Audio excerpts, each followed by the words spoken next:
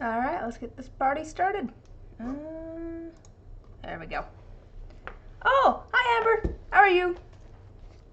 I'm just looking up the, well, not instructions, but like the... Oh, you made it, Nate! Hello! I think I'm missing something on here, just a second. So I'm gonna be making a, one of these guys, because it was ordered.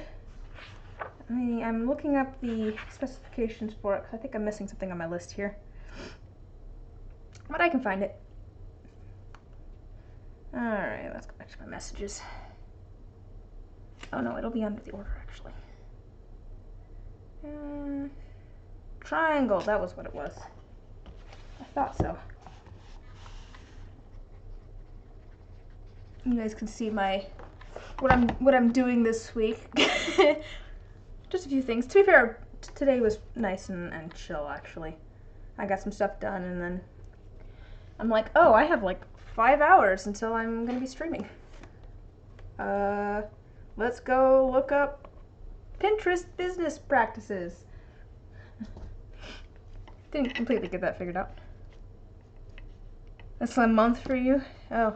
Well, to be fair, it's a lot of little things, and it's all of my work things. So I have things separated by like sand dice, make this particular set of dice, ink dice, make social media posts, and that sort of stuff for business stuff.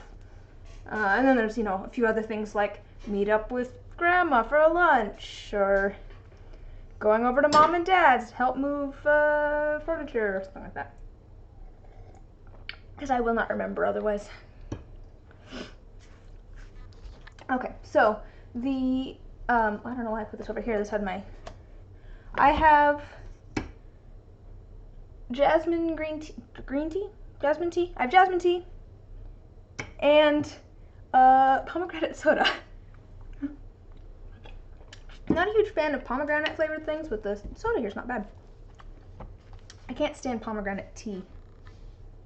Alright, so I'll give you a short rundown of what we're making. So I have a few little things. They were on sale. The Izzy's were on sale at Costco, which is how I ended up with them. There's a few kind of disparate pieces that I'm going to be working on, depending on what I get done. I'm going to be making one of these guys first. Triangle shape in mustard yellow and lavender with 3 hands or arms is the idea. So triangle shape, mustard yellow, lavender, hands or arms. So that's the plan. So I have some colors here. I have lavender, mustard yellow. I'll flip it over so you can see. As well as a few other colors that I figure might be useful, maybe for eyeballs or just kind of adding a little bit of depth. If we get that done, I have a few just little tiny things that I need to pour resin into. I decided that this was kind of boring for you, Nate, so I may have done this. Oops. I'm going to pour a clear coat over the top because I figured that was more fun. But if we make it, and then if we make it past that, I have 3 molds here that I need to make caps for. I've decided to switch over from having all of the individual dice in a set together, and I am moving over to having each dice having its own individual mold, which I think will be nice, because then if like one of them starts getting kind of scratched up and old but a different one's still looking okay, I can just toss one at a time. Also, then I can do different things in each of the numbers if I really want to, because with this there's going to be kind of some overflow. How's what with space?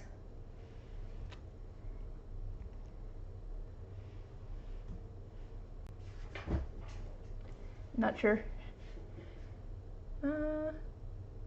Oh, having several individual ones? I think it might take a little, does it take a little bit more silicone?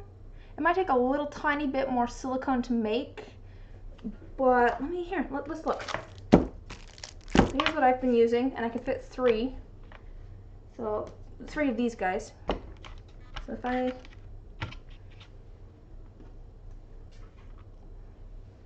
so this is a full set of dice. Yeah, it might take more space. Yeah, because that takes about half, so I'd probably only be able to do about, oh, well, of course, I can always do this. If I really want to, I can stack them. I have a insert that I made for the pressure pot that has 2 layers, and I'll probably switch over to that. I can't really do a ton of dice all at the same time anyways, because of the working time of the resin itself. Because if I try to do like 5 sets at once, by the time I get to the 5th set, it probably will have set up quite a bit, which would make it difficult to work with. So usually I only do about 3 sets at a time anyways. Alright, let me set this back over here. Alright, so let's get this going. So I think the request was for primary color. What is this one marked as? Is this gold or is this mustard yellow? It doesn't actually say. It seems like a good mustard yellow to me, but it also seems kind of sparkly. I don't think, maybe it's supposed to be gold. It looks like a kind of glittery mustard yellow almost, but it doesn't seem super glittery. All right, this stuff's been sitting around for a while, so it's a little bit crunchy at the moment. As you can see, it's not super soft yet. If I do that, it breaks up. So we're gonna have to soften that up by just kneading it a whole bunch. I need you. No, like dough. Helps soften up the clay. Then once it gets to a certain point, I have a pasta roller behind me. I tried to attach it to this table, but the bracket I have that like holds it there, this table is too thick, and I couldn't get it to attach, so it ended up behind me. But the oh, that's probably more than I need. Plan is, I believe it was primary. I need you.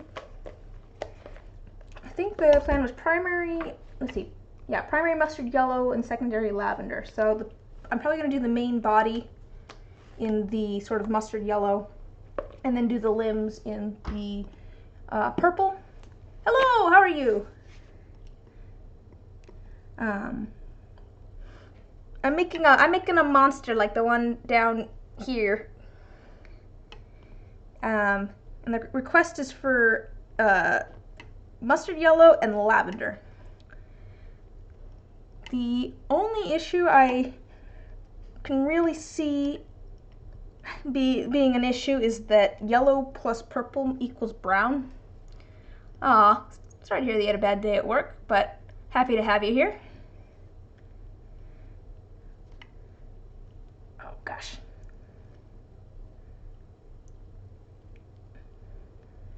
But oh man, see, it's so crumbly when it's been sitting for so long. I inherited a whole bunch of, hey, aw, thanks Nate.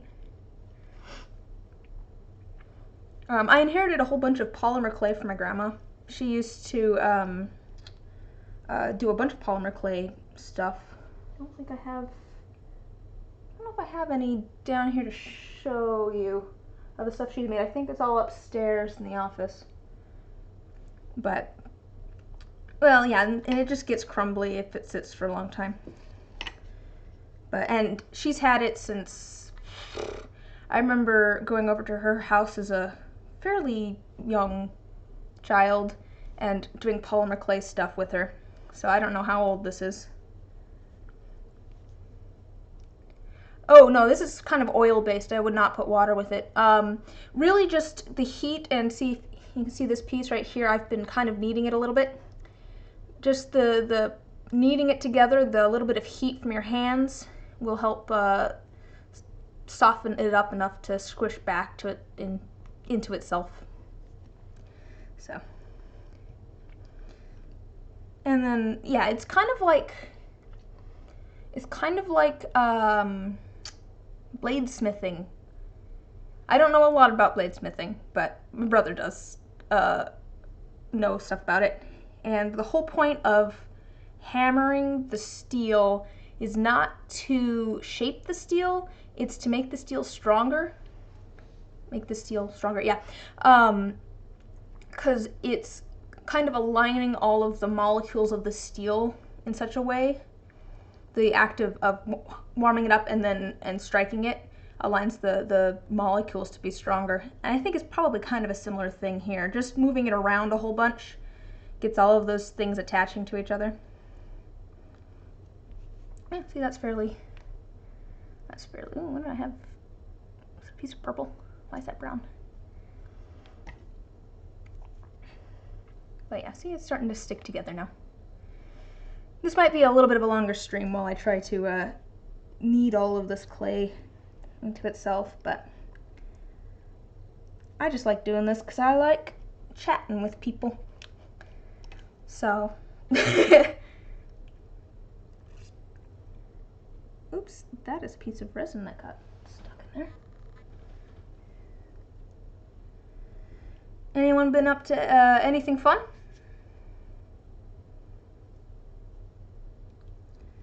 I know you were working on like computer stuff, Nate. Hark, I hear Amber a-calling. You don't live that far away, I suppose. Ooh! That's exciting. Are you doing more, making more rings, Amber? Or are you, are you trying out some new materials? Because I know you were having some issues with the strength of them.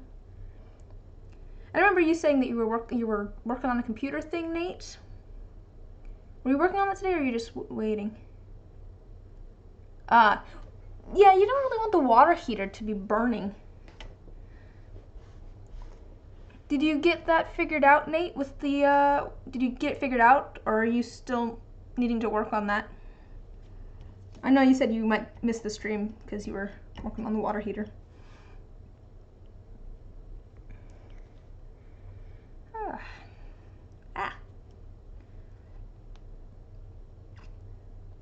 I did, oh, recall and company send you a new board. Oh, 2 to 4 days to get there. Oh, okay. For some reason, that I wasn't sure whether you had already gotten it or if it was on its way to you. I think because it was tied in with the things you were going to be working on tonight conversation. But let's see, what all have I been up to?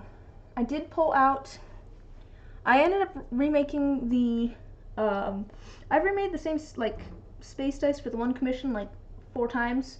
Because the first time I used a chunky glitter that I did not like. Do I have those down here? Those are upstairs. Used a chunky glitter I didn't like, and it all sank to the bottom. Next one, all of the glitter sank to the bottom. The third one, I got the glitter evenly dispersed, but the mold that I put it in had, this is one of the better ones, I didn't have the lid down far enough, and the numbers were sticking up a whole bunch.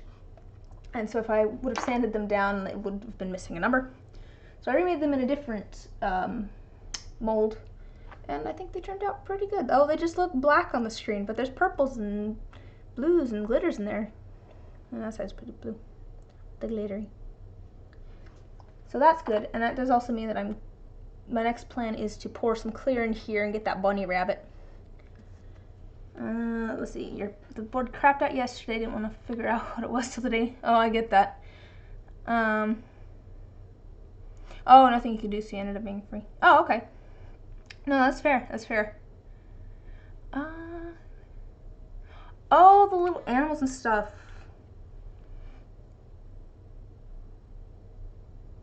Designing a few things. Oh, have the colors been fading from the beads, Amber, on the rings that you've been making? You said that the colors have been fading, but you gonna try nail polish? Oh, interesting. I would have, okay. What kind of beads are you using? I was thinking you were using seed beads for some reason, and I thought they were glass, which I wouldn't expect to easily lose color.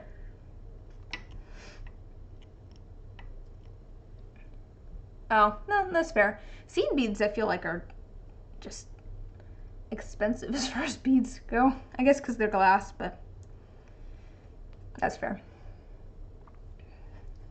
I think it's probably some of the cheaper ones that are like clear and then they paint some sort of color over the top, because it's cheaper to do that way than actually use colored glass. But I don't know. I don't know enough about the seed bead manufacturing. Oh, seems good. Yeah, that's fair. And yeah, I can understand the thread being unwieldy. I know you said that you were using wire because you could have the stiffness of it to keep the shape. Yeah, I don't know. Oh, I'm glad that some of them seem to be holding the color perfectly. And yeah, if it's just that like a paint on the outside is coming off, maybe some sort of like clear varnish or nail polish might help. Actually, I might have, let me check underneath me for a second. Oops. Oh, yeah. I have like a clear varnish, and you might be able to use something like that where it's just like it's almost like a spray paint, but just for like a clear coat. That's, I only have the one. I would offer you one, but I think I only have the one. But that might be an option for you too. But for the time being, nail polish is pretty much the same thing. They're all just kind of resins.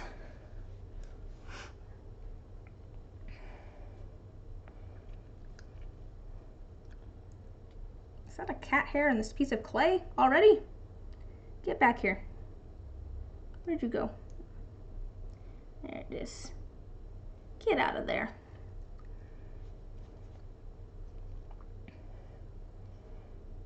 No, that makes sense. Nail polish would probably work.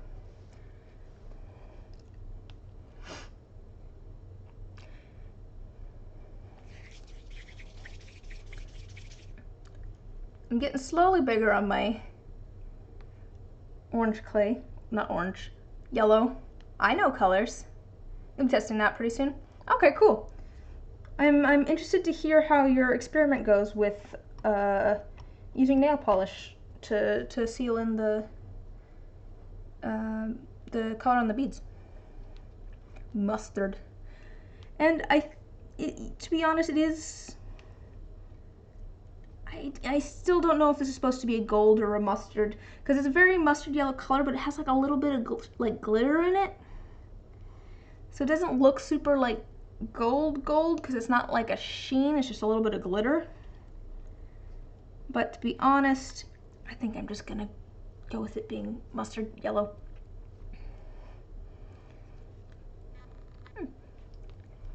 But yeah, my biggest concern here is that yellow and purple makes brown.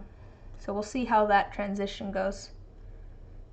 Is what going to be a problem, or do I think it'll be okay? The yellow and purple making brown? Oh, no, I don't think it'll be an issue. I think it's kind of nice, honestly, the little bit of glitter in it. It's kind of fun. And it doesn't really read as gold, I don't think, so I don't think that's really an issue. It really does read as like a mustard yellow with a little bit of glitter in it.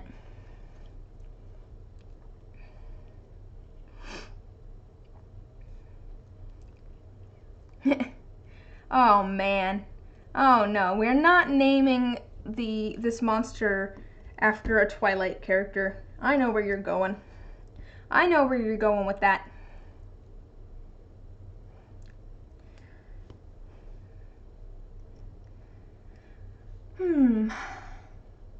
Yeah. Those books had no substance. I remember I read those books. Long time ago. Read them once, and then looked back at it and was like, there was nothing in those.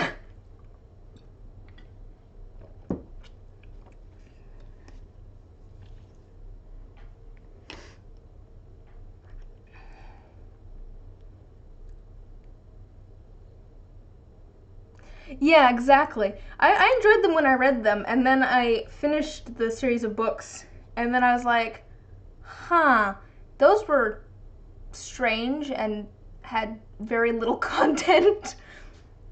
I'm like, this is all just fluff. Like, there's not much plot going on, is there? It's a whole bunch of dancing around any sort of plot for a long time.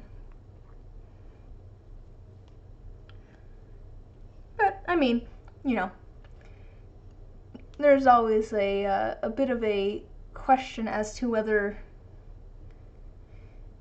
something has to be good to be good media, if that makes sense. Is it enough for something to be enjoyable? Is it not enough for a piece of media to be enjoyable, or does it have to be like good? Edward, Bella, kissy kissy. I can't love you, but I can't help it. Kissy kissy.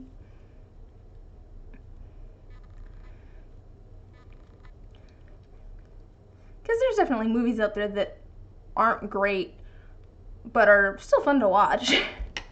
And sometimes I feel like that's all you really need in a movie.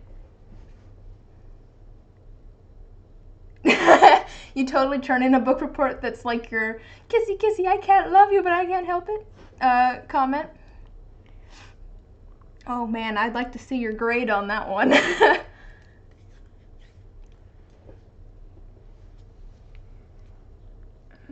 How much do I have here? This kitten. Just a second here. Run this through the posture roller. Yeah, good laugh from the teacher and then an F. Yeah, that sounds about right.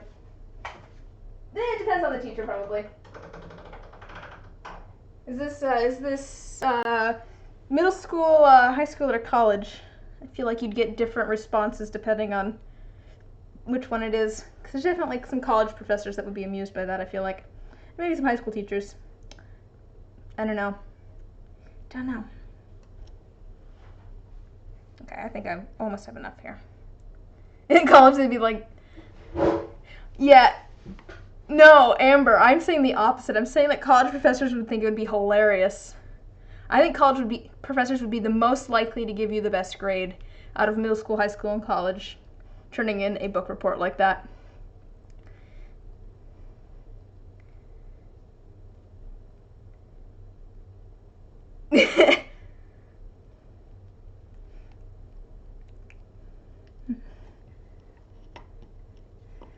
I feel like, yeah, I don't know, the professors don't have to care as much. Not really like that, but like the audience is different. Well, CBC though. I say that I enjoyed some classes at CBC, but the English department not necessarily. Also, I'm talking a university, not a college.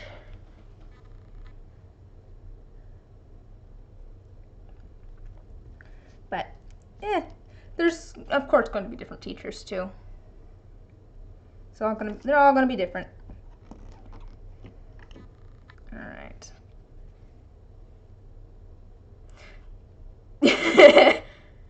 He probably would have gotten a laugh out of it, yeah. He probably would have gotten a laugh out of it. Chisholm would.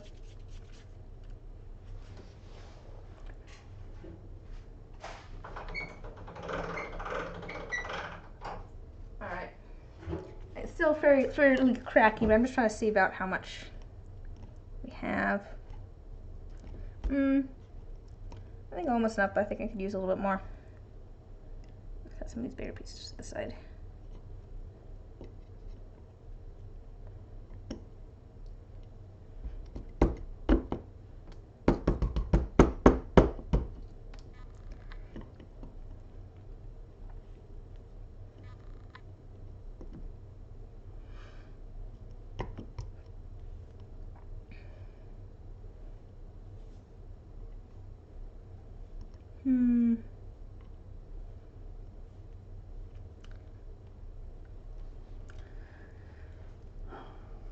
I was thinking of looking at some of CBC's online classes. maybe go audit something or do an art class or a theater class or something online. That would be fun. Auditing would be nice because then I wouldn't have to do homework too.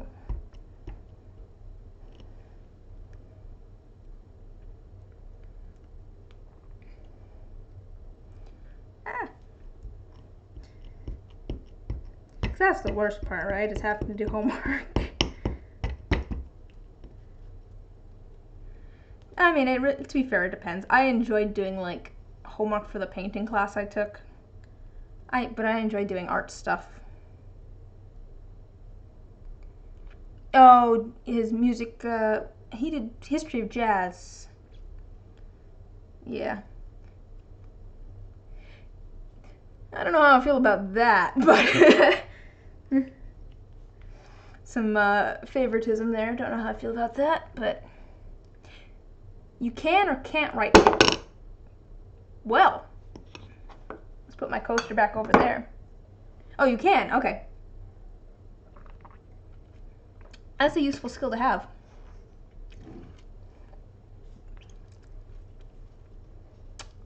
I don't know how I am at writing papers. I feel like I'm better at like bullet points or technical stuff.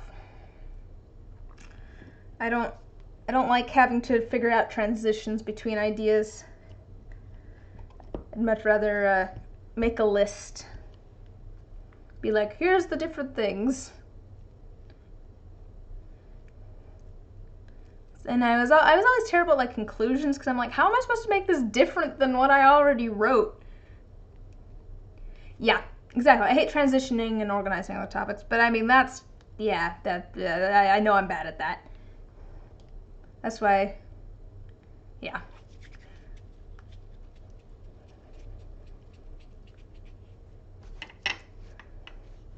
Yeah.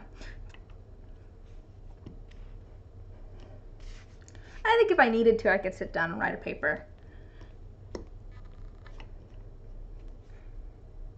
To be fair, I do understand the usefulness of a conclusion because it definitely makes it easier for me to read things because I'm like, okay, I read all this information. What was all of this information that I just took in? And then you have a conclusion. You're like, oh, okay, that's like a summary of all the information that I just took in. That makes it much easier for me to understand. But at the same time, when I'm writing a paper, I'm like, did you not just read? Why do I have to tell you? I told you all this stuff already. I guess, maybe thinking of a conclusion as more of a summary or a, like, too long, didn't read. Actually, I have to read through the entire.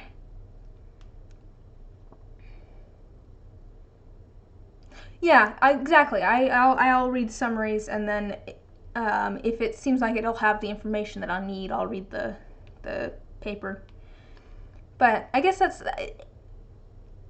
I feel like conclusions can kind of be almost summaries. It's like here's this quick breakdown of what we just covered.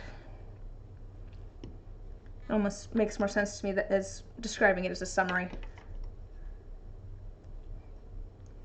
But instead of,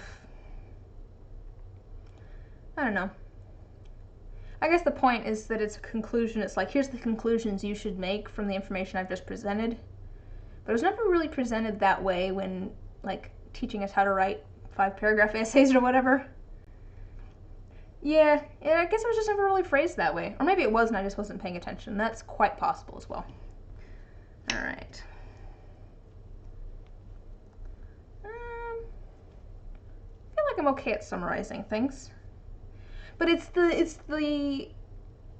all of the transitional language that I always had trouble with. It's like, I can give you all of the information. Like, the way that papers work in my brain is, the opening paragraph is short summary of first piece of information, short summary of second piece of information, and short summary of third piece of information. There's the first one, and then I'm talking about like a 5-paragraph essay, which really, you don't have to write papers that way. You're just taught to do that in elementary and middle school, and then you get higher grades, and it's like, oh, there's other ways to write papers. But And then the next 3 paragraphs is going to be, okay, that first piece of information that we had from the beginning, here's all of the pieces of information to back that up. So here's like 3 other pieces of information that back up that main idea.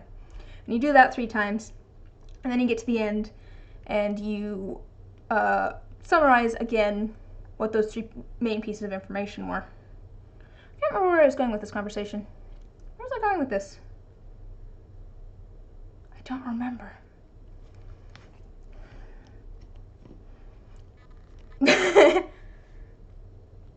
I'm just finding something to ramble about, I guess. So it's not just quiet here. It's quiet uptown.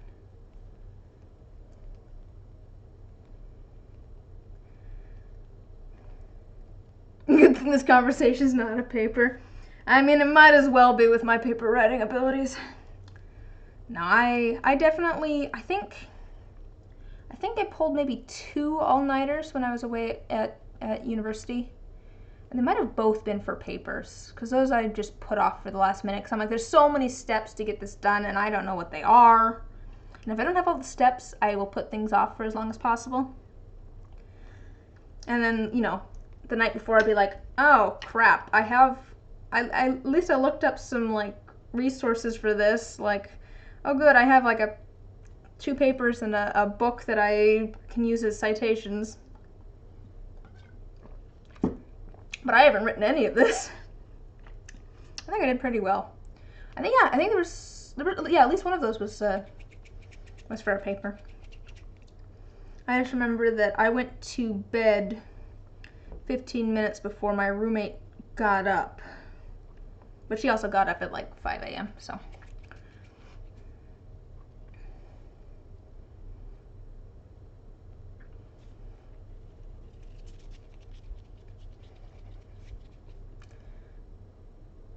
Write down crib notes.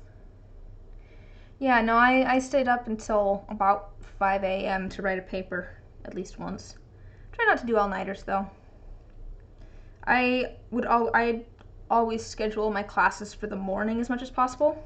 I hate getting up in the morning, but I have difficulty doing anything before classes. So it made more sense for me to get my classes done first, and then I actually felt like I had time to do other things afterwards. Yeah, if I know I have an appointment later in the day, I have difficulty starting anything because I don't know how long it will take me to like finish that thing. And so I just never will start anything else. That's what I'm kind of trying to work on at the moment, is figuring out how long it takes me to do things. Which honestly, the streaming has been helping with that because it has a timer on it. So I know that I've been streaming for half an hour. Ah! Okay, that's not working well. That didn't work well.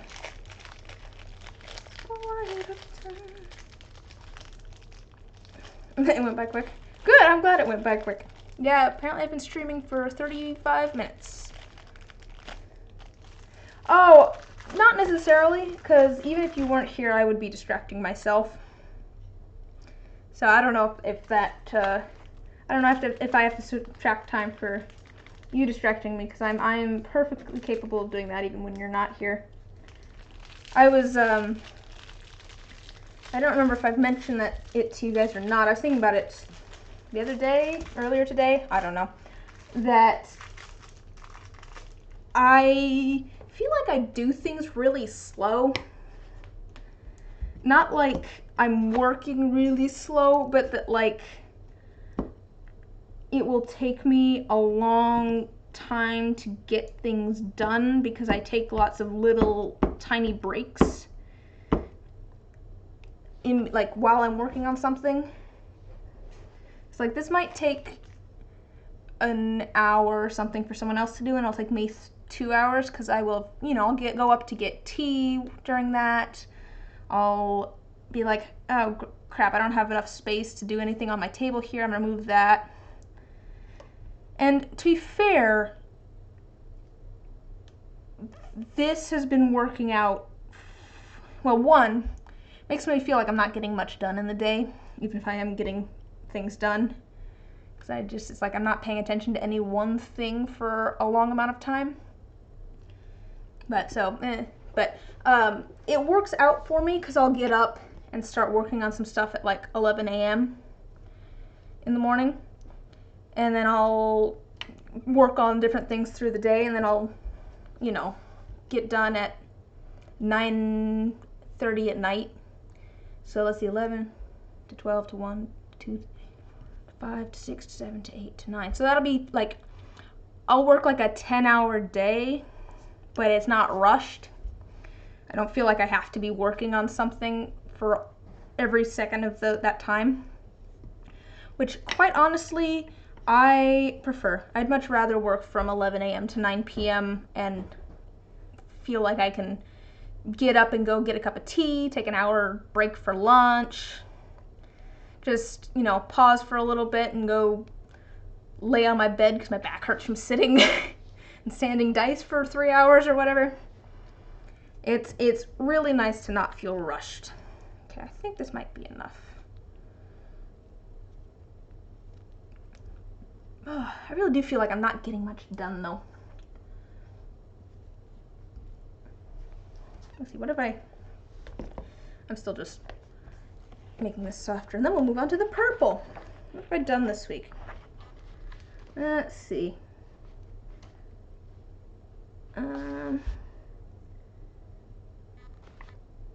Cross off, did that. Did this. I did that today. Okay, I need to hear back on that. That pile of dice I've gotten done again. Well, it's kind of like that though. I didn't realize how many sets of dice I had made until I actually pulled them all out of the different places that I had them stored, because I have the ones that haven't turned out here. I have some over here that I'm letting cure another 24 hours before I go and sand them. I have the ones that I've made for myself that are in my office, and the ones that are packaged ready to go out that are in my office, because they're all ready to go. I have 2 different boxes of them in my room, because I have a little table in there that I've been sanding and inking them at, so filling in the numbers. And I have a box in there of ones that still need sanded, and a box of ones that have been sanded but still need numbers put on them. And I went and walked around and, pulled the ones out of my room, pulled the ones out of my office, pulled the ones from here, and I'm like, this is a lot more than I realized I had made. And it's kind of like that with getting other things done too. Like I said, I work on a lot of small things, or I'll work on things a little bit at a time. And so it feels like I'm never really doing much, because I don't get any like big thing done necessarily, or it doesn't seem like a big thing. So it seems like it's not a lot, even if I am actually getting little things done. I did spend yesterday like completely cleaning my workspace here. It is nice and clean. There's a baking sheet over here for this whenever I get it done. Here a second here, let me flatten this out. Oh, my hands are stained yellow. Oh, you can't see it on the thing. They're fairly yellow though.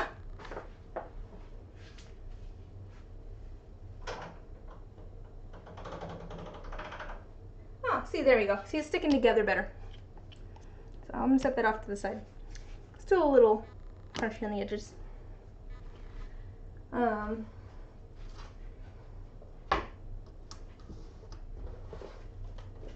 let's see if I can show you my nice clean workspace over here.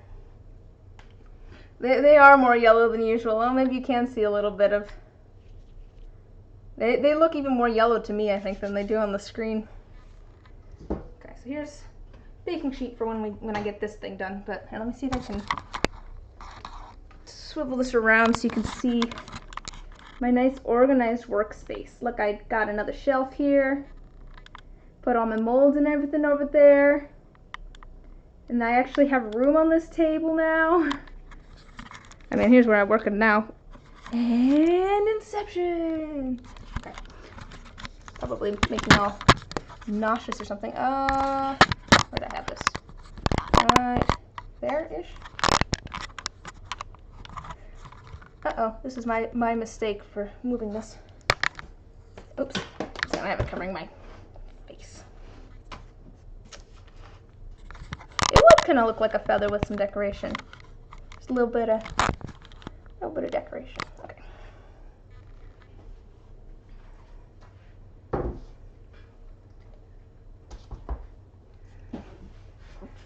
All right, on to the purple.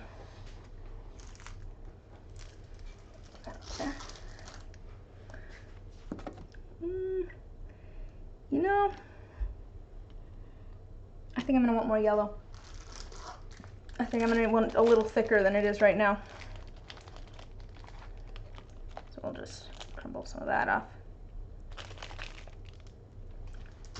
On to the purple. I'm not even going on to the purple. I decided on more yellow. It's gonna be a very, like I said, it's probably gonna be a very long and somewhat slow stream. While I need a whole bunch of clay as a surfboard. Groovy.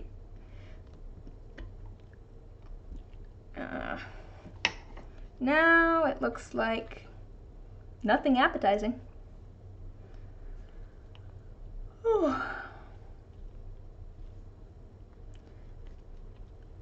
The golden poop. How fancy.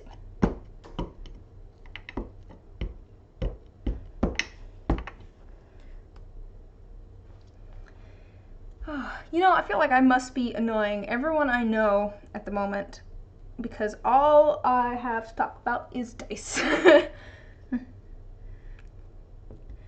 That is what my brain has been stuck on for past month or however long I've been doing it. I don't know how long I've been doing this.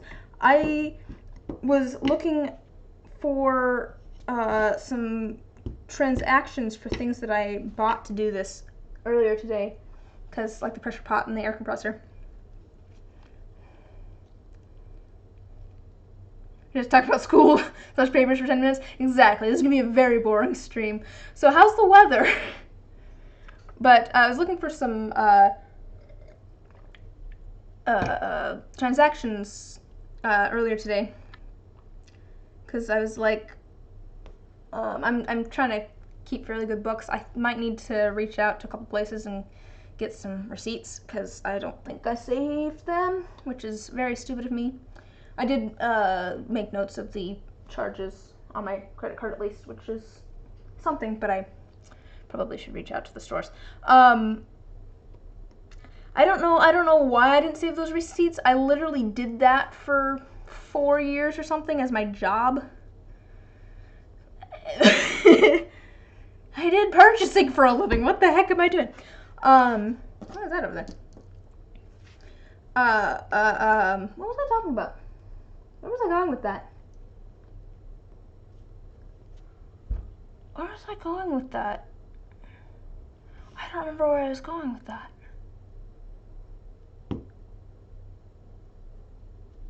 Where was I going with the topic of receipts?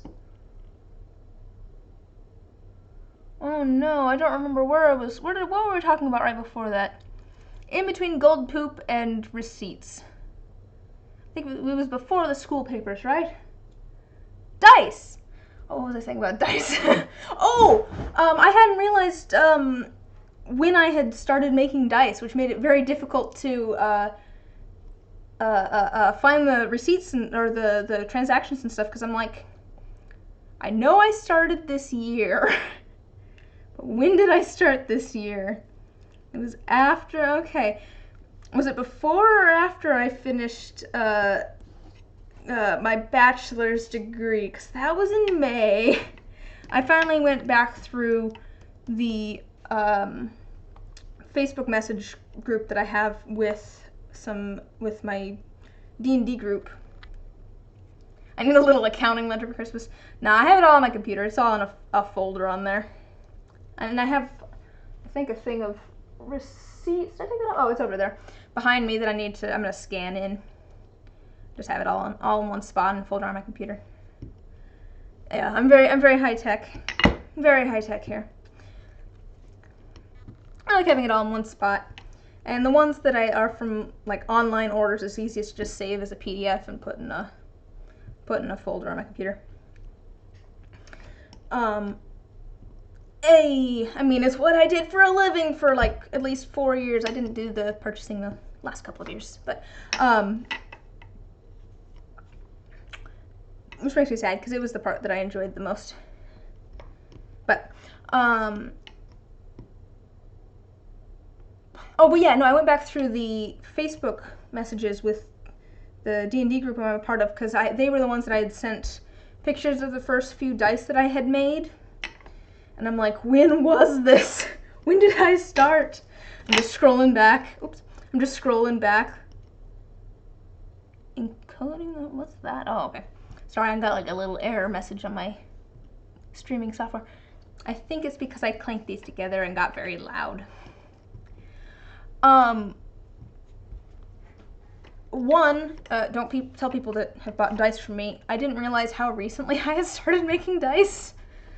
Because I started back in like June, I think. It was June or July. August, September, October. Yeah, it hasn't been very long. Yeah, I got the pressure pot back in like June. It was after I finished my bachelor's degree, which was in May. It has been that recently. To be fair, I did kind of think that maybe I was starting to sell things a little bit sooner than I should have.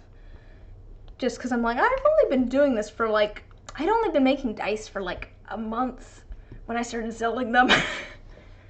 But people seemed pretty happy with them, so I don't feel too bad. To be fair, I've worked with resin for a couple of years. So I do know the medium. I've slowly been hopefully getting better at things. There's been some great, there's a great Facebook group, Dice Making Discoveries, where it's people of all skill levels of people who make dice, people who sell them, people who don't. You're not actually allowed to say in the group if you sell them or where, which I understand, because it's not about that. But the whole point of the group is to ask any question about dice making, or ask for opinions on things that you've made, or answer questions of other people who make dice, or who have questions in the group. And that has been an awesome resource. Just if I have a question, sometimes I'll go to the search function in that group and just be like, sanding, and it has all sorts of asked and answered questions. So that's been a great resource. There's been, and that's the whole point of the group, which is just awesome. The whole point is people of, even if you haven't really started yet, but you're planning on making dice, all the way to people who make, are seasoned dice makers.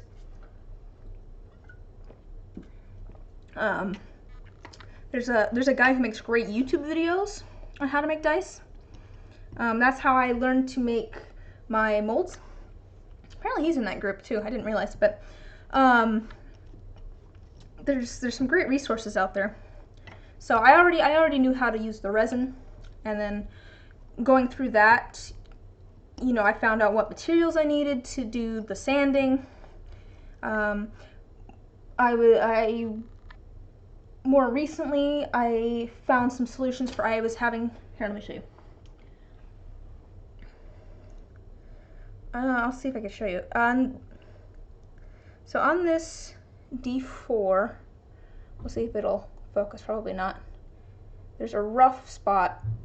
Come on, focus, why don't you? Okay, you see that rough spot right there? I had a couple of those. And I was like, how do I fix that? Because it's deeper than the face, so if I sand it, it'll still be there. and like I was feeling kind of bad about it because I was like, oh, I feel like that really brings down the quality of the dice I'm making.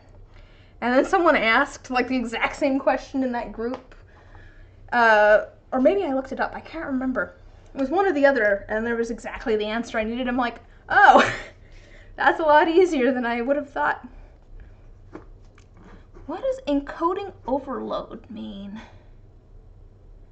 Huh. Sorry, I keep getting like this error pop up on my streaming software.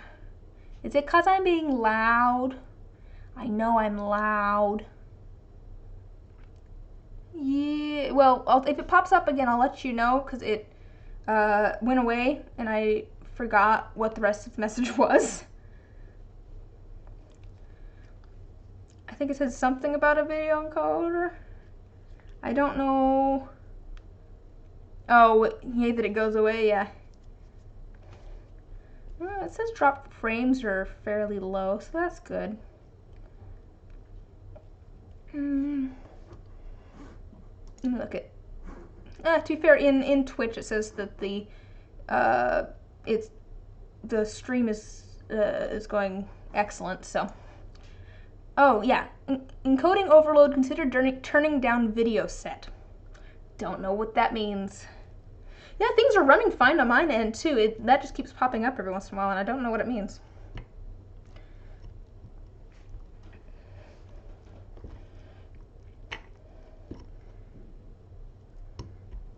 Oh. Okay, well, that's fine. It's a stolen computer anyways. Oh, not a stolen computer. I don't mean it like that. Please don't take it like that, Twitch. It's from him, the person that's talking in the chat. It was given to me, but I don't feel too bad since it's your old computer. And it seems to be working fine. So, okay, let me flatten this out. Oh yeah, no, I really appreciate it. It's been working great for me. Honestly, it's been really nice just having a computer in the craft room because I like putting things on in the background while I work on stuff, like YouTube videos or that sort of thing. Usually YouTube videos. So I've definitely been using it for that and not just streaming. Let me flatten this out. Make another surfboard. Another surfboard for you. That should probably be enough, I will think. Yeah, I think that'll be enough.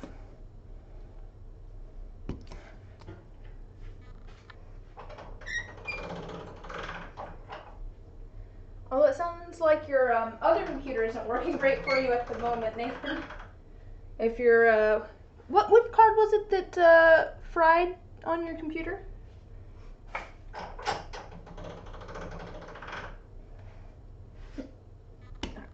Still a little crinkly. Oh no, I know, the water heater, but the piece that you're getting replaced. Oh, it's the water heater piece that's getting sent over that was a recall. For some reason, I was thinking it was two separate things. I thought there was an issue with your computer and an issue with the water heater, and it was two different things. Oh, okay. Okay, okay. Alright, it was all one conversation. That's why I was confused before. Oh boy. I'm gonna move on to some purple. It does look like lasagna. Lasagna. I know, that's why I was concerned about your, well, I didn't know that it's only 6 months old, but that's why I was concerned about your computer date, because I thought it was your computer that had a card that, I had curry for lunch, leftover curry that had been made the other night, and then I had refried, just a second. I had refried beans and corn chips. Oh, corn chips.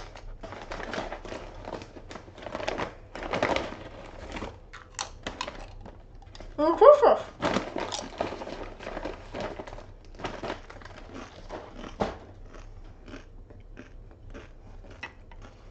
To be fair, refried beans are pretty good for you. Beans in general are good. They have protein, they have fiber. some fats. Also, I like beans. I like chili, I like refried beans, I like baked beans. I do also like bats. They're cute. I like that they swaddle, rescue baby bats and give them pacifiers. It's so cute. If you haven't seen that, you should look it up. They give them little pacifiers and swaddle them all up. Oh man. Yeah, this is all chocolate. Okay, let's start this the same way we did last time. A little piece. Oof. It's so crumbly.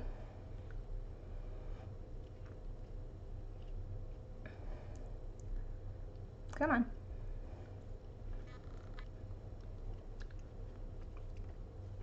So these are just little glass sheets, by the way, that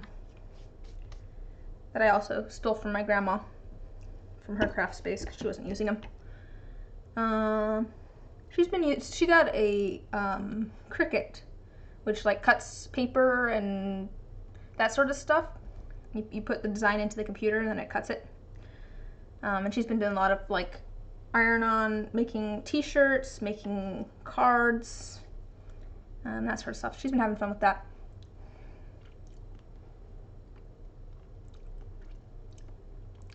A bat's a weird pet. They're so cute though. Oh, cricket. Oh. What a strange pet. Yeah. No, it's a like a paper cutter thing. But she's been having fun with that. People nowadays that have bats or crickets as pets, Amber?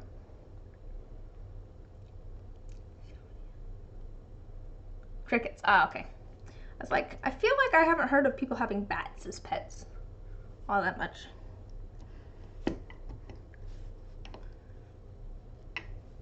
Mostly crickets. I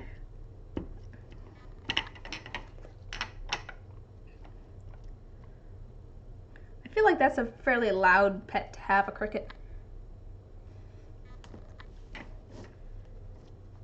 They just chirp all the time.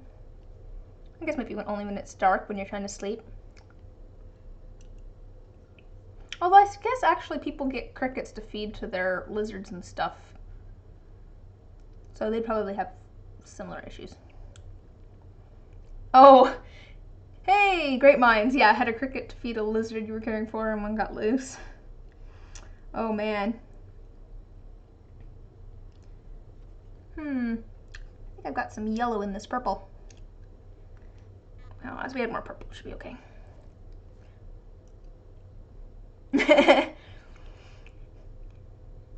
It's just letting you know that it escaped.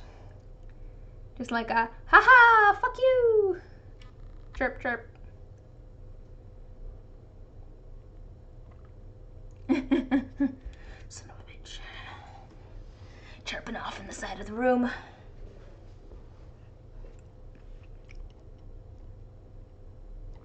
The nice thing about not doing resin is that I don't have to wear a mask.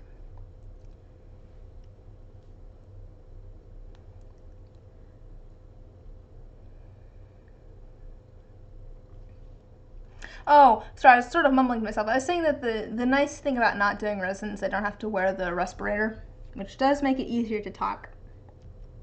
And also I can keep drinking my tea and soda.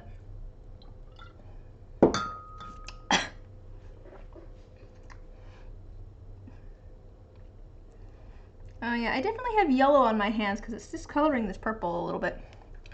Ah, you have water. How very good of you.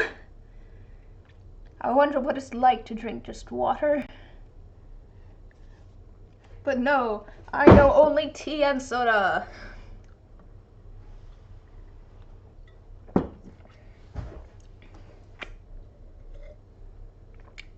I really do drink mainly tea. I drink a lot of tea. Juice is good. I do like juice.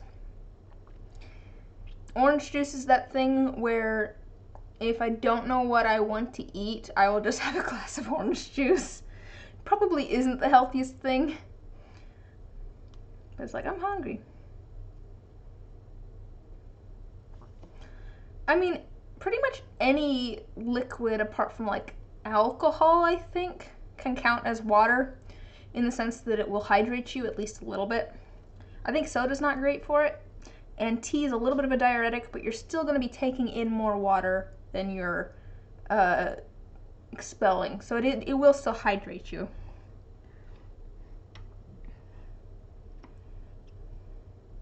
At least I hope so, since I drink, seriously, like pretty much exclusively tea. I drink a lot of tea. I usually have like 3 cups of tea a day at least. Or 1 in the morning. 8 glasses of water a day. Oh, I have no idea how much it counts for. But I don't necessarily like Kennewick water all that much. I don't like the local water all that much. So the tea makes it a little bit more palatable. Richland water's not bad, but Kennewick water's never been great. It's always been worse than Richland water. Oh, the downside of moving to Kennewick.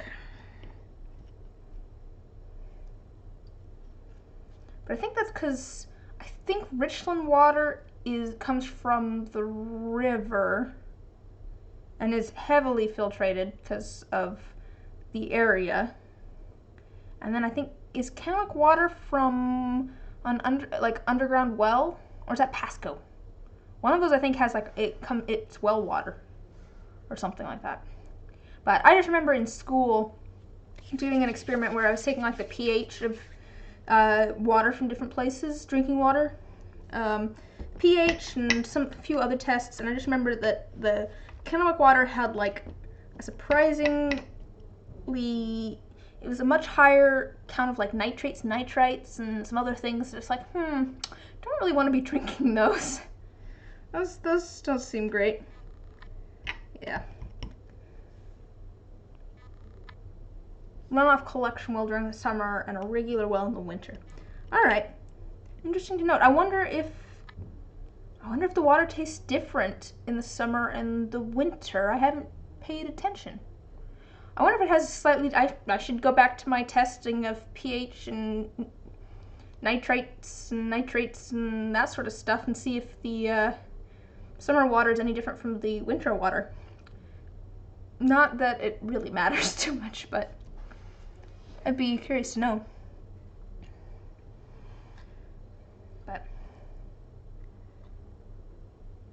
that's okay. Yeah, it's interesting to know.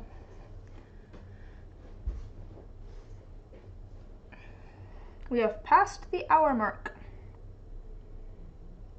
I can hear Edmund vacuuming upstairs.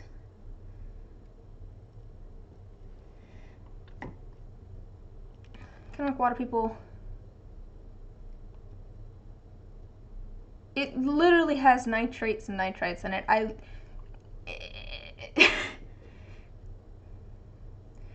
Why would runoff collected in an agricultural area matter? Like, why does it matter where it's collected if it has stuff in it that is not healthy?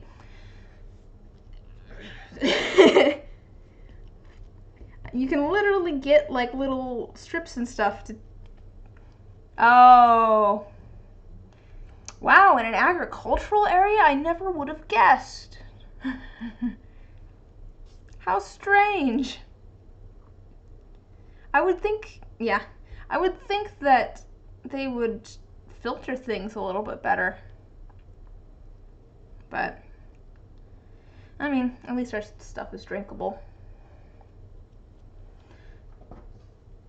That's enough. I've had a lot of things, a lot of favorites on Etsy recently.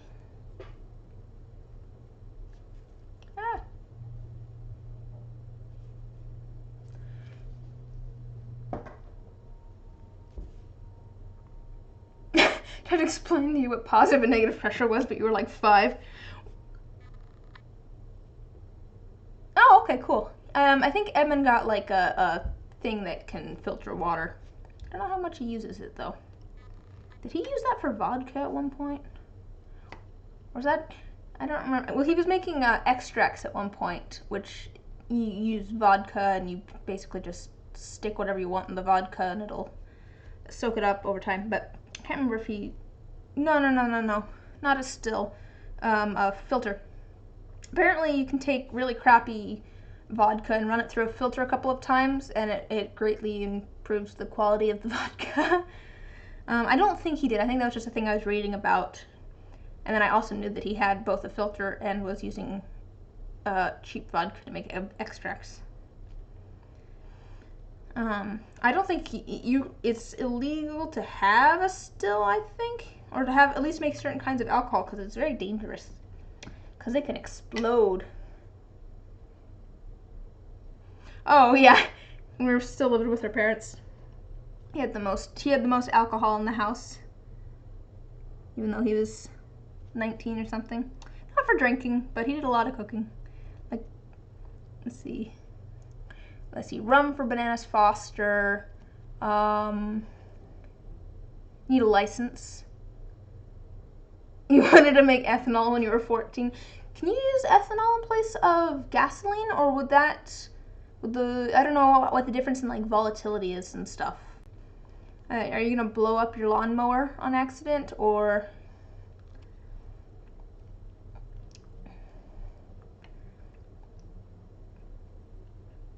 I'm trying to remember what that.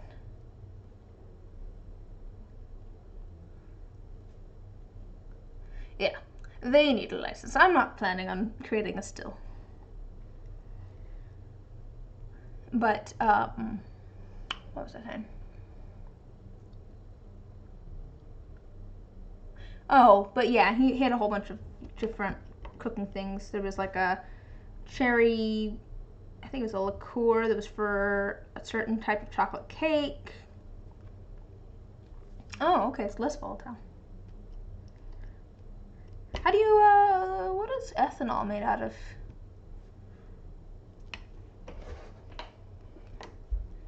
Because, which one's ethanol?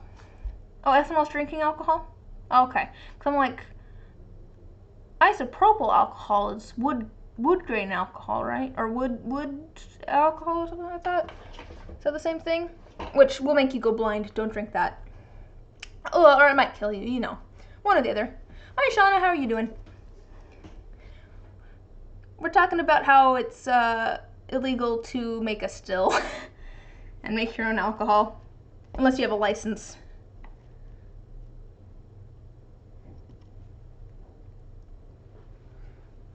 Ooh. And I am softening a whole bunch of polymer clay at the moment so that I can make a one of these monster friends for someone who ordered one.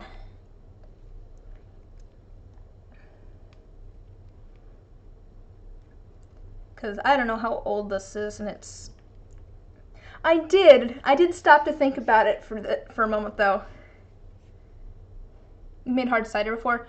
I think stuff like that is fine. It's the like making like liqueurs and stuff, making vodka.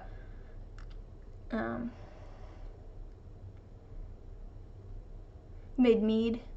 Yeah, see stuff like that. You can make like wine and mead and those sort of things. It's the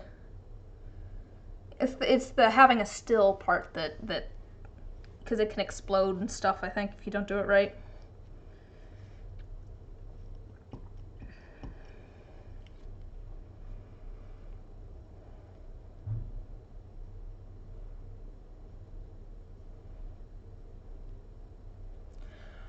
Oh man. Let's make wine. Who are you talking to, Shauna? Which one of us should make wine? Oh. I'm not even a fan of alcohol.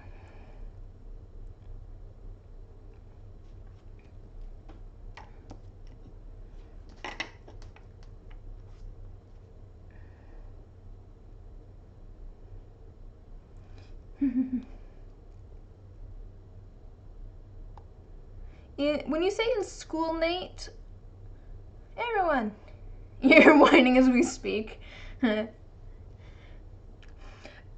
Dare I ask Nate what grade he was in when he distilled cheap vodka and cut it with fruit juice to sell on campus? Dare I ask? Oh, trade school. That makes me feel better.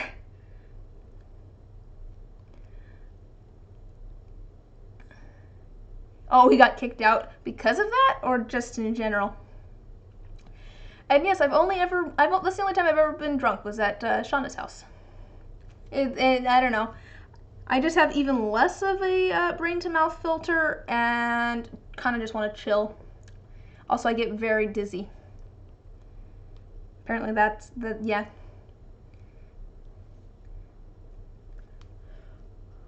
But I don't know. I'll never get drunk again. To be fair, part of that is drunk Tori was very funny. Yeah, I couldn't get off the floor. I was so dizzy. And it was like, what, 3 shots of tequila, I think?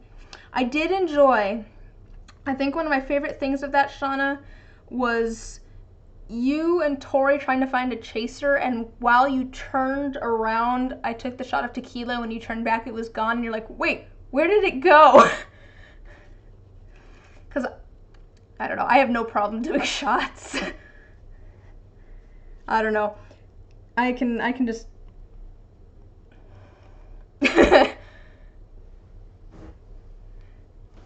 They were, but yeah, there was like 3 large shots of tequila.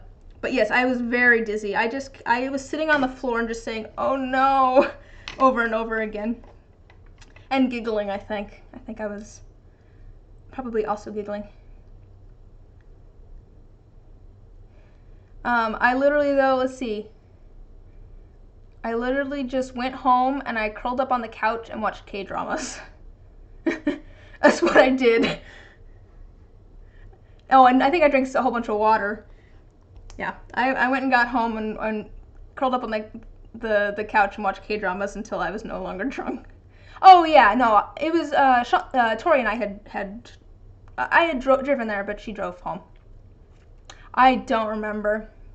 I really don't remember. Yeah, I don't remember at all.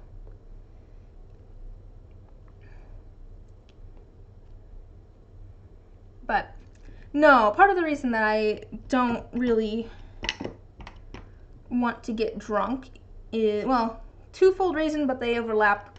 One, it can interact poorly with my meds. Don't really want to have a seizure or anything. And 2, I figure that my brain chemistry is whack enough that I don't need to mess with it anymore. I figure that also with my brain chemistry, I probably have a fairly like addictive personality, so I'd rather just not tempt myself. Yeah. Amber and Shauna would know that. But yeah, that's one of the side effects of the antidepressants I'm on, is that alcohol can cause seizures. So rather avoid that.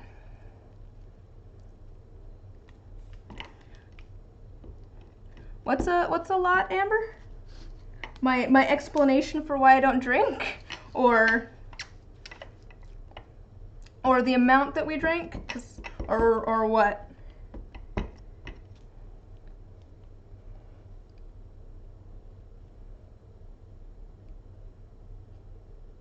Oof, yeah. Probably not the best to do that. Let's just avoid seizures all around if we can.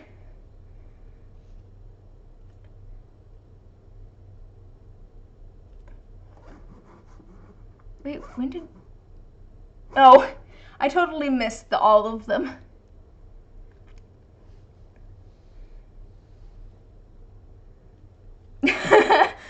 Oh boy. Let's see. We're trying to... We're all not drinking because we don't want to have seizures. I think that is where we're at. I think that's where we're at in the conversation, guys. But we could move on to something else if we want to.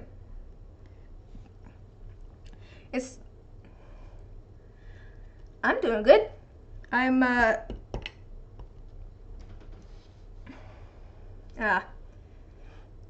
feel like yours are often caused by lack of sleep. At least from what I've seen of you, Amber.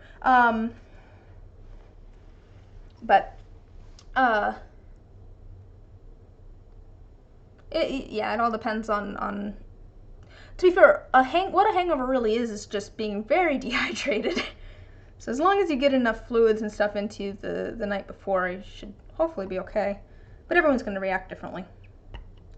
But that's why you have a headache and everything. To be fair, that one night that I got drunk, I was fine a couple of hours later. I had some water and I sobered right up. Had a bunch of water, watched some K-dramas.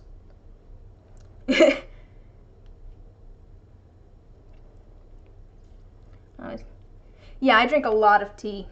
To be fair, I probably am addicted to caffeine. I'm fairly certain I'm addicted to caffeine, but that's also, everyone in the US is addicted to caffeine. Refresher on what I'm making though, since Shauna showed up. I am making one of these guys, because it's been ordered, and the request is for mustard yellow and lavender. And so this clay has been sitting for who knows how long, because I inherited it from my grandma. And so it is very, very crumbly. It just breaks up like that. So I'm softening it up and getting it all to stick to itself at the moment. And I have been for the past hour and 20 minutes. Oh good, I'm glad your cat is feeling better. Did you ever find out what it is? Was it like feline herpes or something like that? Because I know I have 2 cats with... Yeah, Nathan did mention it to us, but... I'm glad that your cat's feeling better. Yeah. But depending on what it is, if it's just like a low immune system, there's some treats and stuff you can get to help boost the kitty cat's immune system. I have 2 cats that have, I think it's feline herpes, where it never really goes away, but the symptoms can, and you can kind of prevent the symptoms a little bit by helping boost the immune system and just keeping them healthy.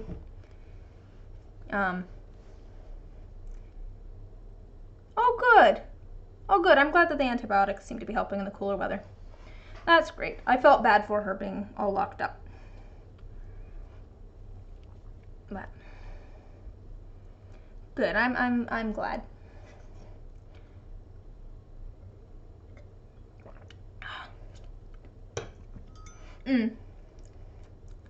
That's fair. I mean, cats are fairly self-sufficient, so I don't know. My cats wander all the time. They just have to, Fitz just has to be inside at night, and he knows it. But he's also good at coming when I call him. It's cats, man. You gotta pick up on. You just gotta start learning cat body language. It's not the same as dog body language. I'm very good at cat body language. Not as good at dog body language, but yeah. I mean, cats are. I mean, there's certain signs. If you've been around cats enough, you can. I know, and they're so cute. I'm actually. Oh, I just realized that I'm not covered in scratches, but I think that's because the vet trimmed Knott's fingernails when she went in to get fixed. You can see all the scars that I have on my arms though from cats and kittens past. Yeah, cats are completely different than dogs. Cats are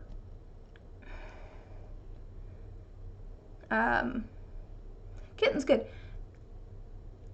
I think of them as introverts, sort of. Not necessarily introverts. Okay, here's how I think of it. I think of cats and dogs as just having different love languages.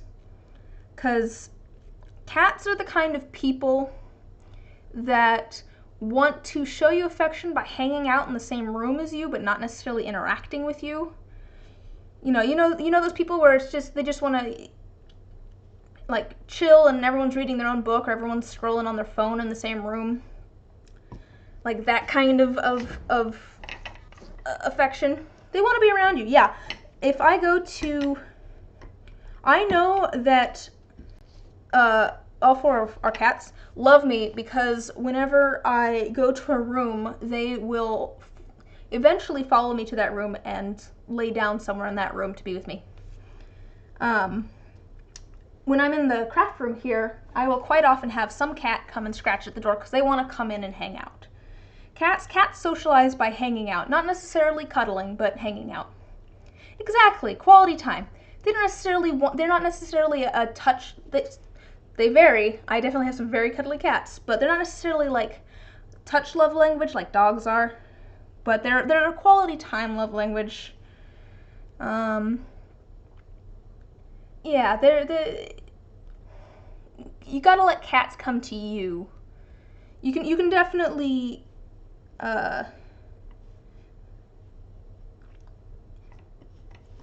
yeah, you just kinda gotta let cats come to you. You can go to dogs, but you gotta let cats come to you to a certain extent. And then they just show their affection in different ways. Like, I don't know. My cats will greet me at the door.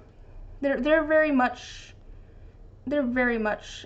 affectionate animals, but I think it's a little bit more subdued.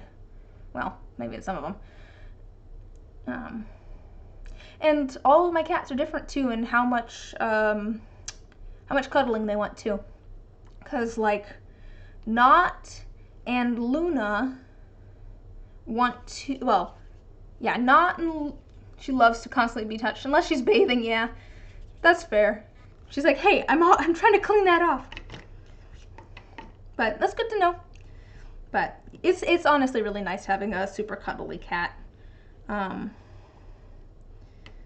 Because if I sit down anywhere, oh yeah, Fitz is such a friendly cat. He's not necessarily a cuddly cat, but he's a very friendly cat. He loves people. He just wants to be around anyone. He's super not territorial. He's made a friend with a neighborhood cat. The kitten is super cuddly. Fitz will come and sit in my lap, but if he's like sleeping somewhere, he wants to be left alone. He'll come and hang out in the same room, but he just, unless he comes and sits down in my lap, he wants left alone. Like pets wise. Knot, if I sit down somewhere, Knot will come and sit in my lap. She wants to be with me all the time. Which is great, except when she's in a frisky mood and she wants to sit in my lap and try to, if I'm sitting like cross-legged, she'll try to attack my toes or whatever I'm working on a table or my hands. Yeah, she did have a rough start.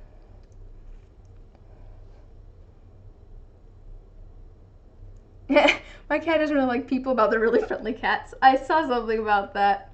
Someone's just like, I tell people that my cat's doesn't really like people, so that when yeah, I saw something like that. It's really cute. And I mean, there's Koshi. Koshi is really affectionate, but not like necessarily the other cats. And also, I don't know if any of you have seen Koshi except for Nathan. She likes Nathan for some reason. I think because he's somewhat quiet and doesn't move quickly. But she's not a cuddly cat at all. Oh, you've seen her? Oh yeah, I feel like I remember that. But she doesn't want to sit on your lap. She doesn't want to like cuddle when I'm sleeping. She'll sleep down by my feet. Like Luna will sleep on top of me. Knot will sleep like right next to me. Fitz will sleep like on my legs. Koshi's just down by my feet. Oh, okay. Yeah. She's very shy. However, if you start petting her, she has such a purr on her. She has the loudest purr out of all the cats. As soon as you start petting her, she just purrs so freaking loud. And she will, if we like walk into the dining room, she will like hop up onto the table to stand next, like if we're walking through the dining room, she'll hop up onto the table so that she's at the right height for us to pet her. Or she'll just come into the kitchen and just kind of look at you. And the other cats, that usually means that they want food treats, and for her, it means that she wants pets.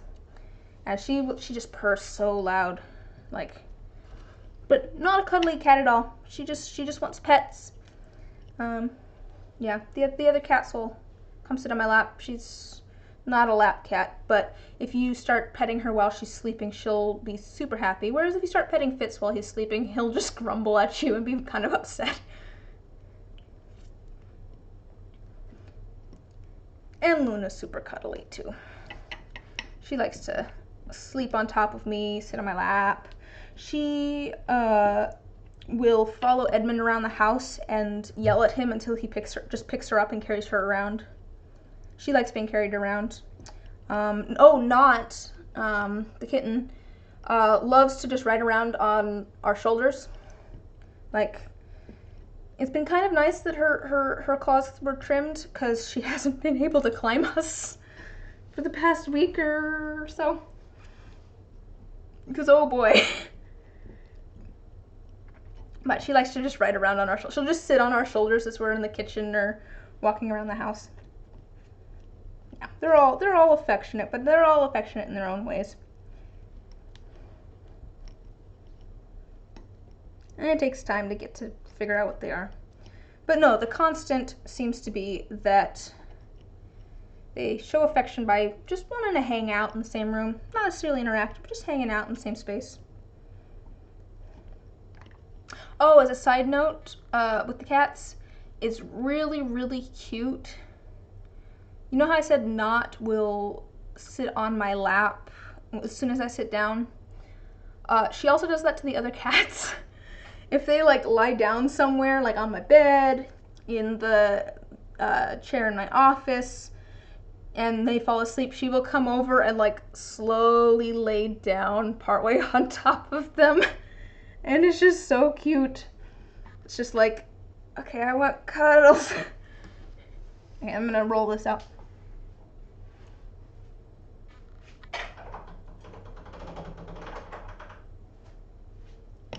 Yeah, I'm still working on that. It's still a little crunchy.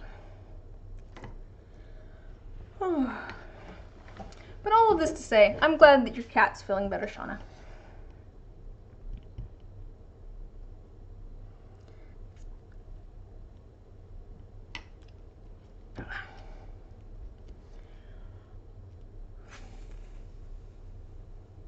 Oh.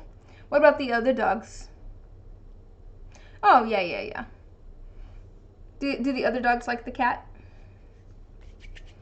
But it is really sweet that she goes to the puppies for affection. She's like, oh, excellent. Someone else to give me affection.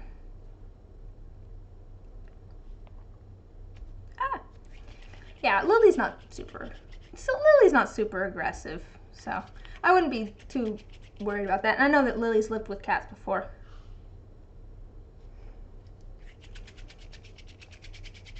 To be fair, Lily's getting pretty old, isn't she? She seems like she's acting more and more like an old dog.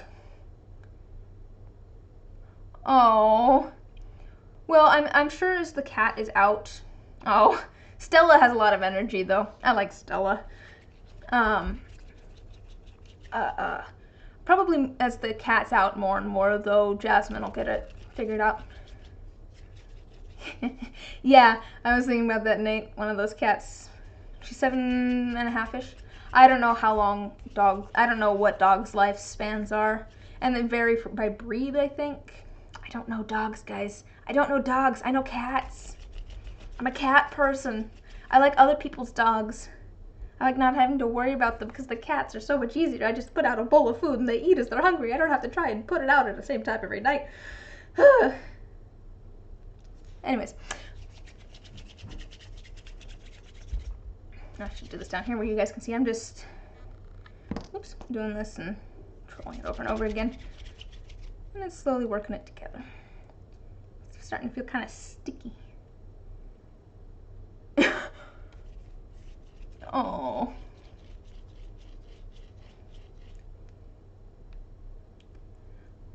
I don't know what you're trying to say, Amber. Are you saying Amber's cool? I'm cool. But that is really funny about the trying to introduce the dog and the cat and the dog freaking out. And that's kind of cute too. It's like, it's okay. It is just a cat. Remain calm. It is just a cat.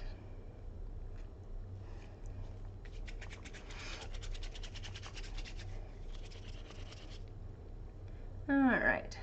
I don't think I'll need too much purple. So, like I said, we're making one of these guys down here. And you can kind of see in these that they have different colors. So like the purple one in the middle has kind of, main body's purple, and then there's some pink. I mean, a couple of them are just one color. And then like the green one has two different colors. Green, this one on the side obviously has like orange and white. Almost 6 months old. Oh, she's so big. Oh, bigger than Stella now. Oh boy, how big is she going to get? Jazzy's almost 6 months old and she's bigger than Stella. Oh boy. I really like Stella because Stella loves cuddles too. Stella is such a cuddly girl. Whenever I come over, she wants to just come sit in my lap and like sleep there. And it's just so sweet.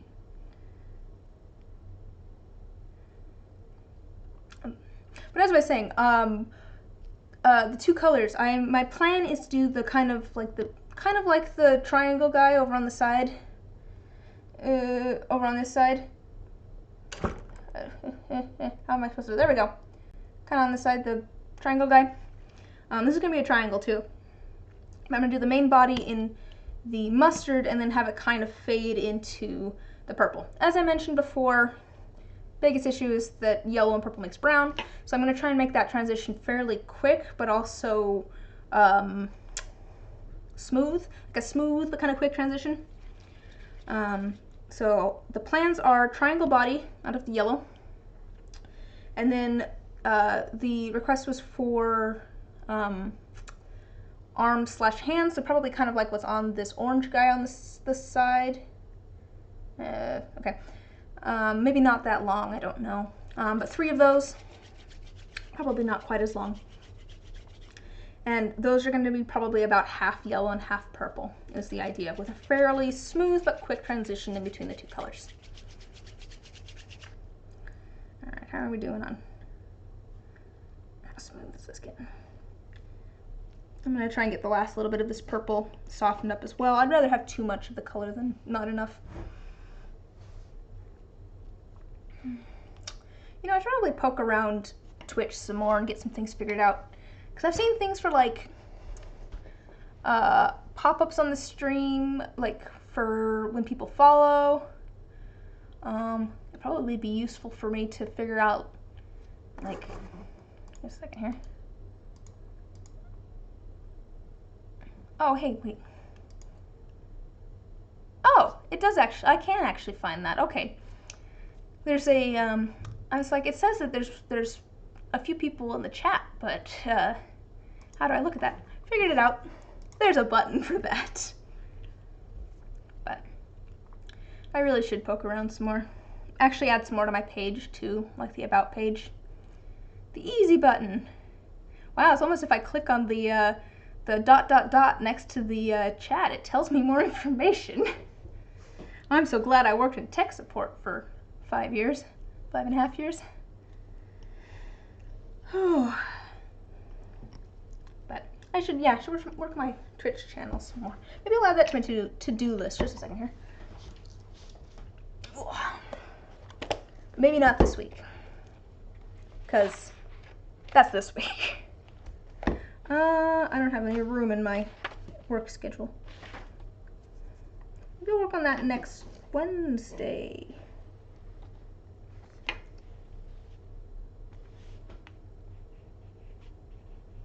Work on Twitch page. Do some research. This looked like a loaf of bread for half a second. My planner. Wow, it looks like a loaf of bread. Now I want bread. That sounds good. Oh, the clay looks like a loaf of bread. That makes more sense. A very purple loaf of bread.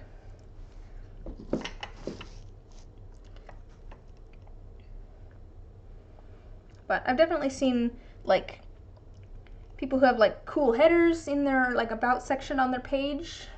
If you look below the video, there's like a different spots you can look at that say like about and schedule, which I did update the schedule.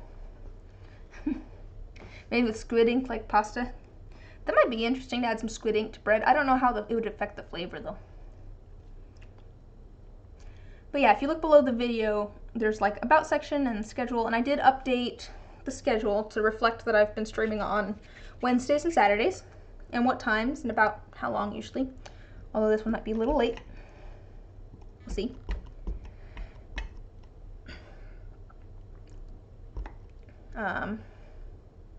But yeah, I should add some more stuff so that my Twitch page looks fancier. Set up some other things. I think I do have a link to my Etsy shop, but it's not super visible necessarily. So, you know, things like that. Social media. To be fair, I don't know if I want to link things to my business social media, or I guess I could probably link things to both my like my business Instagram and my personal Instagram, because I don't care who follows me on my personal Instagram. It's mostly pictures of like flowers and stuff. And if there's pictures of me, they've already seen my face. I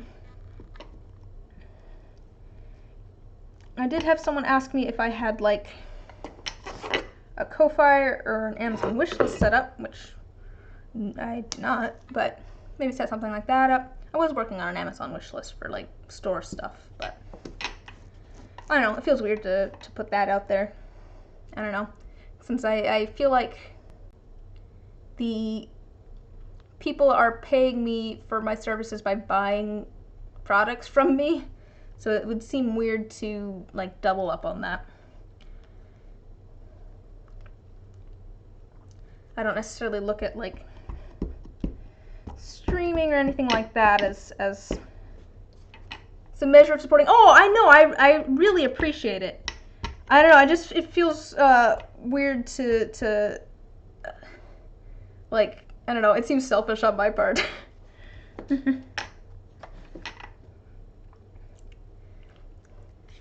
But gotta support art.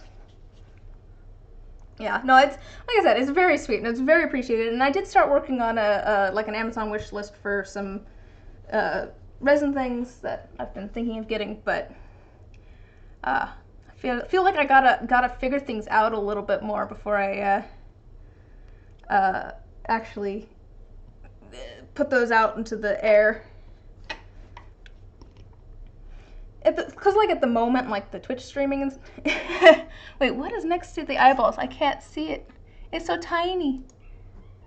What does that say?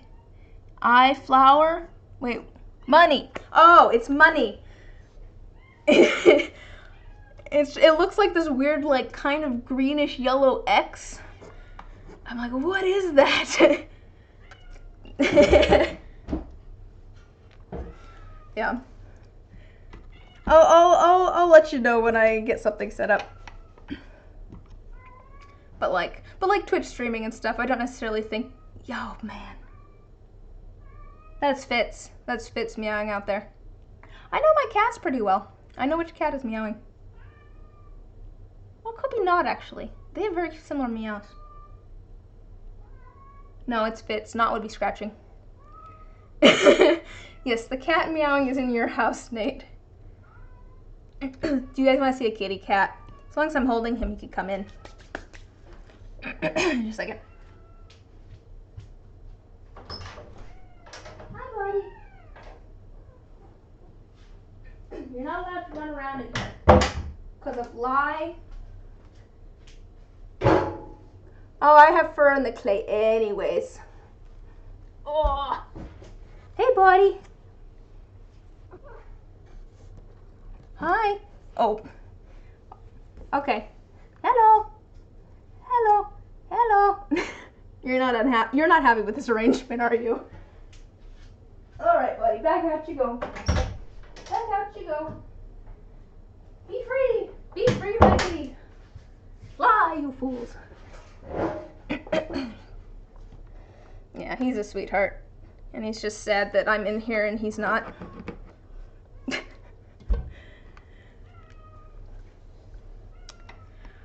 I might just be quiet for a minute. He tends to go away if I'm not loud in here for a little bit.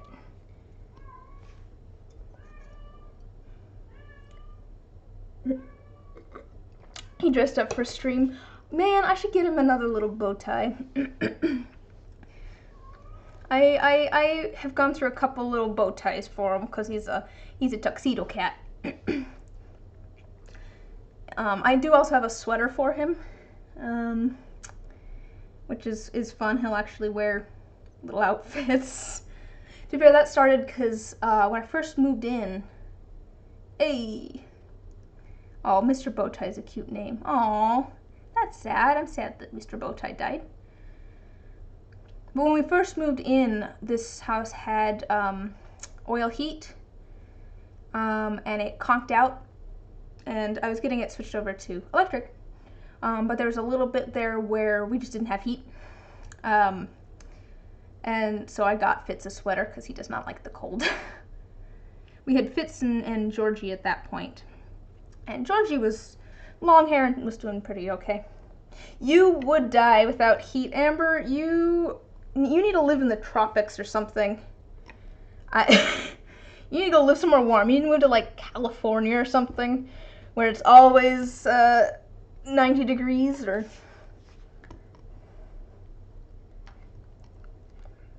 Man. Well, it depends on where it is in California. There's lots of different places in California. I wasn't saying necessarily like LA or San Francisco. Or something like that. But same with Hawaii. Yeah, that is also a very high cost of living. But somewhere closer to the equator.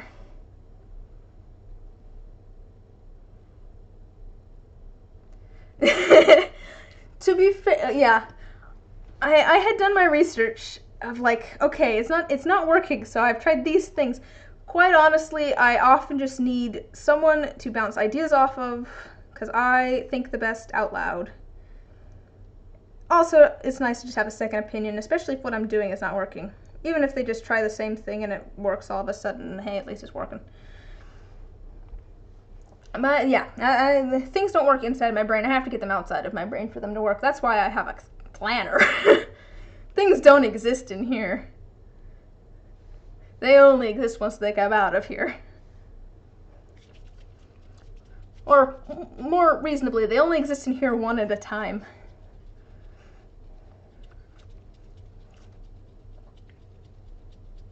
I think he's left. I think we're safe.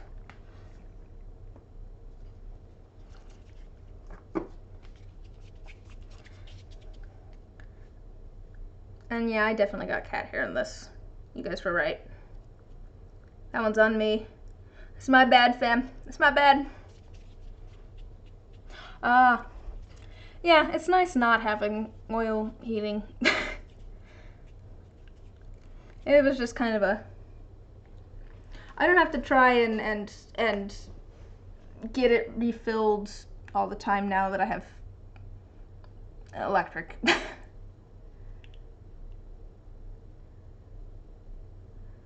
Oh, too fair, I keep my house pretty cold though. Anyways, well, in the winter, I'm a cheapskate when it comes to heating and cooling.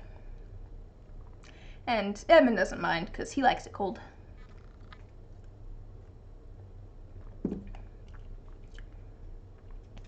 Yeah, he would probably be happier if I kept it colder than it is. He is a heater, yeah. He runs hot, like warmer than average temperature-wise. It was really funny. We went to OMSI in Oregon at one point, and they had a it was like a heat sensor thing. It had like a big monitor, and then it had like a heat sensor, and when you stood in front of it, it would show you. And I remember Edmund stood in front of it and he was just yellow. Or white, yeah. He was just entirely one color, and it was a very warm color. It was yellow or white. I remember my mom standing in front of it, and her hands were like dark blue. It's like, oh man, you don't have good circulation, do you? He's back. He's back. Quiet, guys. Maybe he'll forget we're here.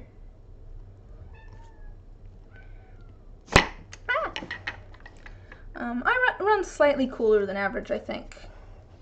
Your nails turn blue? Oof, that's bad circulation. I feel like my circulation's not bad, but I run a little bit cooler than average. Just a little bit. I think my nose was like blue, maybe. It's the same. Yeah, it's the same cat. That still fits.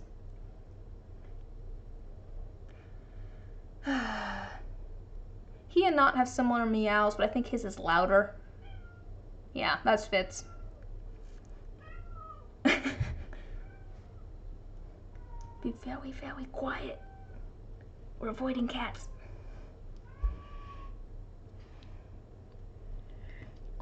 I'd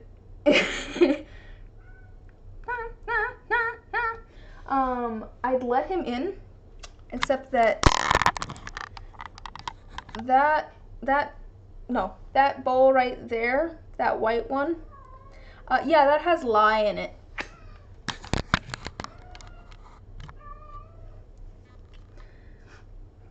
From the last time I made soap, I need to go wash some things, and that was the bowl that I used to mix up my lye water for soap. So I'd rather he not jump up there and burn himself on the bowl of lye. It's much safer for him if he's not in here. This is like one of the few rooms that the kitty cats are not allowed in because there's dangerous things in here, like resin fumes and lye. I really need to clean it up in here. I have so much stuff all over the place in here. I do have plans. So behind me is like all my soap stuff. That's what that table and the shelves back there. That's all fragrances and colorants. This is my resin space. The Shining. That's like, I don't know my horror movies. I don't like watching horror movies. I don't like being scared. It's not fun to be scared. I'd rather scare other people. It'd be fun to be in a horror movie. I would enjoy being in a horror movie. That'd be fun. But I don't like being scared. But this is my resin space here. I have 2 standing desks here. I'm sitting on a stool at the moment. But I've been doing a lot of resin stuff, so that's nice because I can sit or stand. All fancy. Okay, let me roll this out. And then I'm going to set up over in the corner over there, in the kind of closet, I'm going to set up a sewing area. So I'm going to have kind of a resin area, a soap area, and then a sewing area. Oh no! We're good. We're good. Ooh. Okay, we're going to do a little bit more kneading of that. I have so many crafts going on, and there's so many crafts I'd love to try, and I have narrowed myself down. I've been very good and narrowed down the number of crafts that I'm doing. If it makes you feel better, I have different crafts in my office upstairs. I've moved all of my paper craft stuff to the office upstairs, so all of my painting stuff and drawing stuff is upstairs. I have stuff up there. I want to try bookbinding. I want to try making my own like journals and stuff. I think that'd be really cool. But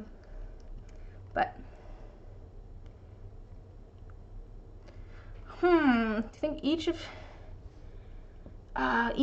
well, I know I also want to try making my own paper out of yard waste too. That was another thing. Out of like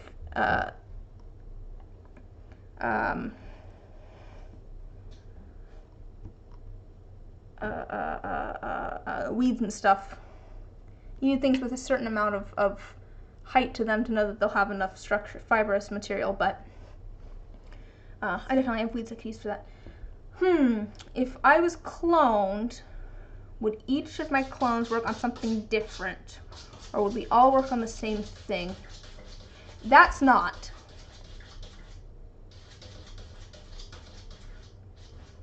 That scratching? That's not. Oh, you want to see another kitty cat?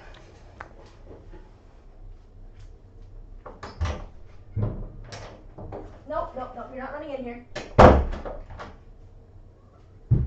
Oh. Here's the knot, baby. This is meowing outside the door again. Hello.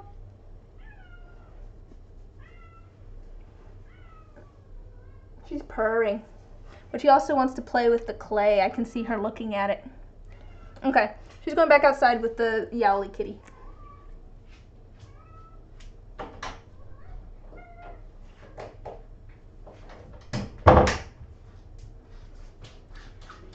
Oh boy. She's taken to scratching at doors when she wants in them. I don't know why. That's only a recent thing that she started doing. Okay, so if I was cloned, would each of my clones want to work on a different craft, or would we all work on the same thing?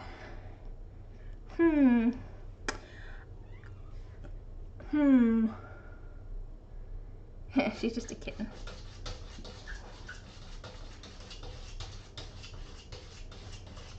Can you guys hear that scratching?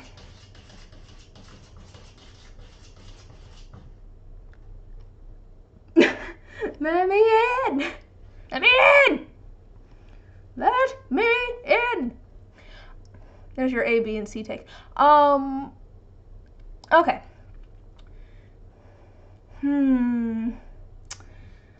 You know, I don't know. I think part of the enjoyment that I get from arts and crafts is doing all of the different ones. I like learning I like knowing a little bit about a lot of things, which doesn't work out well in the job field. But part of the fun of crafting and stuff is learning new things, which is why this box of bad dice has been a lot of fun, because there's all sorts of stuff in here where it's like, oh, okay, I know that doesn't work, but I'll do it different next time. It's like, oh, that looks terrible. Well, what do I want to change? Why didn't that work out? But I really jack of all trades, but master of none. When it comes to the arts, and other things too. I know a moderate amount about many things, and I don't know a lot about any one thing, which really makes me feel like I'm not good at anything. If that makes sense. Definitely makes me feel like I'm not qualified for much of anything. But that's not. What was I saying? Oh, so I feel like if there was clones of me, we all wouldn't want to work on just one thing.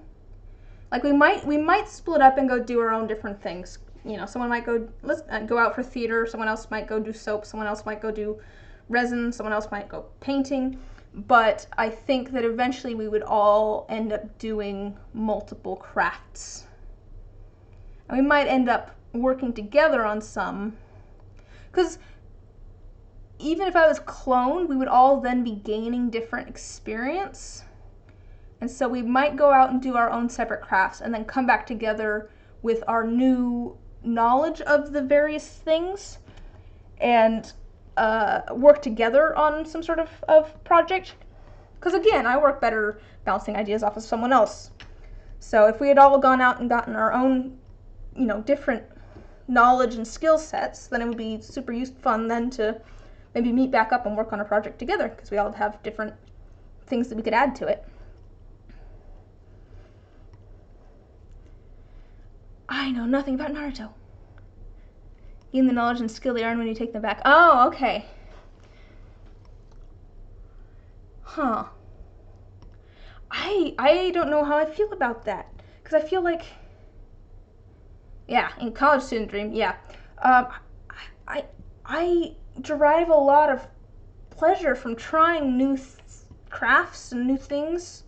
So I don't know if I'd enjoy it if I just got the knowledge of it. There's certain things where I would love to just have the knowledge of it and not have to try and practice it, like learning how to play the piano or guitar or something like that. I'd love to just be able to do that without having to like practice.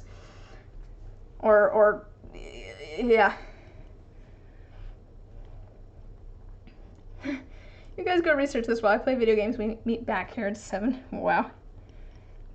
Although if they're you, they'll probably all play video games. Even playing guitar, piano in ages. Aw, that's sad. We should get to, well, I was gonna say we should get together, but we can't get together. Never mind.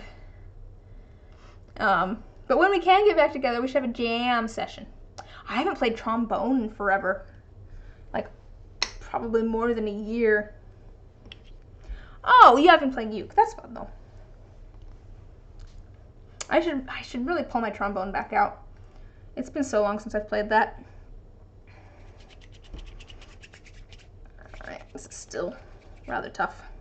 It's not breaking though, it's bending. I have been softening clay for the past 2 hours.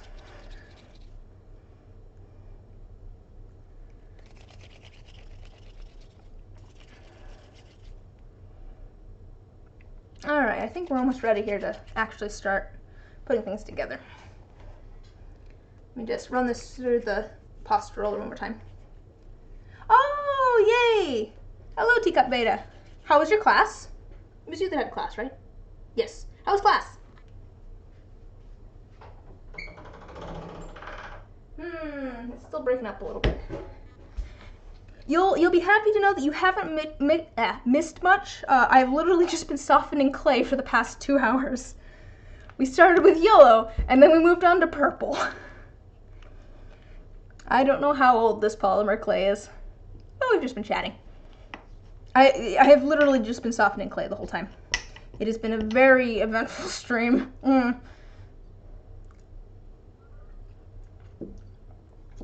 Ah! It might be a fairly long stream tonight. The plan is, oh, CPR. Oh yeah, it's a lot of pressure and a lot of work to do CPR. Hey, we're all just here to hang out. But I guess it makes sense that that class was in person for CPR, but yeah, there's a lot of work there. No, but I'm making one of these guys, a little monster friend, because one was ordered. And the plan is to make the body mostly out of this mustard yellow, and then it's going to fade into a lavender color. I expected the clay to need to be softened up. I don't know how old this is. I inherited it from my grandma. She's not dead or anything, but she just had a lot of clay and doesn't use it anymore. And so it's possible that this clay is as old as I am, almost. So, but I think we're almost there.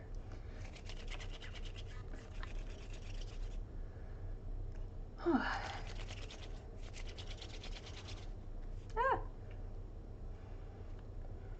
Oh, thank you.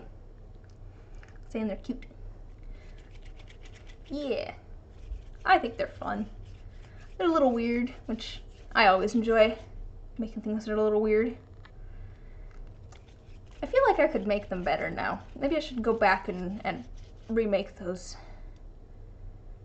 Although I do like my green one there. I named the green one over here Steve, I think. I think his name's Steve, if I remember correctly. And then the purple one is Ragnarok the Destroyer.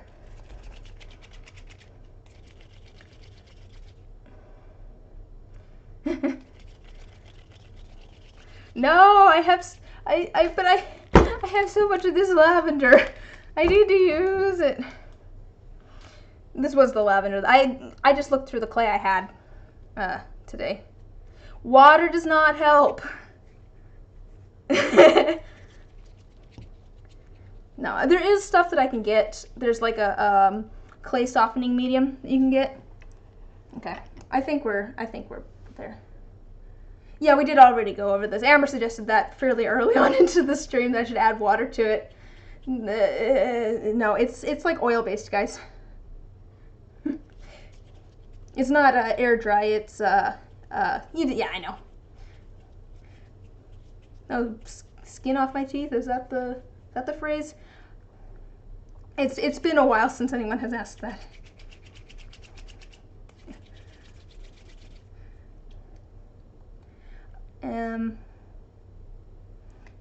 And to be fair, I think even if it's a little crumbly, when I put it through the roller, I think it will. I'm used to the clay my grandmother used.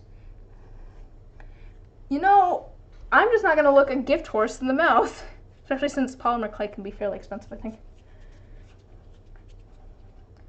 I'd rather not go get more. That's pretty soft. I think that'll work. Notice I got something in the bottom here. Let's just go for it. Let's just go for it. All right, so the plan here is a triangle with 3 appendages, like arms, hands, so probably closer to like the yellow guy here. Those appendages. And so I'm going to do a yellow triangle, and then the limbs are going to fade from the yellow into the lavender.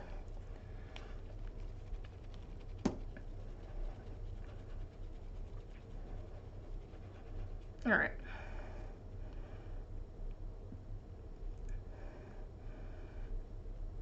Let's tear off most of that.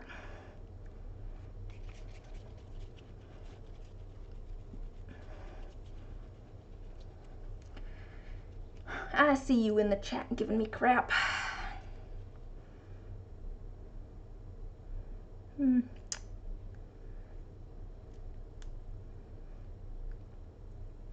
I'm hoping it turns out pretty. I mentioned before, my biggest concern is that purple plus yellow equals brown. So the gradient, I'm going to try and do a fairly quick gradient. Quick but smooth.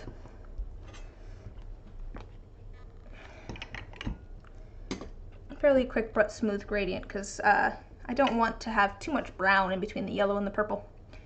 But I do like purple and yellow together. A good complementary color scheme works out nice. It's probably a little thicker than it could be. It should be. I'm gonna use a little bit less.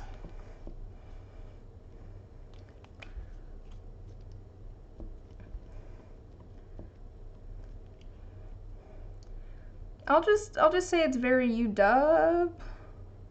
Were they purple and gold? I think. That's one thick triangle. Okay, I was like, yeah, I didn't think so. All right, let me.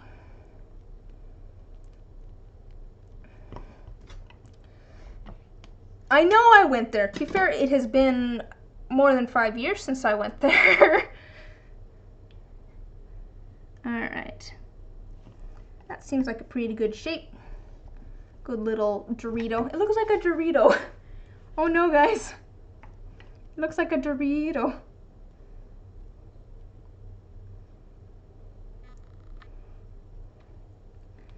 And I want those corners to be fairly sharp, but not. Wait, guys. Wait.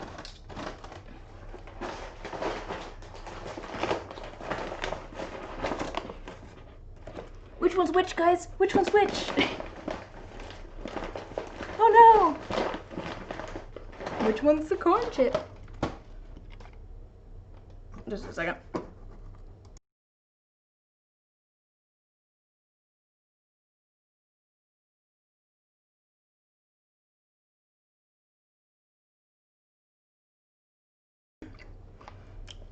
Figured I'd mute myself while I crunched. Alright. want it to be fairly thick because I want it to hold up. Let's figure out kind of the basic shape here. Crunching corn chip, ASMR.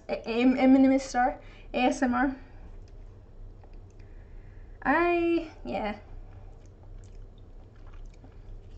ASMR does not work for me. I'm very happy for the people it does work for. Anemone. Ah! I like more of the like relaxing videos, like satisfying videos, that sort of stuff, than I don't like listening to things. I think that's it. I do, but I don't. Slime? Oh, slime videos? Or like paint mixing ones. We were talking about pressure washers.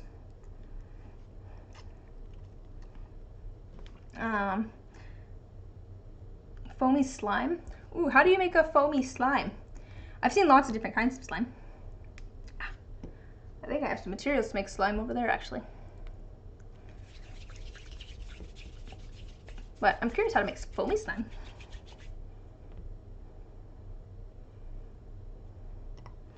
Alright, I think that's actually more than I need.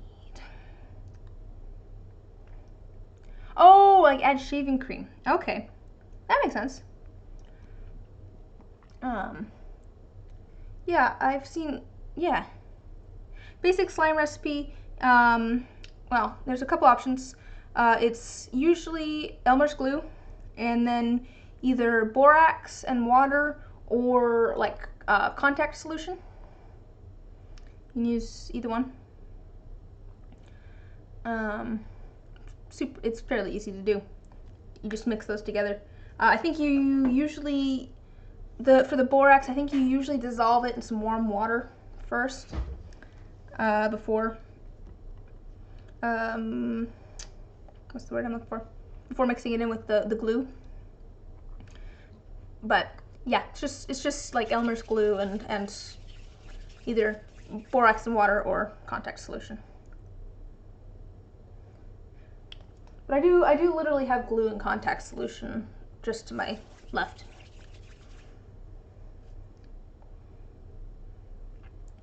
Making slime at one point. The recipe you saw was contact solution. I do actually have borax upstairs too, I think. Alright, so glue that. So that was with shaving cream, makes it all fluffy. I think I've seen like the kind of fluffy slime before. That's fun. I always enjoyed in school, I don't know if everyone's done this, but like every once in a while in like elementary school, they just like cover the desk in shaving cream, and then you would like do math problems in it or something like that, draw pictures in it. I always really enjoyed that. That always kept me entertained. But also I'm a very tactile person. I like working with my hands. Kinesthetic, the right word? They were tricking us into cleaning the desks. Hey, they didn't need to trick me. I'd be happy to clean the desks as long as I got to play with the shaving cream on the desk first. Draw pictures in it. Even if I was just doing math problems.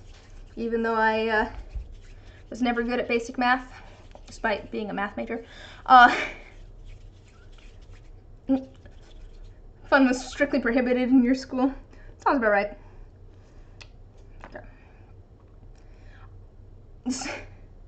You suck at math despite being Asian. I'm terrible. I'm terrible at simple math. My times tables, I passed once in the entirety of elementary and middle school. I probably still wouldn't be able to do times tables. I'm not good at them. I don't have good memory. I can do complicated, yes, exactly, same as Nate. I can do complicated calculus and stuff just fine. Fluid mechanics, fine. But yeah, once it comes to things where I'm bad at memorizing things, but I understand how math works, so I can do that. I can logic out how an equation works, but I'm not good at the stuff where you have to memorize, like basic arithmetic, which is mostly memory.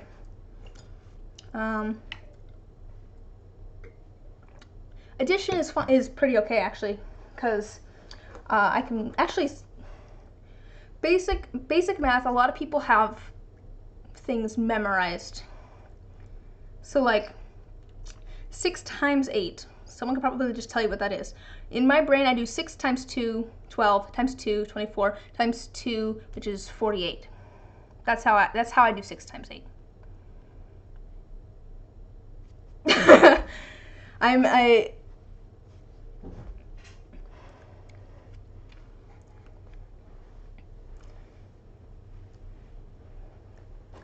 Yeah. A few others, yeah. Alright, so I don't know how long I want these to be. I feel like this size is pretty okay. Let me... Oh, except that they wanted beads in between, so these are actually going to be down here-ish. So I think I don't actually want them as long. We're just going to cut off those limbs. Ha ha! Mwahahaha. I can't do an evil laugh. That is what I am terrible at. Yeah, exactly. I do math the same way you do, Nate. I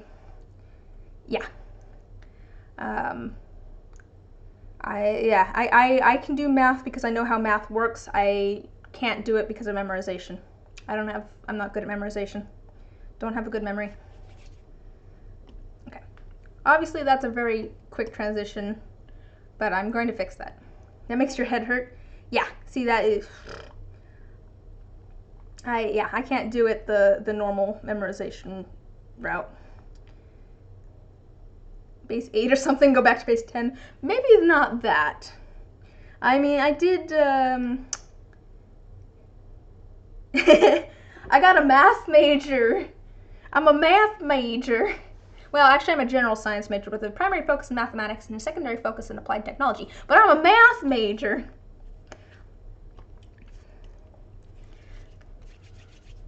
But hey, I got a minor in fine arts. That's got to count for something.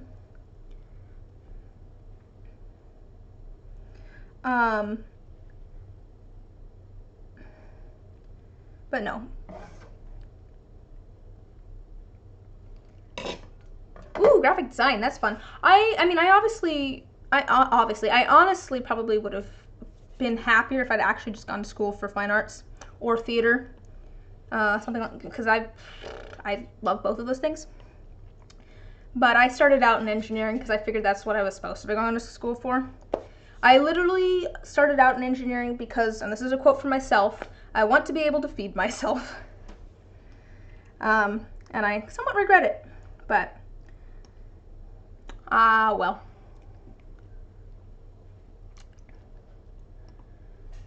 Well, to be fair, I did that for 5 years and wanted to die, so now I'm pretty happy trying to pursue the arts. Oh, yeah, these are very... Try swallowing that. Okay, just like I'm gonna roll these out, and it'll help smooth out the transition. Oops. Now it just looks like a really weird slug.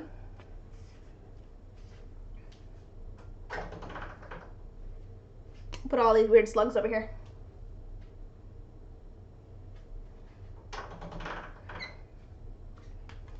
Gummy worms. I think I like gummy worms better than very long, uncomfortable pills. That just seems nicer to me.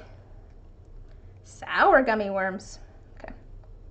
Okay, and I'm gonna kind of roll this up and push it so it's a little bit lemon and lavender. That sounds like a good combination, actually.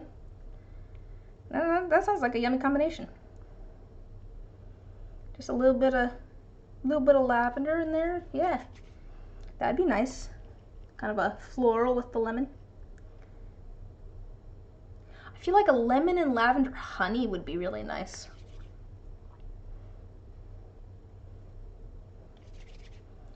All right, just gonna make these kind of squat there. So kind of what I'm doing here is I'm just kind of, by flattening it out and then squishing it up this way, I'm ending up with a little bit of overlap between the blue and the purple, which as I do this a couple of times, that will start to mix a little bit between the, did I say blue? The yellow and the purple? But it'll start to mix the, it'll start to mix the yellow and the purple together. Oh man, I have like yellow and purple gunk all over my hands though. That's kind of making things a little messy.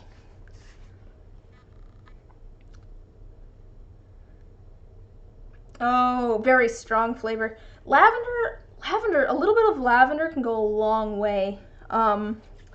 My grandma, actually, I have the lavender on the shelf behind me. I think it was my grandma. Got me like all of the stuff to make, I think it was a good London fog, which is like an Earl Grey tea kind of done up like a chai. So like it's Earl Grey with like cream and sugar. Yeah, it's basically just Earl Grey with cream and sugar, but kind of done as a latte almost. It's like an Earl Grey latte without the coffee. And she, for one Christmas, I think it was, she got me like a little, it's like a little tiny milk foamer. You can put your milk or your cream in it, and it like whisks it all up really, really fast and heats it up a little bit. And you can put it on top of your tea or coffee. And she also gave me a little bit she gave me quite a few lavender flowers as well, because apparently it's good if you put a little bit of lavender in it. Yeah, you don't want to add more than like 3 little tiny flowers, because that gets strong fast.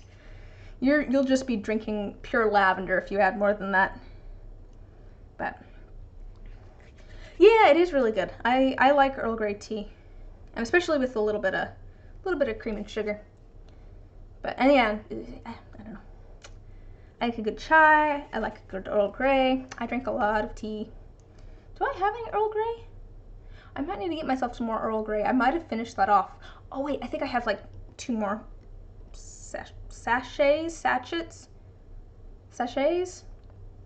How's that pronounced? I always see it written down. Sachet. Okay, I was right the first time.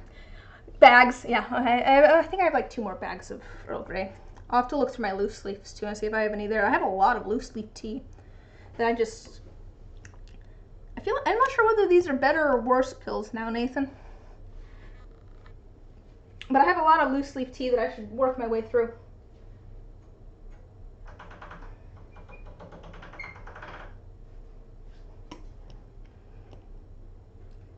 It's a hard pill to swallow.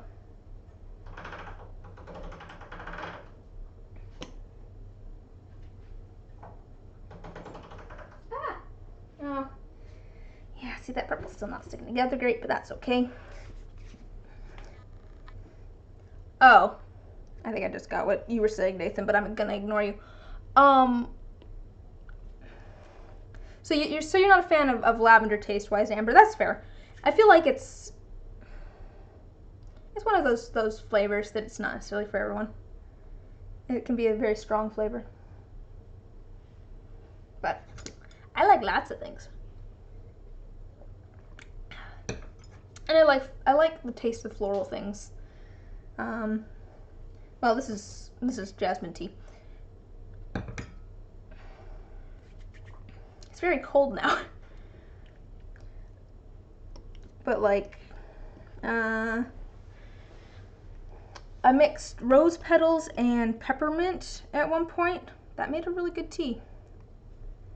I'm usually more of a black tea person than a green tea person, but I think that's partially because I tend to burn my green tea, because I have started to like green tea more now that I've realized that you're supposed to steep it at a cooler temperature than boiling. You'll burn the leaves if you bring your water up to boiling with green tea. Black iced tea is good too, or like a black and peach black tea. iced tea is good. Oh, yeah. We did have that oolong tea at my house. I think Edmund got that one. I don't know. I'm not sure whether I put more sugar in iced tea or hot tea. I don't necessarily need a lot of sugar in either one. I don't know. It's not super bitter to me or anything. It depends on the tea. If it's been sitting there for a long time, if you brew tea and then you let it get cold, it becomes very bitter. I think it builds up like a bunch of tannins or something. And so I've definitely had iced, like you go to a restaurant and you get iced tea, and you can tell that it's been sitting there for a long time because it started to get really bitter. And then I definitely need what was I saying? Sugar in it. But so, like my mom makes sun tea, which is really good. She goes and puts the tea bags in a clear glass jug, lid on everything, and puts it out. Yeah, you can cold brew it super easy.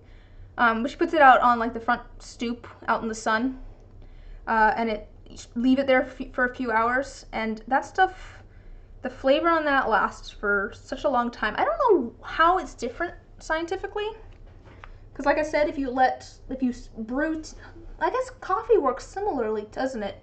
Cold brew lasts differently than brewed tea, like hot brewed tea or coffee. But yeah, it's like it doesn't get bitter like if I were to make a hot cup of tea and then let it sit. And I don't know if it's because of the slower buildup or what. Yeah, it's not as bitter.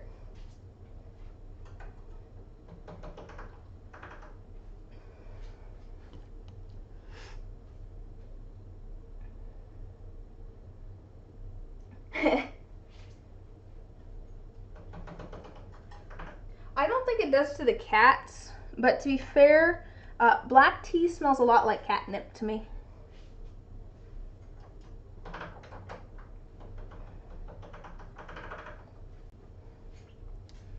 Am I missing a chunk of butter? No. I don't know why this one's all crumbly. This one's doing fine.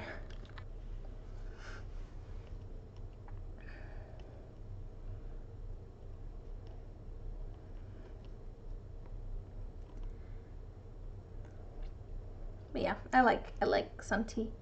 I was kind of hoping one of the gals from the UK would hop in here and be outraged that we're talking about like cold tea. I guess sweet tea is an American thing that confuses other people, but I don't know. I wonder if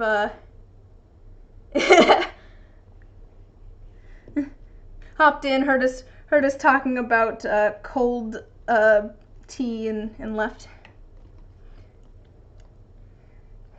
What is this travesty? Who makes cold tea on purpose? You know, sweet tea is too sweet for me. But again, I did just say that I don't necessarily use a lot of sugar with tea. What is non-sweetened tea? I will if I go to somewhere that has like if I go to like one of the barbecue places that has both sweet tea and unsweetened tea, I'll usually mix them together, so I end up with something kind of in the middle.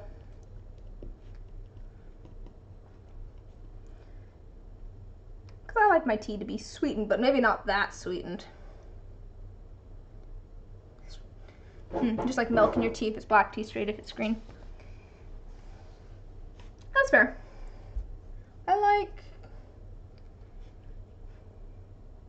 Yeah, exactly. Yeah, at the church potlucks, no, I don't know.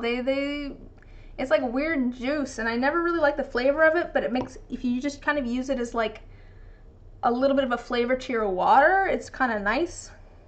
Instead of thinking of it as like weird juice, it's just like slightly flavored water. It's a lot better.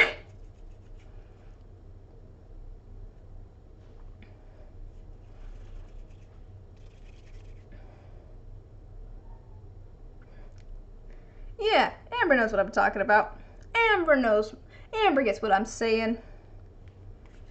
It's about finding that balance between no sweet and too sweet. But, I mean, we're in America, so everything's too sweet. That is actually something I like about foreign food. Oh, the cat's back.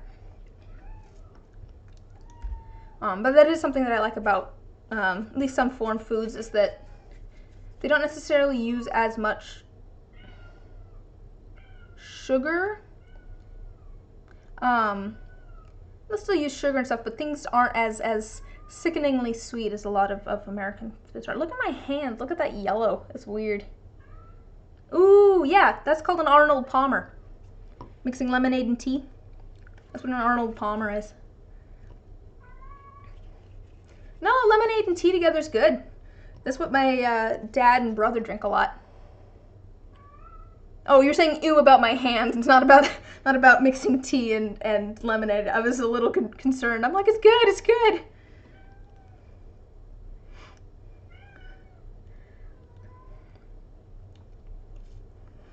I'm not, it depends on the lemonade for me. Like, if it's actual lemonade, awesome. But the like the like bottles of lemonade you can get at the store, or the like lemonade mixes, they just make my mouth like all dry, and I don't like it. It's like, it just makes them all dry. Yeah, I don't like it. Alright, yeah, these are starting to blend a little bit more. They're still fairly, they're not super blended. They're kind of just, they're starting, but there's a still fairly defined line there. Oh gosh, oh no! Oh no! I'm not trying to make minions. Fitz is back. Yep, that would be Fitz.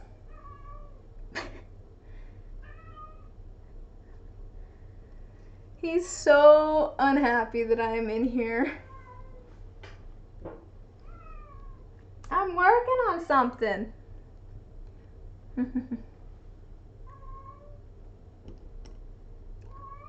What should I do? What I should? You should what? Are you talking to the cat? The cat should be unhappy? Make minions?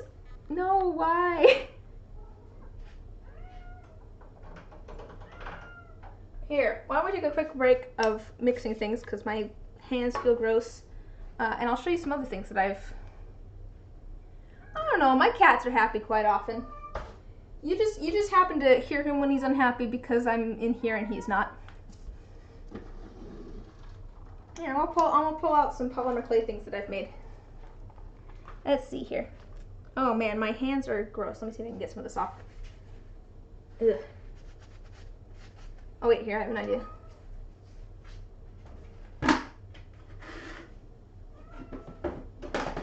We'll use a disinfecting wipe that's definitely for tables and not hands, but we'll hopefully get some of that stuff up. Yeah, no, I don't know, my kitties are usually pretty happy. They're very chill. Unless, actually no, Fitz is always unhappy that he has to come inside for food. Because he likes food, and he likes the outside. He's very unhappy that they're not in the same spot. Yeah, I know, he's meowing. He does this because he's not allowed in this room. I don't want him to get hurt. But it's very hard to get him to understand that. Yeah. Whenever I'm in a room that they can't get into. I was using the bathroom earlier today, and Knot was just out there scratching at the door. I'm like, girl, give me a second. I'll be out in a minute. Alright. Hands are feeling a little bit better. Let's see. I'll show you some things that I've made. Let's see. I made some bones. What's it called? Focus? It never likes to focus. Come on. Focus on the bones. I'll actually leave off better. Let's see if I can do this. My beloved guardian, I wish to see. Yes. It really is like that. Okay, here's some bonds I made. Let me see if I can see. Ah, there's the bottom. Oh no, he's escaping. I don't really like. I'm not super happy with how the inside color turned out. What do you mean our bathroom is out in the open? No, it's not. It's in the hallway with a door. There's a little teacup I made out of polymer clay, and the inside's resin. It's a little orange, but it's good. Oh, and then I painted the flowers on there. Yeah, I painted the flowers on there.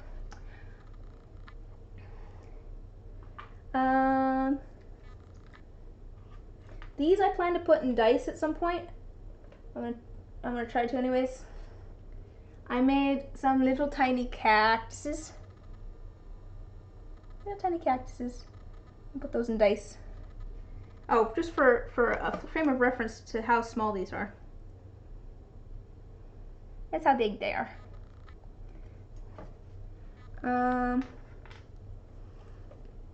Oh, here. This is working better with my holding this up, because then it... Oh, hello, welcome back, Shauna. Here's a little tiny snail. Little snail friend. Those guys I made originally for...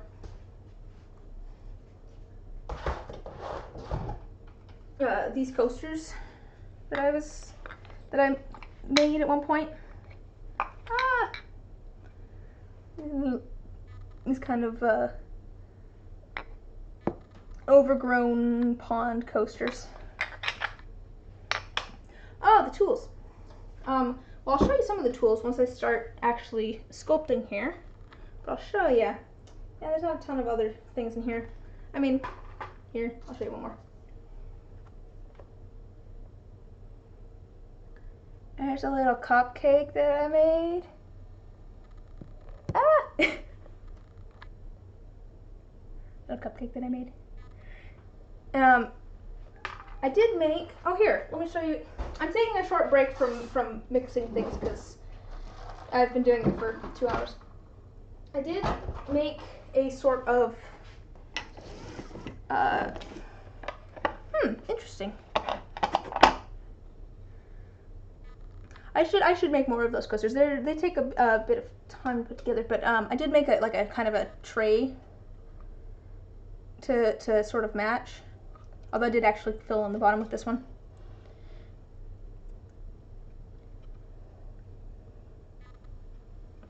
That's something I've been thinking of adding to my Etsy shop. I'm not necessarily sure how I'd want to, but I made a few different just little trinket trays, maybe for dice or something like that. I'm pretty happy with how this one turned out. I thought that one turned out pretty. But I don't know necessarily how I'd list these. If I should just do like a custom tray sort of thing. You could order like a custom tray or something like that. Break it up by, because I mean obviously this takes a lot more work than this. There's definitely a difference in work there.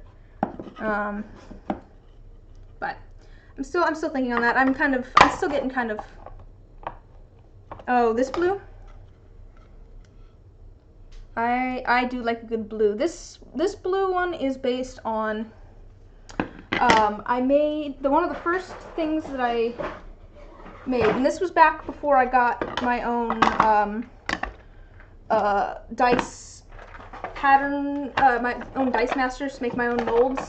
So these were molds that I wasn't going to use to sell anything. They are some of those cheap ones you can get online. But one of the first things I did was, I was planning on making, also as a side note, these are weighted horribly compared to the ones that I make now. The ones I make now seem to be weighted pretty good, but these were not. One of the first things I did was I tried to make some blue dice for my mom. I started out making dice for people I know. Let's see if it'll...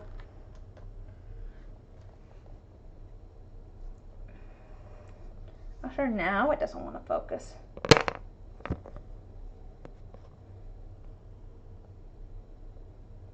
There we go. Put some blue, some like blue ones for my mom, because she really likes like a good rich cobalt blue. So it's based on that, and I kind of want to make some more dice that are like that as well.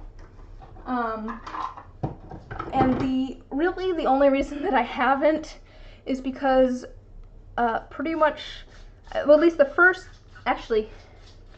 three different kinds of dice that I have listed in my shop at the moment are either one of them is a space dice, which is black and blue and pink.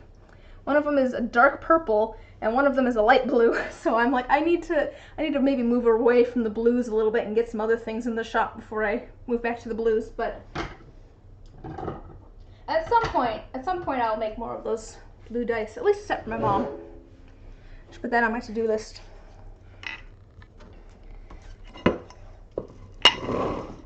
All right. Yeah, I'm figuring that flower, I'm gonna keep that flower one. The tray. I really like how it turned out, and yeah, I think I'll probably keep this one for myself. Here, we're doing show and tell at the moment. I might order some flowers or something at some point, because all of the flowers and stuff that I have, let me show you the flowers and stuff that I have. They're all ones that I collected and dried myself. Oh, actually I should put some stuff in here too.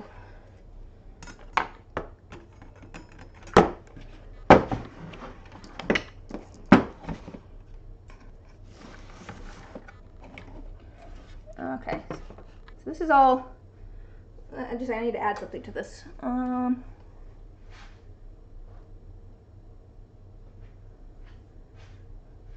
adding a little, it's either a moth or a butterfly. I do also have some bugs in here. I don't kill bugs, I've just found them, or my cat has killed them and brought them to me. Oh, actually I take that back. I think I killed these wasps. But I didn't kill the wasps this year because they're actually important pollinators, and I didn't realize that at the time when I killed these ones. Oh, but yeah, I have all sorts of, that's obviously not pressed very well, but I have all sorts of flowers in here that I've dried. But, oh, actually these ones are pretty good. These are all little roses from my backyard. There's a rose. Oh, here, this is a better one. I really should figure out a way to dry these better. I've gotten better at pressing flowers, I think, but I should. Oh yeah, see here, I've gotten better at pressing flowers. Let me show you. Like that one. That one's better. I have some clover in here that I pressed. Yeah, this is my organic things sort of box. So the reason that these ended up this organized and with this case is because I used to let the cats in this room, and I had them all in an open-faced tray. Hi, Peyton. I had them all in an open-faced tray that was just sitting on top of one of my storage shelf things over here, and a cat hopped into it, and that's why, like, this dragonfly is no longer together. So I'm like, okay, I need to put these somewhere where a cat's not going to get into them. I also have a cat that loves feathers and would steal these at the earliest convenience. What's a green darner? What is a green darner? I don't know. I don't know what a green darner is. Oh, but let me show you. It won't fit in here, but it's on my shelf and the cats aren't allowed in here anymore. Anyways, I'm not sure what I'm gonna do with it because it's really big, so it's not gonna fit. Like, I think I want to encase it in resin, but I don't know necessarily how I'm gonna do that. And my parents actually brought me this one. Just a second. They found this one dead in a swimming pool. But look at that boy. Or girl, I don't know. Look at that one. Isn't that beautiful? And who doesn't want to? Isn't that a beautiful dragonfly? But it's so big, I don't know what I'm going to do with it. And it's so 3D that I can't put it in like a tray or something. And I love the 3D-ness of it. So I kind of want to, I don't know what I'm going to do with it. But it's just so pretty. Oh, hey! So is it very similar to this guy? Oh, wait, it has a 4-inch wingspan. Oh, wow. Hey! That's really funny. Yeah, that's really funny. Oh, I have some other flowers in here I should put in the thing, but that's...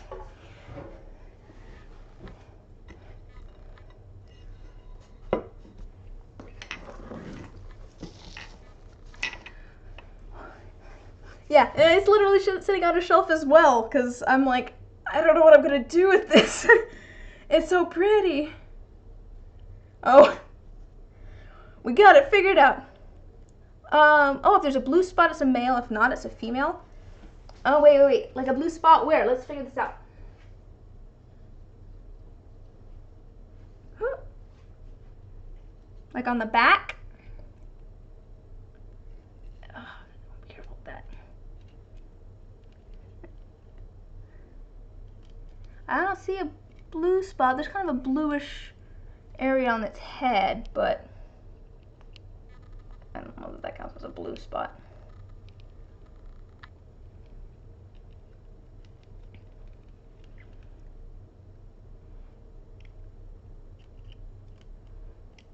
Oh, the tail.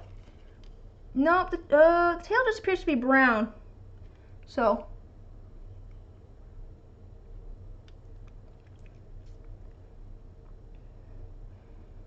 Oh, like a gradient. It's kind of a bluish green, but I don't know that it has on the abdomen. It's kind of a bluish green, but I don't know if I'd call it a gradient. I suppose it's not super important anymore, but let me set it delicately over here. All right, put that delicately away.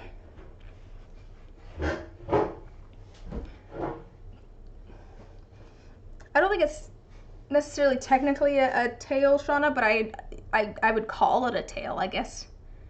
3rd eye spot on the head. Okay, so it's probably a female if it's not blatantly, obviously blue. Okay, that's good to know. Huh, interesting. I do have a smaller dragonfly in the box too. But yeah, if you guys have ideas for what I could do to, or what I should do with that dragonfly, like, might be cool to like just mount it in like a shadow box. That's the word I was looking for. Just like mount it in like a little shadow box or something too. It's like hanging on the wall.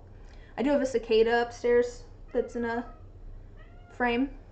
I just don't want to, like, break it.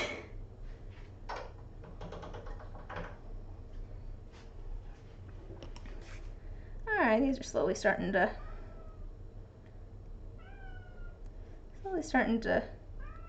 ombre. Ah.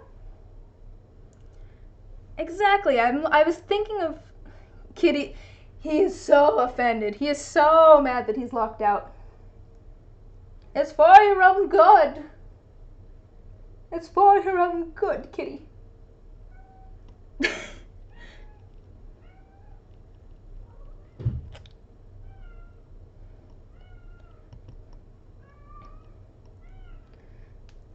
Buddy, go lay in the family room or something.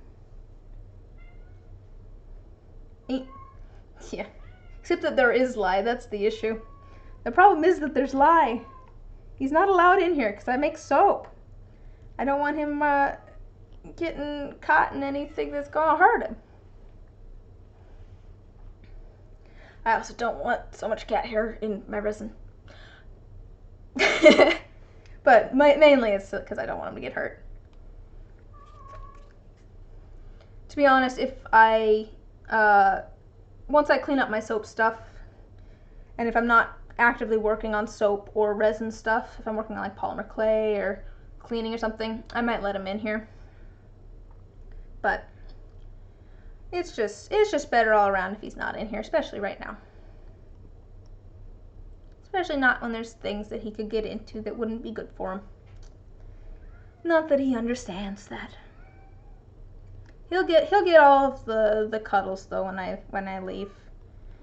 He'll probably so I have 4 cats. Way too many cats, but I have 4 cats.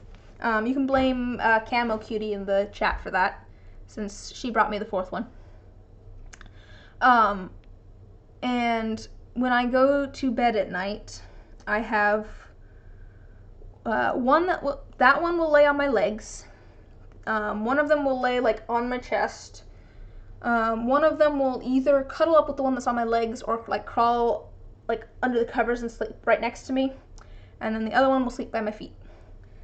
And I switched from a twin bed to a queen bed mostly so that I could fit the cats. And it really hasn't helped much because they still insist on sleeping on top of me. They're all troublemakers though. They will let me know when they want me up in the morning because they'll just try to knock things off of my like bedside table.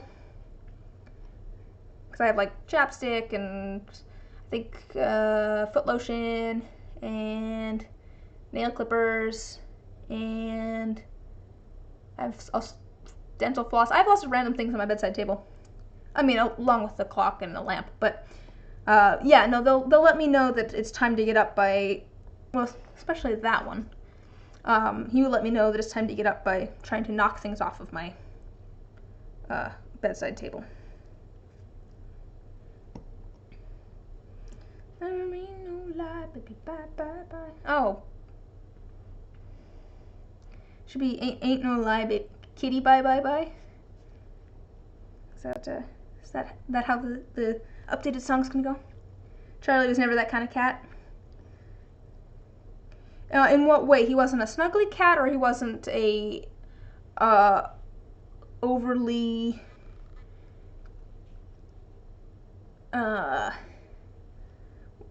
trying to get your attention sort of cat. Okay, these are actually getting closer, I think. Still not a super smooth transition, and I kind of I might roll those through again.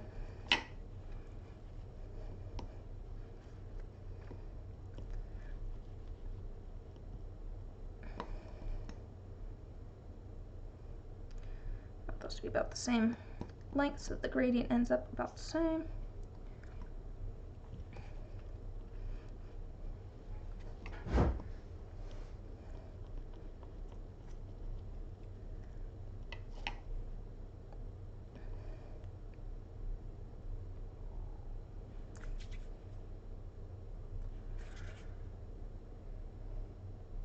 Sometimes if I'm quiet for just a minute, he has about as good of object permanence as I do, so he'll forget I'm in here and leave.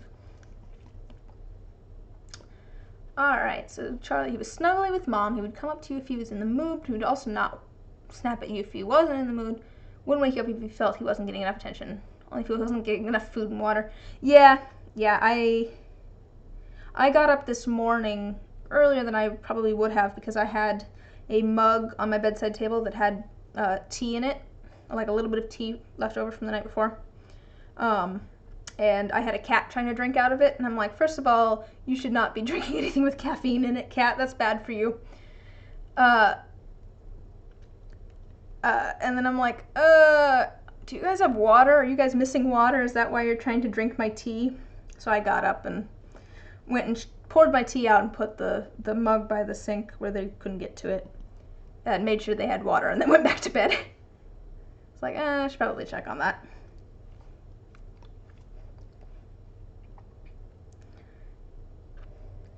What did, so Charlie, okay, the cat jumped into your dad's lap like twice and actually put him out of nowhere once. Oh. Did your dad not, was he not a huge fan of the cat?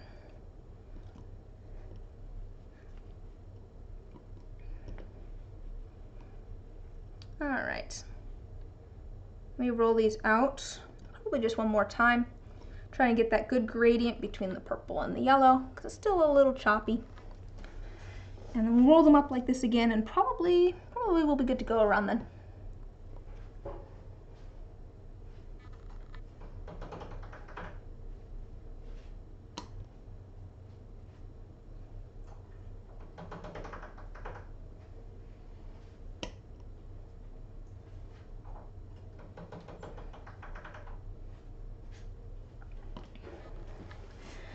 Oops, there's some little pieces of flowers here now that must have fallen out of my box.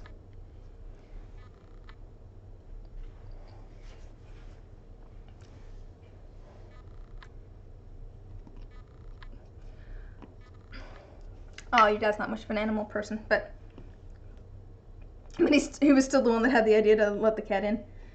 I do still feel kind of bad about the neighborhood cat. Oh, yeah. To be fair, I did make a little house for that neighborhood cat that likes to stop by the back patio. And he stopped by today, and I tried to show him the house, and he seemed less interested in that and more interested in just getting pets. But also, it was fairly warm out today. It was nice. I was pleasantly surprised when I went out there to go put some mail down.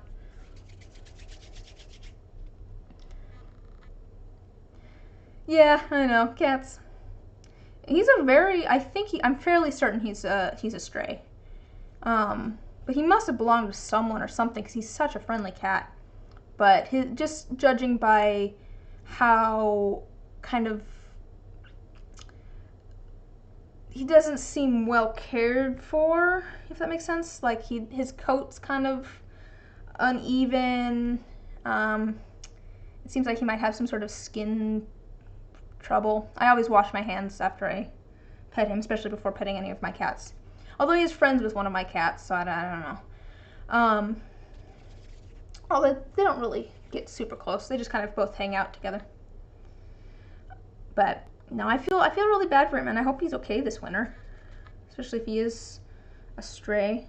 I do have water out for him. I'm not putting food out for him. I don't want to get every little neighborhood something in my yard trying to eat food. But also, Fitz would never come inside if I put out food outside. Oh, hey, that transition's looking a little bit better. I don't know. What do you think, Chad? Is that too quick of a transition between the purple and the yellow? I'm trying to get, something that's kind of like these over here with the limbs. All right. But I already have too many cats. I feel bad about the neighborhood stray, but I don't really have I don't have the resources to take in another kitty cat. It takes space, time, and money. I don't know how well I feel like he would probably get along pretty okay with the other cats, but I don't know how he would do in the household. I don't know how well he would do as being how well he would do inside.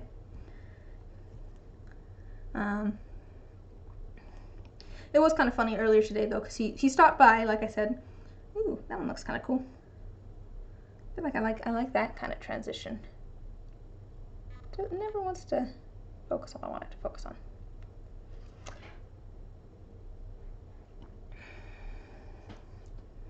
Yo, yeah, don't want to spend all that money on allergy medication. That's part of the reason Edmund has a air filter in his room, and he also doesn't really let the cats in his room all that much. I put a house out for him. I did not put food out for him. I'm not gonna put food out there. I have water out there for him. But yeah, he was so not interested in the house. He was so much more interested in just getting attention from me. I was trying to show it to him, and he came over and rubbed against the outside of the box, and then came over to me and rubbed against my legs, and It's like, buddy, I'm trying to show you the inside of the box. He was not interested at all. Oh, he's a very friendly cat. I feel like he must have belonged to someone at least at some point. He's a very friendly cat, but yeah, I don't know.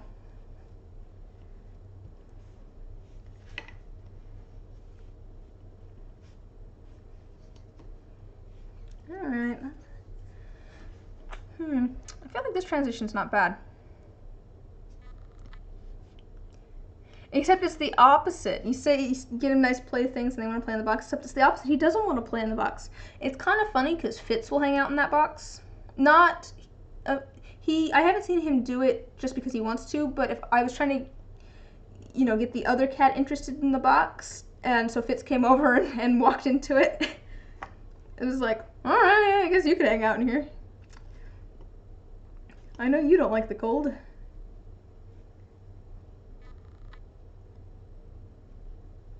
Alright, let's get these about.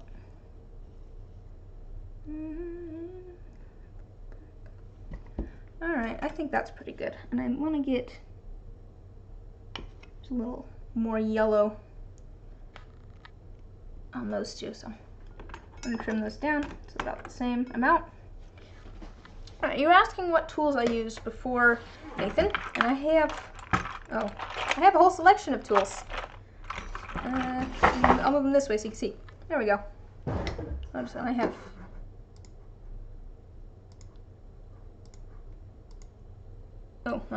that was the wrong button, but so all right. So I'm going to kind of form these into a rough-ish shape. I don't want them to be super long. This is probably about as long as I want them to be. I think, so the request was for like hands, so I'm gonna kind of squat up the bottom here. And we're gonna turn that part into like a hand.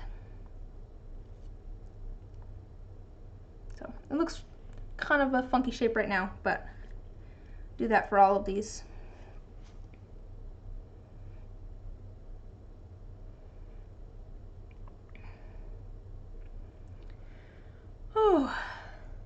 Oh wow, I think this is the longest stream I've done. It's been 3 hours. It's almost 10 p.m. But I would like to get this finished tonight. So don't feel like you have to hang out the whole time if you need to get off, go to bed if you got work tomorrow or in a different time zone. Or if you're just, tired of watching for after 3 hours. But I plan to be here until I finish this thing up.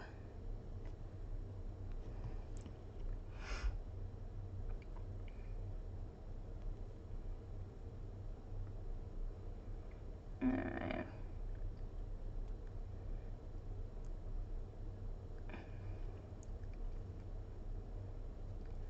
So I'm just kind of getting,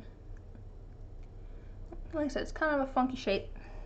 I'm just trying to get these all roughly the same, just so we have kind of a sense that they'll end up being about the same size. Part of what I think makes a good composition for these is if all of these are slightly different to a certain extent. They should all, follow the same sort of rules. So like the tentacles are all kind of curly. And if I'm doing limbs, they probably have like elbows or something. But they should, kind of face different directions and that sort of thing. So that one might be curved, and then like these two could be straight.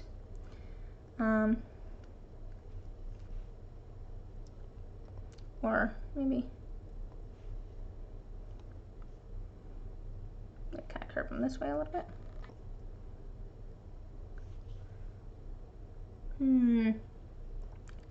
Like I said, I want them all to have kind of the similar, you should all follow a similar rule set. So if that one has an elbow there, this one should also have an elbow in the same spot.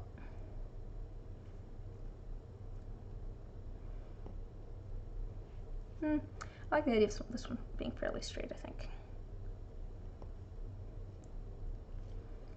I mean, I could go like symmetrical, but I think I don't like that as much. It doesn't look as natural necessarily. I'm not necessarily going for, you know, supernatural or extra natural. I'm kind of going for supernatural, but not very natural.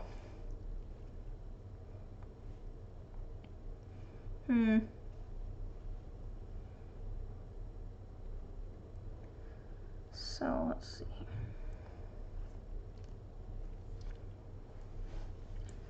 Well, let's make one and see what we think, and then I'll come back to it.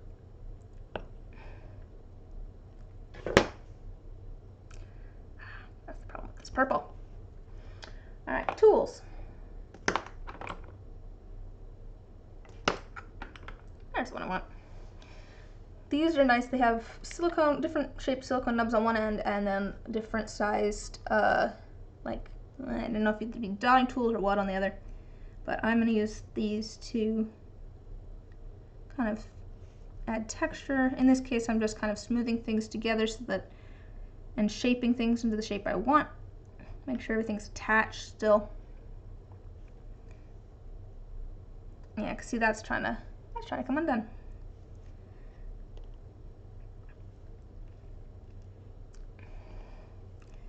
And that helps me squish it all together again.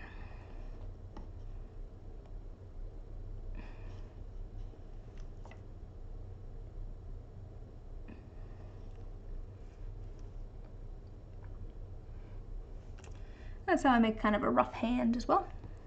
I just kind of cut off a little section and then squish everything down. Just a rough hand like this. I mean, our hands obviously work a little bit different because there's kind of this meat here, and I'll probably add that in. But I mean, if you also look, that's kind of the way our hands are shaped. You have our thumb here, and then this part's kind of separate, a little bit longer.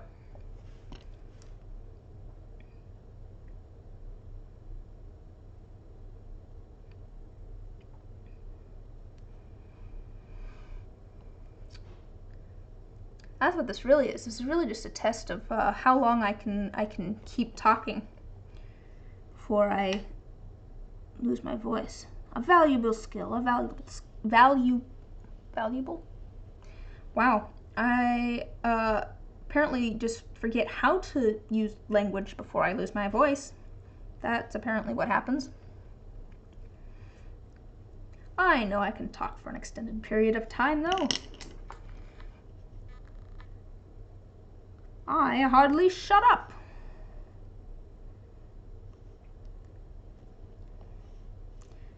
It really does look like weird mittens at the moment. Those weird mittens.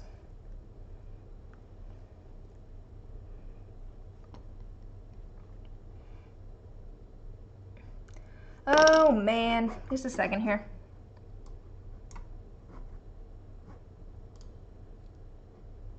Oh, just a second here.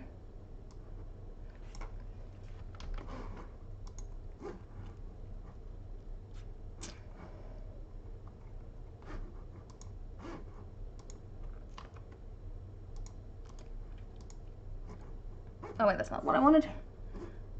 I don't know all of the hotkeys for Mac. Alright, that, excellent. There we go. no longer an issue.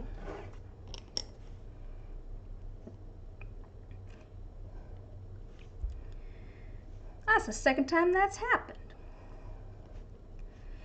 I need to figure out if there's an easy way for me to ban from the chat. I honestly just had a different window open. It was still open from the last time I had to do that, where I can ban channels. I don't know anything about the moderation settings in here, or moderator settings.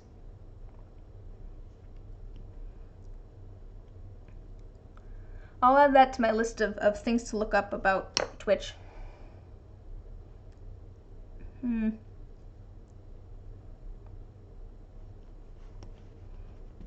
let's get the basic shape here.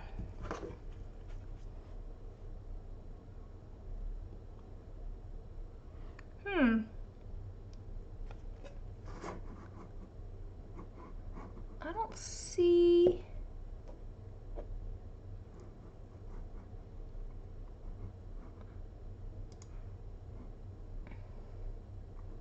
Oh, I can just a second here.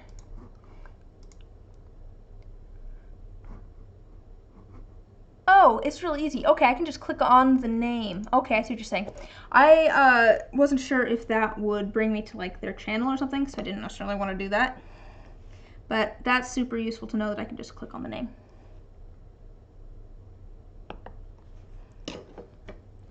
Little gorilla hand here. Oh, I could easily ban you now that I know what I'm doing. But it would be more trouble than it's worth to try and unban you. But maybe someday. Alright, let's see if I can get these.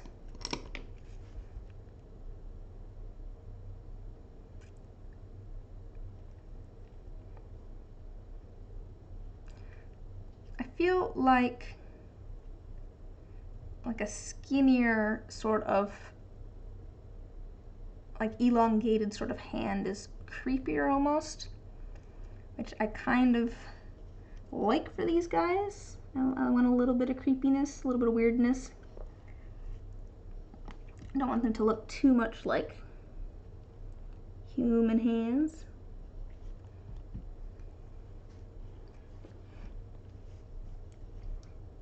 So my plan was also to, there's a hair there. I was thinking of making the eye on this thing, or maybe multiple eyes, I don't know. Probably just one eye. You're all banned, never to be seen again. I was thinking of making the eye purple as well. I did bring some other colors down with me. I'm pretty sure you don't have the permissions to ban everyone in my chat, and remind me never to give you those permissions. But I brought some other colors down. I was thinking of making the eye on this thing maybe the same purple, because I feel like that would help tie things together between the top and the bottom. But I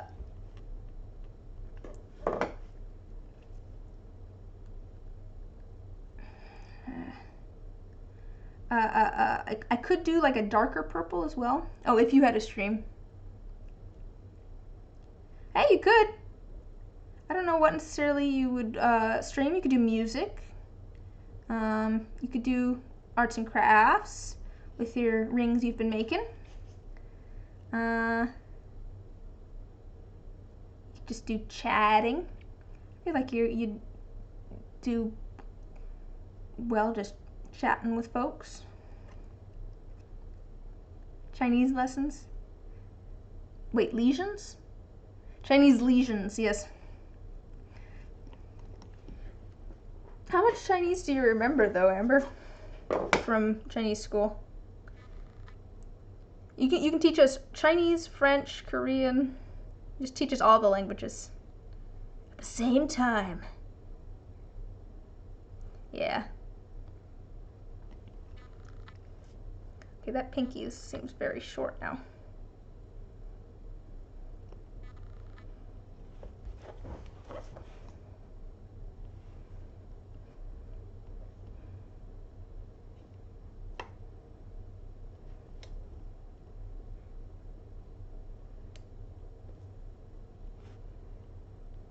It's a blind leading the blind with you trying to teach Chinese.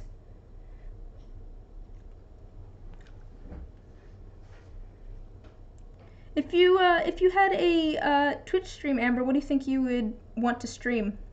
I have found that it makes the most sense to me to, either stream or make videos about something that you're like already going to do. Like in this case, I was going to be working on these projects anyways.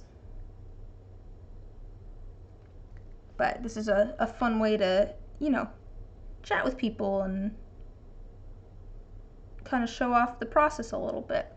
This is also absolutely a marketing ploy, but I really do like it for the sort of social aspect, and because I don't like editing.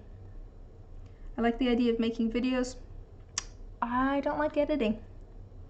That's one of the few things that is keeping me back from pursuing voice acting too, is I hate editing. And I know that I'd have to edit some of my own things. I'd have to edit my own things, at least for a time. Hey, Pokemon stuff would be fun. You could totally do that. I bet people would enjoy watching that. People, that's what a lot of Twitch is games. If you did like classic, if you did classic Pokemon games, I could absolutely see people wanting to watch that. But I feel like I might be wrong. I mean, it varies. I feel like there's different almost purposes of streaming versus like making YouTube videos.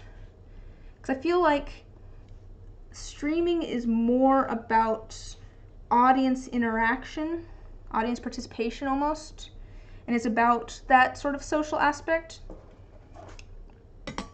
Whereas, and it's more about almost the personality of the person than what they're doing. And YouTube videos can absolutely be about that too. I watch a lot of like YouTube playthroughs and stuff, like playthroughs of games and stuff on YouTube. I don't play a lot of video games. I've always liked watching people play video games, but and I have certain people I watch because I think they're funny. They have their personality is what makes it fun. Them freaking out about the game or them having fun. But with streaming, it's like all about audience interaction, and so it's not all. There's other things too where people are just showing off skills and stuff, and it's really cool to watch someone who's really good at some sort of musical instrument or something playing it or something like that. And that's part of the reason I like YouTube videos too. I just like seeing people who are good at things do them. But that instant audience interaction is very important, and you're not going to have good like audience interaction if the person who's streaming isn't engaging or engaged with the audience. And I don't plan to be like a big Twitch streamer or anything, but I like streaming because I like being able to chat with people in the chat. I like working on projects I'm like a cat. I like working on my thing in the same room with other people. And I mean, we can't do that at the moment. But this is nice because it's very, I feel like with YouTube videos, there's more pressure for it to be good. for there to be a focus on what I'm doing to be really good. whereas with the streaming, there's more of a focus on socializing, which is low stakes, at least to me. Like I'm not going to be, I'm not worried about being bad at socializing. I could talk for a long period of time. I've do a mukbang. I don't necessarily understand. Is it about eating, or is it about like hanging out while eating? Is it kind of playing on this? Okay, mukbangs. Is that like playing on the sort of the fact that eating with people drives social connections? Is that why they're popular? Or that's fair.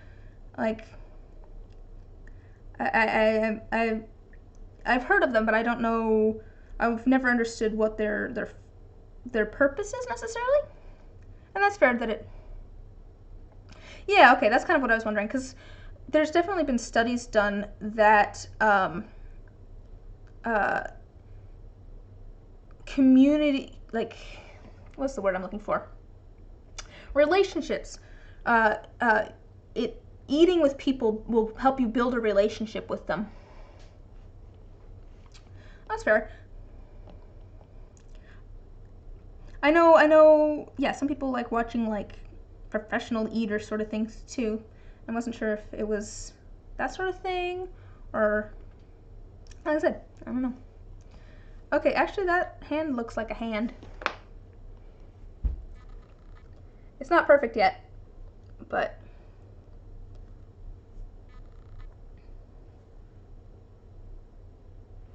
the thumb's still a little wonky.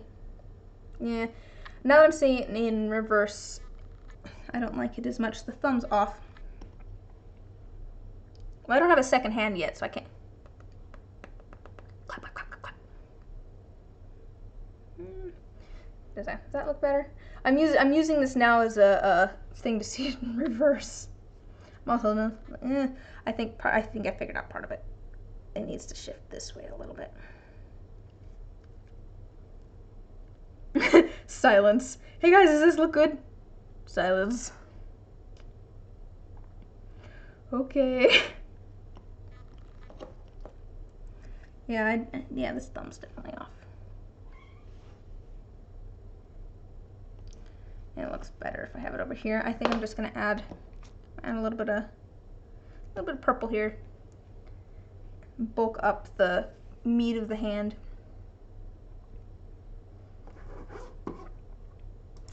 I did find out that there's I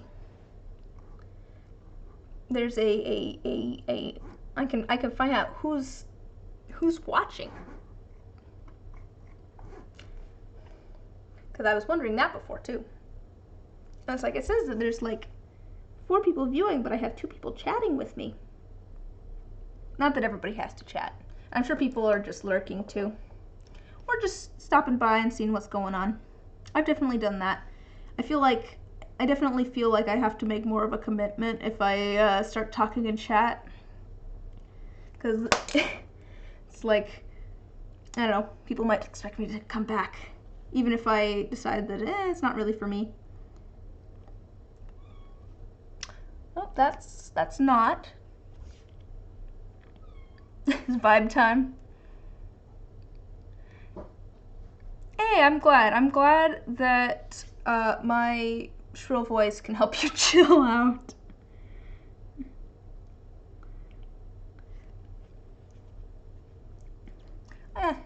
Very quiet. Oh yeah, no worries. Oh no, there's people. I'm saying there's people like who are watching who have never. I can look and see who's watching, and I haven't heard anything from them ever. And I absolutely understand that too. And yeah, I like to put on videos while I work on something else. So, you know, there's that as well. I might listen to a stream or a video or something. So, yeah. It's like if people take if I'm texting with someone and then they don't text me back, I don't take it personally. I feel like some people do, and it might be because I did not have a smartphone for a long time. But and then when talking, hey, you're helping keep the conversation going. But I mean, I don't take it personally if people don't text me back. I'm like, they're probably busy, or they fell asleep, or something came up, or they just aren't sure how to respond. I don't know. I've never taken stuff like that personally.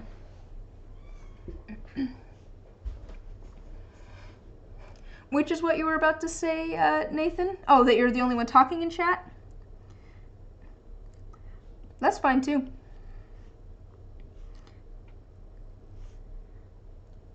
It's nice to have people to chat with. But I hope you all know that you can...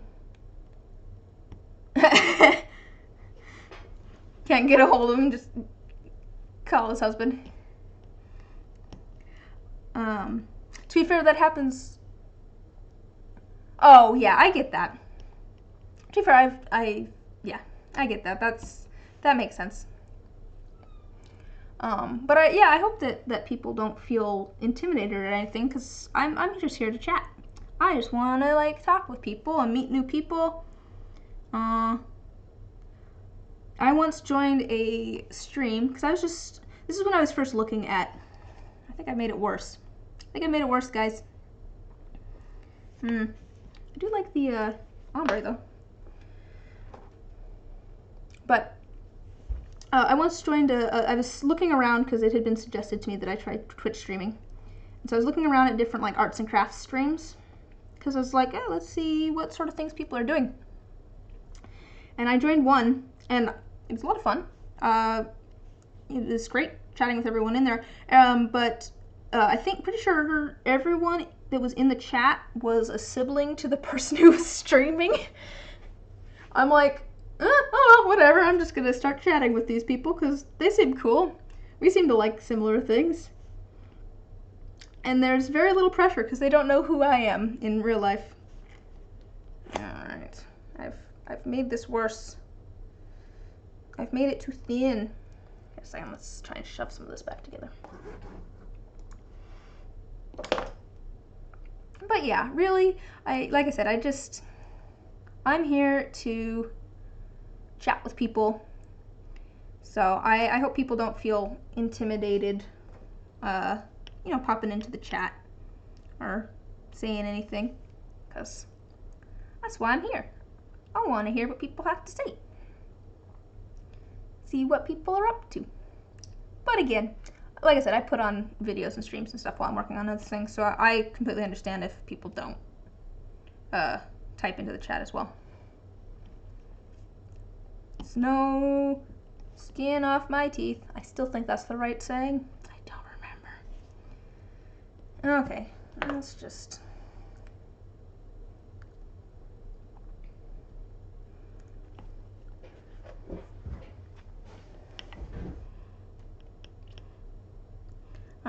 But yeah, no, I get that kind of worry as well, Nathan, about, oh, you guys already know me. That's part of the reason that, especially if I know there's more than just you and Amber in the chat, I will, one, go back over whatever it is I'm working on. Skin off my teeth? Is it? I don't know. I think it's skin off my teeth. But I'll go back over what I'm working on, just as a refresher for anyone who might be new to the chat. And I will, if I'm talking about something that I know that you and I know about, like if I start talking about Edmund, something like that, I will explain that Edmund's my brother and we live together. Something like, so that people hopefully are not too lost in the conversation.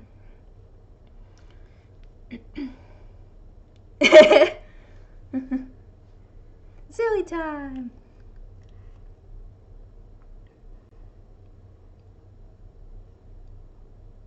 I really do appreciate you guys stopping by and hanging out.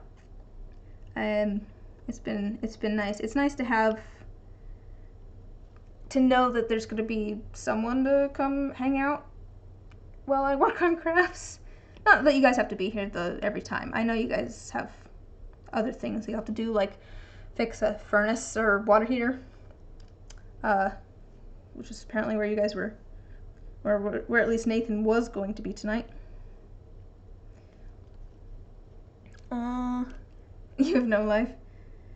What's something you want to work on, Amber? Like, is there any particular thing you want to, pursue? Like, you're making more rings, picking music back up, anything like that? Anything that interests you? Like an area of study? I don't know. I know you're good at languages. You're good with languages. Like, would you be interested in doing more linguistic stuff? It just kind of looks like a Muppet hand. I don't know how I feel about that. We'll come back to that one. I'm gonna start on another one. We'll come back to the weird Muppet hand and figure out what I'm doing there later. Maybe I'll do the eye here.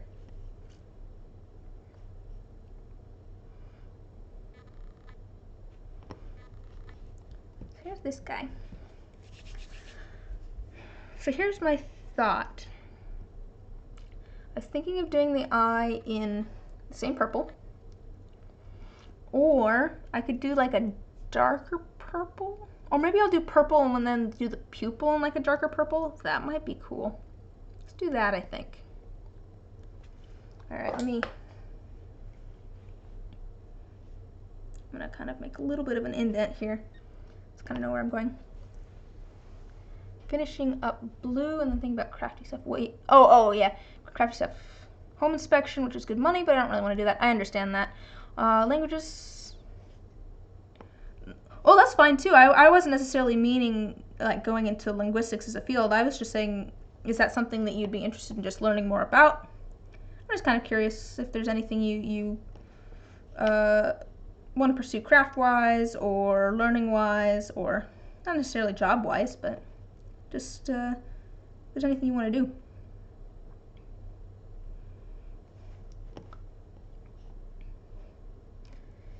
Yeah, languages are so interesting. There's just, let's get that a little bit more centered. You can kind of see, I'm just kind of making a little bit of an indent here. It's because I know in these ones, the eyeballs are kind of sticking out a little bit, but I don't really want that as much. Oh, on the ring thing?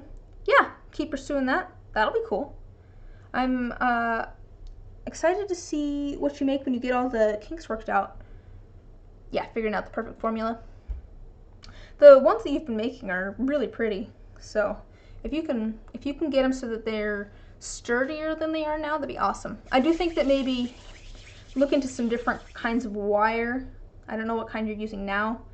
Oh, I was gonna ask my dad or my grandma if they had any ideas for what kind of wire you should use. Let me add that to my planner here so that I don't forget.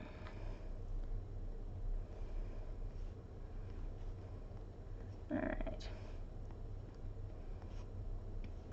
Alright, so it's fine if it's a little bit,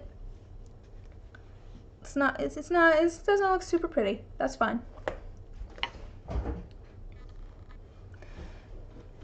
Just like, I'm gonna make a note to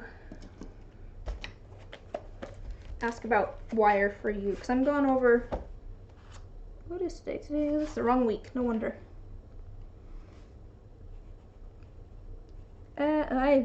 I don't know what those letters were that I just wrote down. Yeah, I'm seeing both my grandma and my dad tomorrow, so.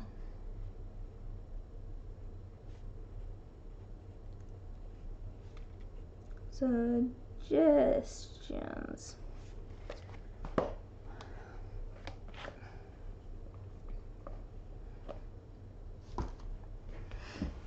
But yeah, if you can make those sturdier, because I know the wire you were using was wearing out, that'd be really cool because they look really pretty.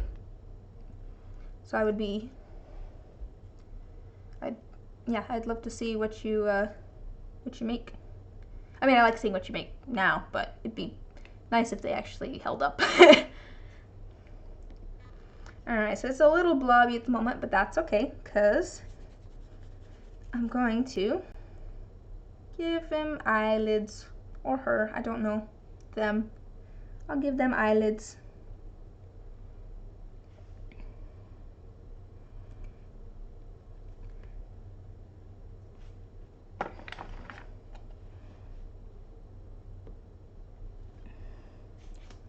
Alright. It has taken, I still don't know exactly what I want to do with my life, even though I am so much happier now that I have some sort of goal, some sort of idea of something to move towards. That's the hard part, is figuring out what I want to work on. There's so many options, and it seemed okay, for those of you that are in the chat and don't know, I quit my job about a year ago. Yeah, actually. What looked cool? Did Amber send a link of her rings? What are we talking about?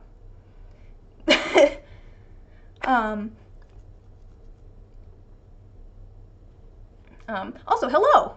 Welcome to the chat. Oh, thank you. Sorry, I saw the color of your name and it's the exact same as someone else's, and I thought someone was who had been in here already was saying something. But hello, welcome. How are you? We're talking about working on other arts and crafts and what people kind of want to work on. Xiao Lian, is that pronounced correct? Amber in the chat has been working on making like beaded rings. I'm obviously working on making some little monsters at the moment. The request on this one was for a like mustard. Well, she doesn't. The red one. But the request on this one was for mustard yellow with lavender as the secondary color. Xiao Lian. Xiao Lian. I'm sure I have the problem with English is so much not a language that requires the differences in pitch, and Chinese is, and so I know that I have the pitches wrong, and there's not a good way to tell what the pitches are in the chat, because there's not really words for it in English.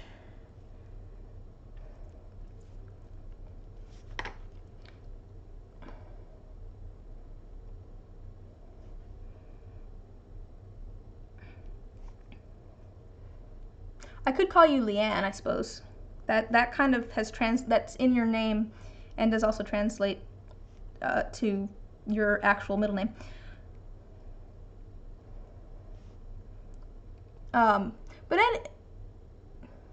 Yeah, I didn't think so. We were talking about Chinese earlier too, and how it'd be blind leading the blind if she tried to teach Chinese. But we were also talking about languages. But no, she's been making rings with seed beads, and they're very pretty, but they've been breaking because of the wire. So we were talking about wire options. And then I'm making this little guy.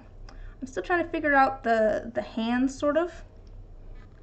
I think the eye's good though.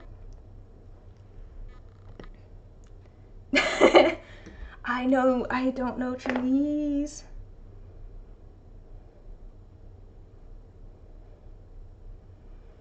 I don't even know what pinyin is.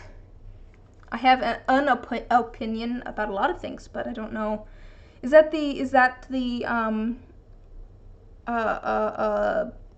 tonal marks or something?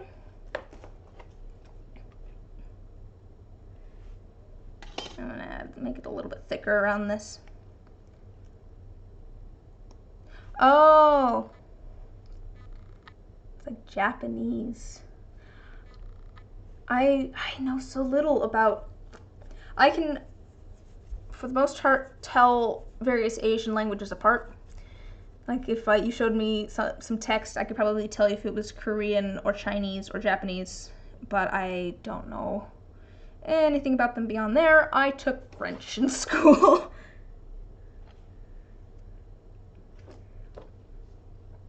Xiaolian. Oh, okay. Okay. That makes sense. Yeah. I mean, we do have tonal things in English, because if I said no words there, just tones, but you know what I'm saying. You know, that's an I don't know. But yeah, not nearly to the same extent that I know Chinese does. Dawn's Lotus. That's cool. Is that your actual Chinese name, Amber? It would make sense to me if it was. Oh, okay, cool.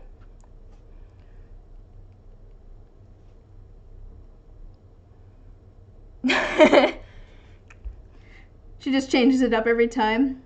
We don't know Chinese, so she could just say it's whatever she wants it to be.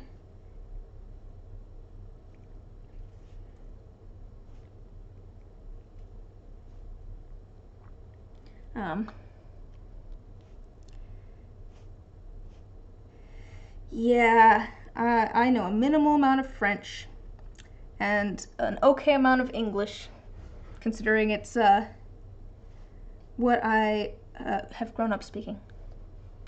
First character, there's a little morning, dawn. Oh, okay. You can just say something different every time and throw them off. Right, I'm just kind of smushing the little bit of clay together. It's very rough. It definitely has like an under eye bag at the moment, but just kind of smushing it together so it's all connected, and then I'm smoothing it out with the silicone nib here. I just want it to be a smooth transition. And then I will add texture.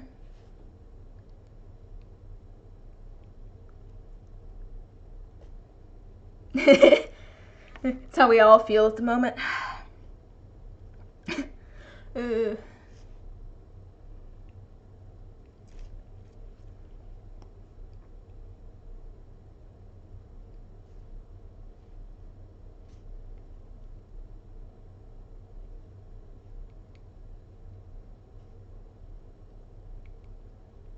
Alright. I think I like it being the same color as what the hands are going to be. I think that ties them together fairly well. Yeah, that's good. I'm glad that it's the same color. Alright. So for the pupil, for a lot of these guys here, just I'm going to make this bigger just so you can kind of see. For a lot of these guys, I have done like kind of slit pupils. Do I want to do that? I could do something fun, like do like a little like crossed pupil. Goat eye, goat eye. Are they the ones that have the little like star? What does the goat eye look like? Where's my phone? My phone's over here. Yes. Are the goats the one? Let me look up some photos for reference. Goat eye, goat eye, goat eye. I'll look up some reference photos. Goat eye. I don't know why I said that out loud, so cuttlefish. What do cuttlefish eyes look like? Very slightly rectangular. Oh, the goat eyes. Oh, yeah. Goat eyes would look cool. What do cuttlefish eyes look like?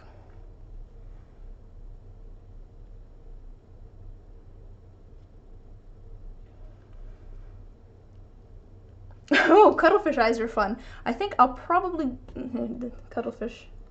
I think I'll probably go with. We could do a goat. I think a goat would be cool. Yeah, let's go with that. That sounds like fun.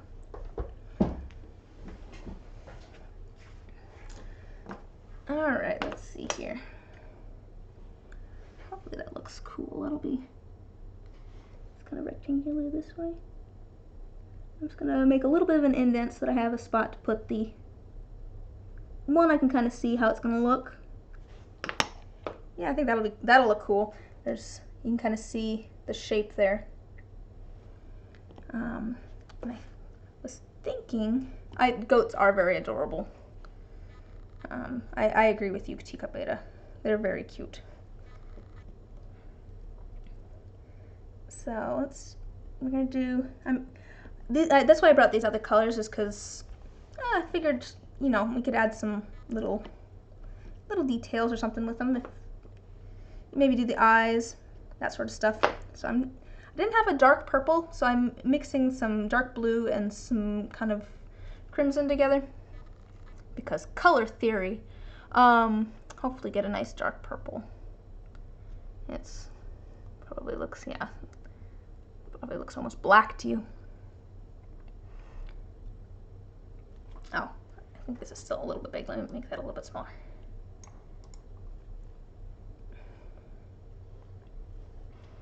Oh man, guys, this is definitely the longest stream I've ever done. This is almost double the length of the other streams that I've done. That's okay though. I'm having fun. It's nice to work on a project. Oh, I don't know that I'll get the. Oh yeah, if you have work tomorrow, feel free to head out, or well, also if you're just tired and you want to get out. Oh, you have to be in the office tomorrow. Don't feel like you have to hang out if you're tired, or it's been 4 hours, well, 3 hours and 45 minutes. It's been a long time, guys, so don't feel like you are obligated to stay. if you're tired, or if you're just, yeah. Unless you work in the morning, you can't leave. You must remain here for the next hour and 45 minutes.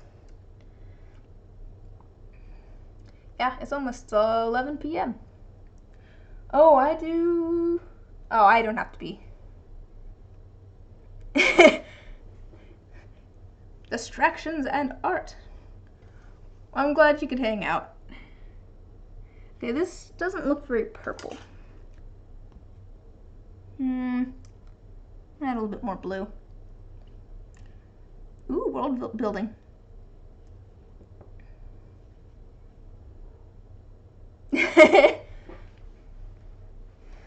You also need sleep, though. Gotta get that sleep. I have something tomorrow, but I don't have to be there until noon-ish, so. Are the characters himbos, or are the players himbos? I mean, I don't know if it matters too much, but.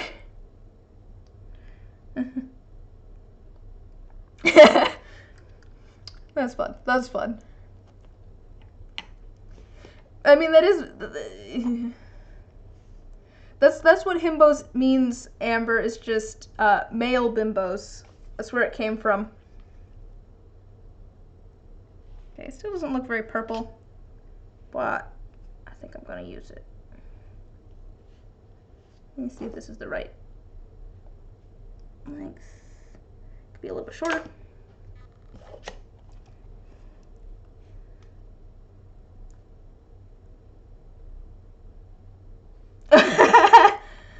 Oh wow, I like how you're here because of the sunk cost fallacy. Oh man.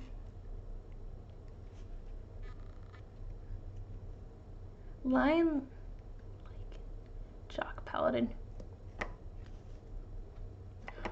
Is it an evil campaign? Like, do they know that it's an evil sun god that they're worshipping, or is that going to be a surprise to them?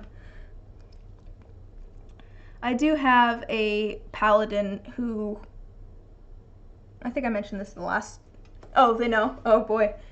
I think I mentioned this in the last stream. I have a paladin character who they're, on their traits on the sheet, I wrote down confident, and under their flaws, I wrote down overconfident.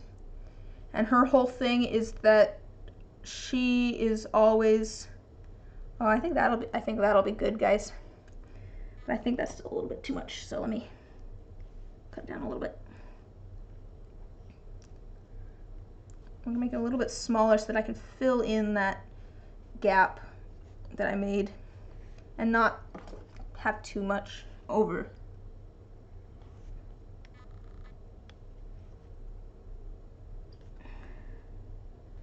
I'd rather it recede into it a little bit than.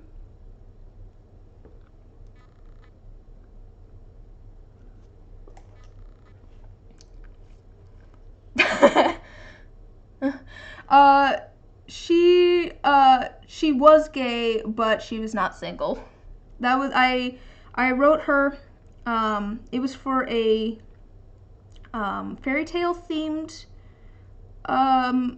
It was loosely based on like fairy tale themed things, and she was masquerading as a guy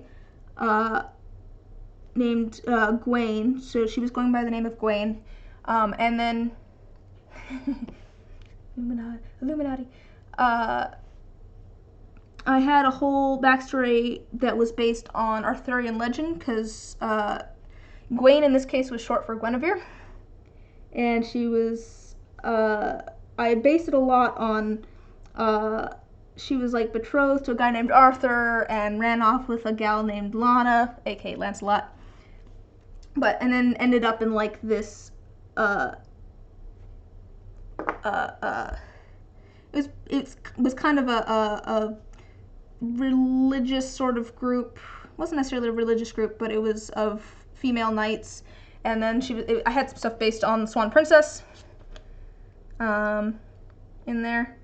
But no, her whole quest was that she was trying to find her girlfriend who had been kidnapped.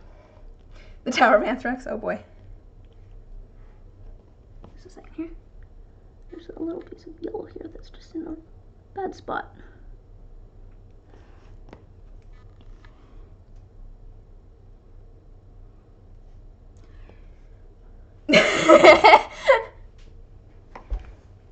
Yeah, no, she was, I brought her back for what was supposed to be a one-shot and has kind of not, it has become kind of a four-shot, but it's on hold because of stuff, but the world in general.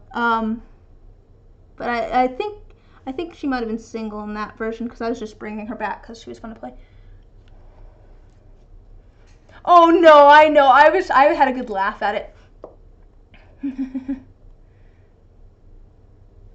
I had a good laugh at your sunk cost fallacy comment, because I absolutely understand.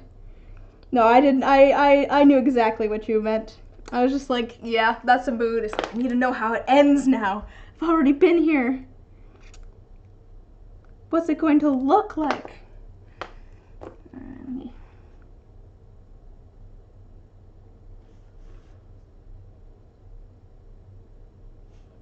Alright, I think that's good on the eye. I like the goat eye. That was a good idea from whoever sent that idea. Let me scroll up.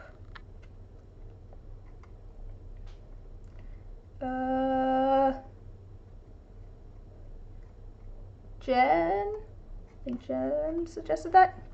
Yeah, goat eye. Cool. Good idea. Good idea.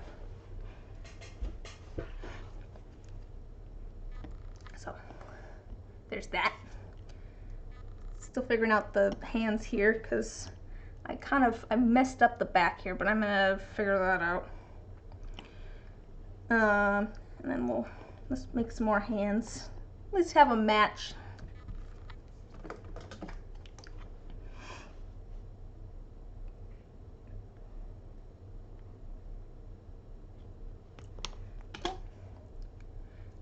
Hey, good idea. There you go. Nate's coming in with the puns.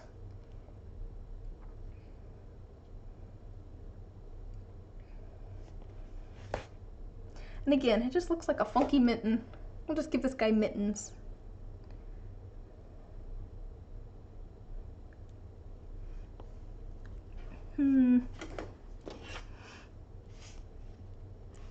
problem with the request for hands is now I have to make them all look the same.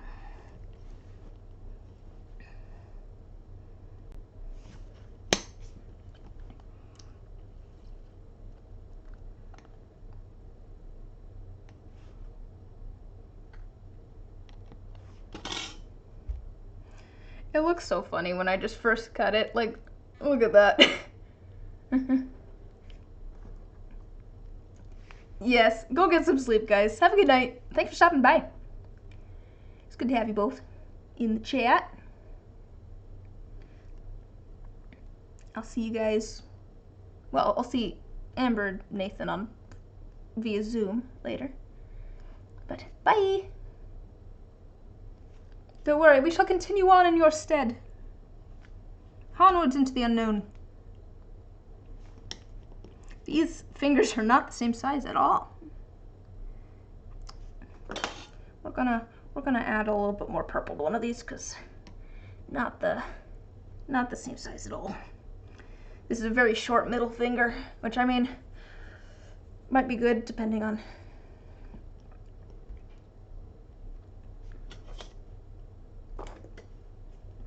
All right, let's add some more clay there.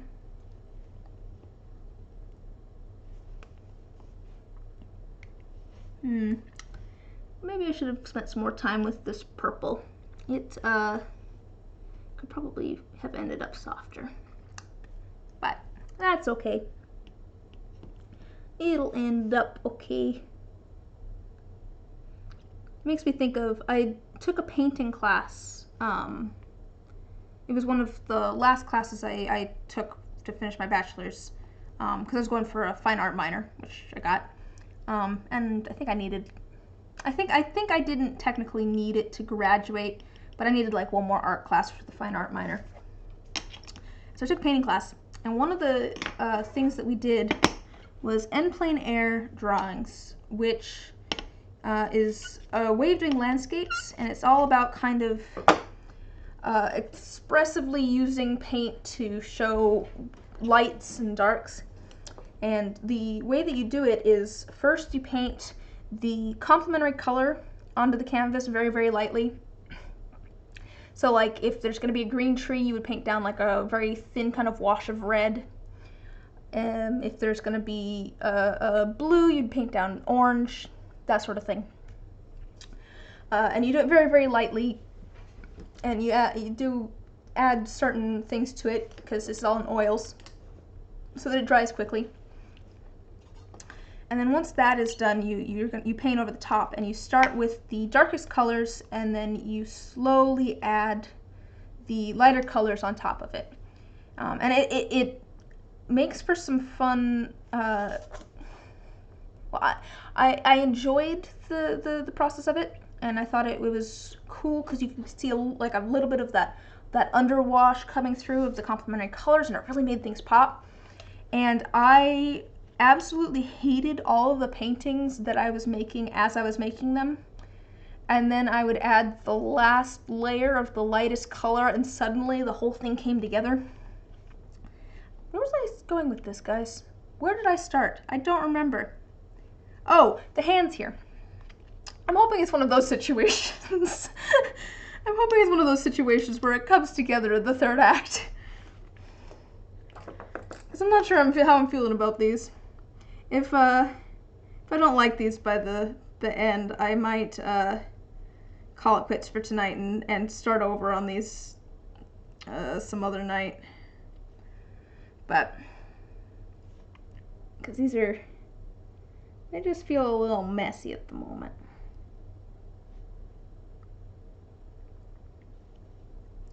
Look at that one. That looks like a rubber glove. Wait a second, let's fix that thumb. That thumb's in the wrong spot. That thumb needs to move up.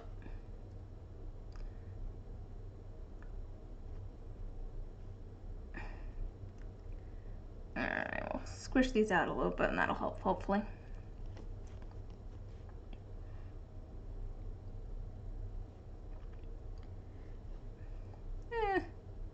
That's a little bit better. I'm gonna hold it up to the camera. You like how 80% of your art turns out?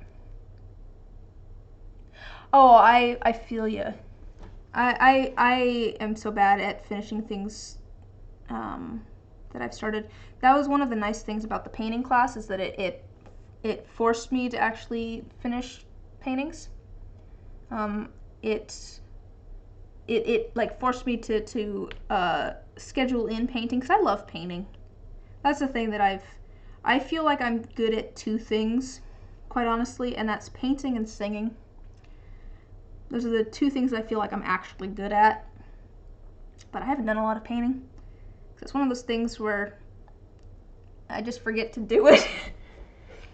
Hands are ubiquitously rude. Yeah. There's just so many moving parts, guys. There's so many lines that have to be in like the right spots. And everything, if you don't have the things the right length or the cuts in the right spot, it just looks wrong. To be fair, if things look a little wrong on this, that's fine, because it's supposed to be a little weird, but I'll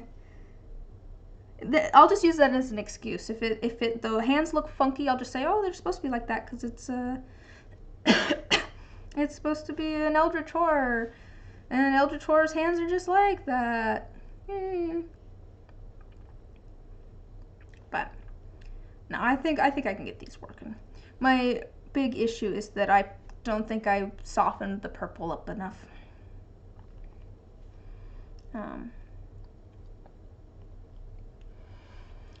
But yeah, no, what you were saying, Teacup Beta, is, yeah, I have so many half-finished paintings and stuff sitting in my office.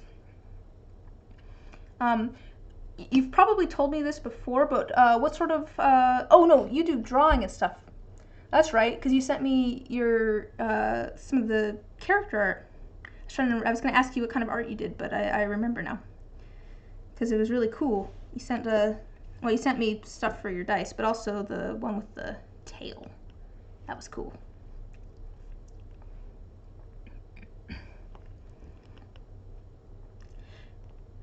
I feel like I can draw hands okay. I don't know. I did a design drawing. I went to UW for 2 years, University of Washington. And there was a design drawing class I took that was in the architecture program. There are aliens. Proportions mean nothing. But I took a design drawing class that was part of the architecture program, because I was feeling like I don't know what I want to do, so I went and took some classes in some different programs. Oh no, your art is lovely. I love the character design is so cool. And it was an infuriating class for a couple of reasons. One of which was that there was kind of 2 instructors, and if you asked them both the same question, you would get 3 different answers on what you were supposed to do. Don't ask me how that works, but it's what happened. So I remember really a clear idea of what you were supposed to be doing. And I remember there was one week where we spent a whole week doing nothing but drawing lines, which at the time I'm like, but now I'm like, this is really useful. Because I can just draw a straight line from point A to point B. We were doing a lot of drafting and stuff, and we did everything freehand. We didn't use straight edges. Where was I going with this? What was I going to talk about? Oh, one of the things that we did in that class was blind contour drawings, which was where you would look at the object that you were drawing and then not look at the page, and it makes for very just silly lines all over the place. But the kind of purpose of it is to get you to understand, or teach you how to draw the lines and the shapes that you were seeing and not the object. So, for example, this bottle. Instead of trying to draw a bottle, you would figure out the angle of this and how it connects to this angle, and then how, about how long that is compared to this, and then the shape here, and you continue all the way around, as opposed to trying to draw a bottle. And that's when I took the painting class, that's kind of what allowed me to paint, like, yeah, it is a neat exercise. You go from doing it without looking to doing a semi-blind contour drawing where you're looking at the object but you can look down every once in a while. We did drawings of like negative space where like I had a shoe and I drew all of this. I didn't draw the shoe itself, but I drew all of the spaces in between like the shoelaces and around the shoe, that sort of thing. Very useful for getting you to find the form of the object without drawing, you know, just the object itself. And then when I took like a painting class, that helped a lot for still life drawings, because we did like a still life drawing of like a glass bottle, and the instructor even mentioned to us, just draw what you see and don't draw what you think you should see. And I already knew what that meant because I had taken a class already, but I could definitely tell that it kind of confused some of the other people in the class. But it's what allowed me to then paint a glass bottle, because I wasn't painting a glass bottle. I was painting this section of red and this section of black and this section of white, and this white kind of shades into this red. And it's just a very useful skill to have. The design drawing class, looking back on it, it's like, oh, all of these skills were very useful. I wish the instructors would have been more helpful, because they really weren't.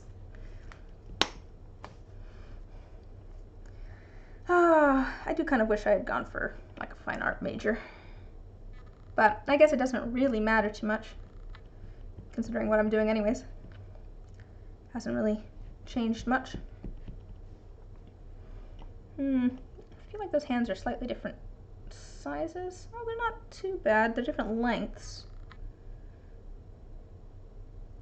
A little bit smaller, but I'll...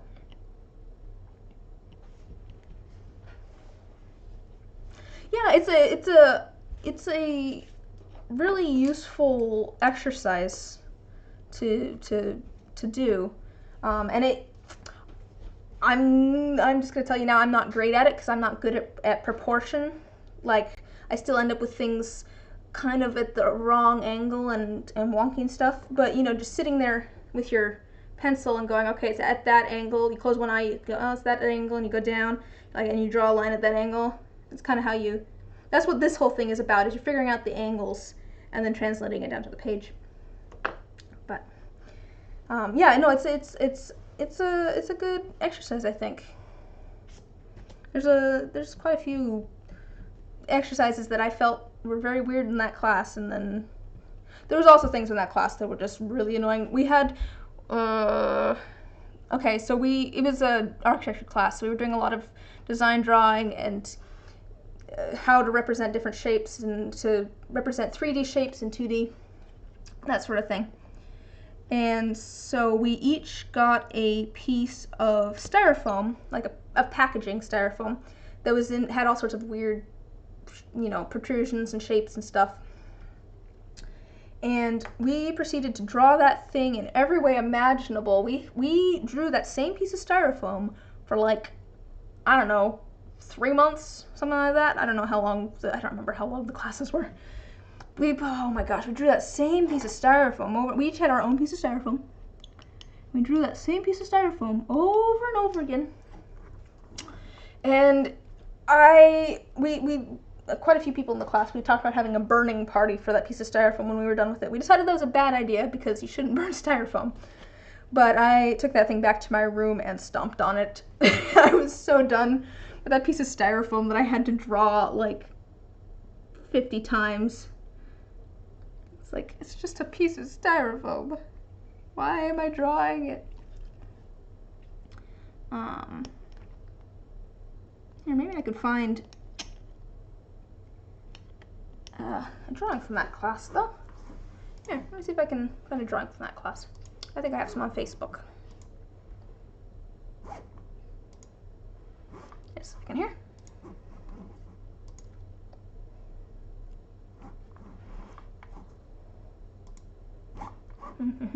Photos.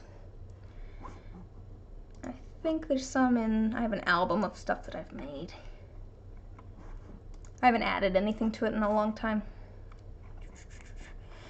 me scroll down. Oh, we also did a lot of, well, here, let me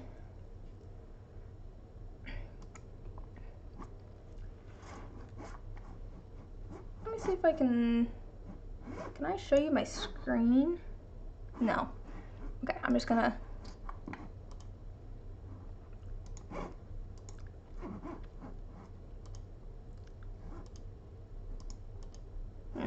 okay, just a second here.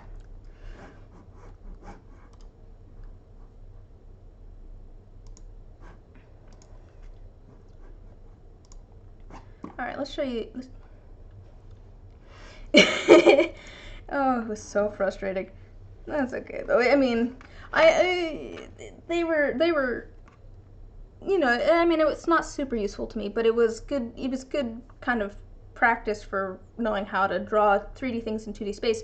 But also, it would have been nice if we could pick other things to draw instead of the same thing over and over again.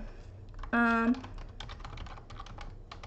know I'm getting distracted, but let me see if I can find that. And keep in mind, this was like 5 years ago. Okay. So the first image here, you can't see my mouse. The one on the top left is the blind contour drawing of a shoe. So that was me staring at a shoe and like just drawing. Let me not knock things over. Just, you know, drawing. The next one was semi-blind, so I could look down. And I'm still just trying to figure out the angles. And then the next two were drawing the negative space around the object and not drawing the object itself.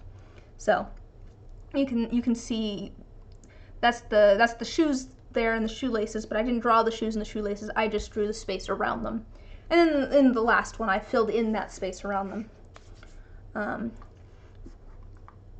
But let me. Can I just delete this? No. Okay. There is yeah, I'm gonna show you the one that I'm proud of.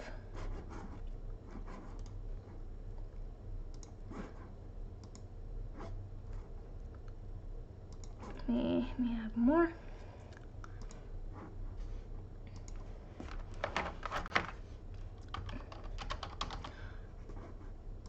And this is one that I didn't even finish, and I'll explain why in a second. All right, this was the architecture building.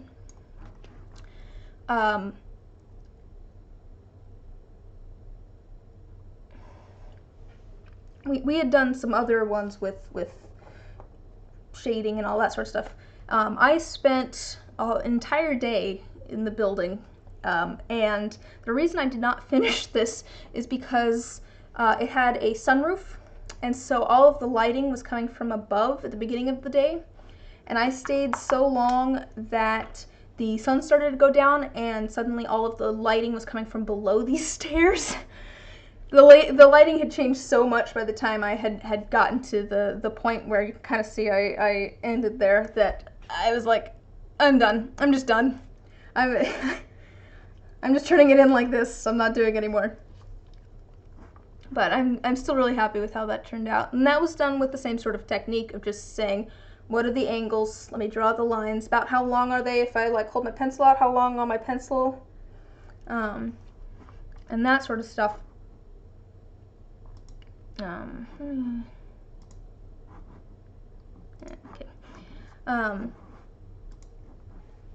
But you know, applying other techniques as well. We had done some other stuff with shading and how to do that. And really, the best way to make shading like that look really good is to have a really big distinction between the lightest color and the darkest color. If you pick all medium tones, you don't have any really dark darks or really light lights, it just all blends together. But I feel like contrast is really important. It's really what makes things pop in a lot of art.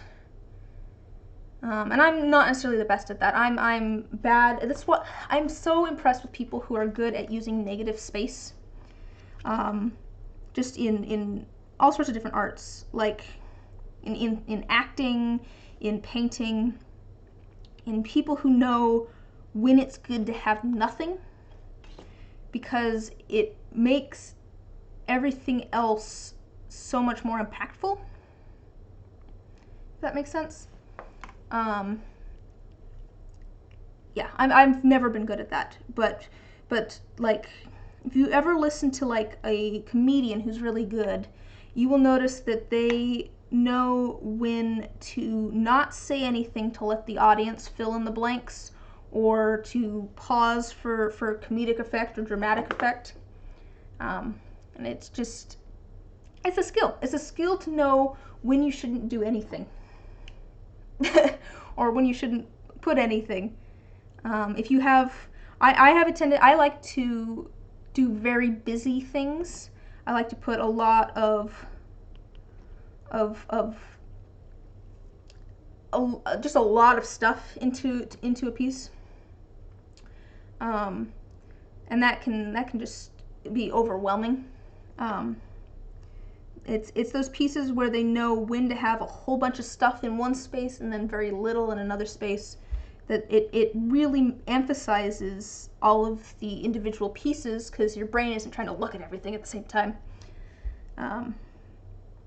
With something like that last image that I showed you, though, that wasn't necessarily about art. It was more about it was more of a representational thing. So it wasn't really about, creating something to evoke some sort of emotion or something, like a lot of art is. It was about immediately representing what a physical, real space, but which isn't to say that art can't be about that. Oh, that's kind of funky. Look at those fingers, they're just so like, with the thumb, there's no palm there. Okay, just a second here.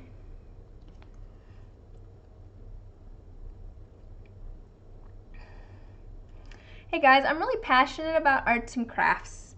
Does that I feel like that must be a shock for you guys to hear. Well, I like arts and crafts.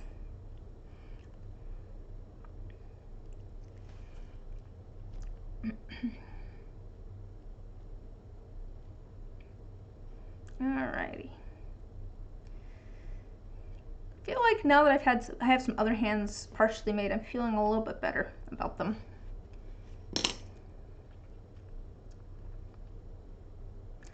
I was worried about this color combo, but I'm liking it. I was worried about the purple and the yellow, but I think it's turning out. Here's a question. Should I have all of the hands facing the same direction? Or should I have one facing the other direction? Should I set up one of them with two thumbs? The one in the middle? I kind of like it with all of them facing the same direction. Oh, thank you. That means a lot. I've always been passionate about art. I think I was starting to talk about this before. I quit my job about a year ago. I worked a desk job. I had a very good job, salaried and everything, which is why I actually have a house. But because I worked there for 5.5 years, I think ish. And then I quit because one, I don't do well with a desk job. It sucked the life out of me. Lovely people there, great job, just not for me. And I went back to finish my bachelor's degree because I had left UW, which I went to for 2 years, to come back and take this job because I had worked as an intern for them in the summers during high school, and then applied and got it.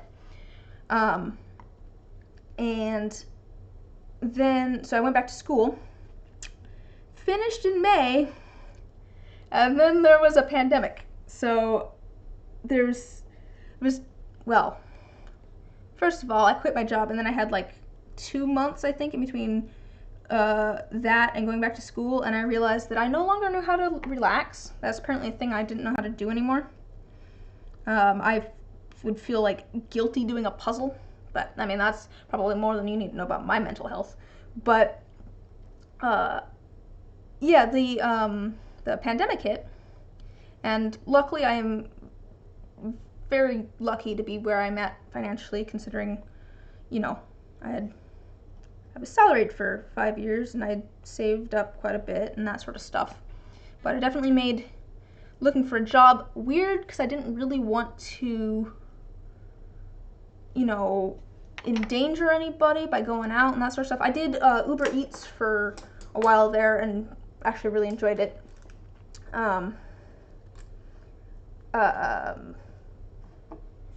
But definitely very much a what do I want to do with my life sort of time there after getting my degree, and then I'm like, oh crap, I don't know what I'm gonna do about looking for work right now, since no one can see anybody in person. And so I've always wanted to do something with the arts. Like, when people ask me what I want to do, I'm like, something in the arts. I derive a lot of joy from just creating something that I can then see, like something that is tangibly real, and I can tell when it's done. That's why I like acting.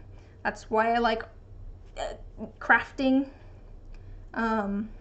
There's an opening night. There's a short film that's done. There's a little monster sitting in front of me. I can see the progress of it being created, and I can see the final product, and it's just really satisfying to have a final product. Also, I might, you know, partially thrive on external validation, but that's a different topic. And I really did not think that was a thing I would be able to pursue. I am really bad at, well, I've gotten a lot better at it. I get really overwhelmed with like scheduling and stuff. Just trying to keep on top of all the things. That's probably the thing I'm most worried about with trying to actually sell things and keep that going. You can see my here's my schedule, my to-do list. All of this stuff is work stuff, and then this stuff below is other stuff. So like Zoom chat at 7 p.m. that sort of stuff. But I am so happy to get to make things for people, and I'm so happy that people seem happy with the things that I've been making them, and I'm excited to continue to get better at making things and get my system better and just continue to be able to do this, because I think that if I think I could make this work. I think I could make this work. I just gotta keep working at it, guys. And I feel like I'm not doing a lot of work, but there's also a lot of work going into this. Oh, thank you. Aw, that's so sweet. You know, okay. What do you guys think about these hands? And should I have them all facing the same direction? Lesbian Hype Squad in the Twitch comments. Excellent. Let's go, lesbians. Let's go. Have one reversed, like one on the side. Exactly. Let's go, lesbians. I'll be that guy that's shouting that in the front. Does that look weird with two facing the same direction and one being opposite, though? My other thought was to make it so that this guy has two thumbs, so that it's center for the reverse. Oh, we could do that. Let's try that. So that it's kind of symmetrical. Oh, this is my funky one that I need to figure out. Throw back to when you drew 7 fingers.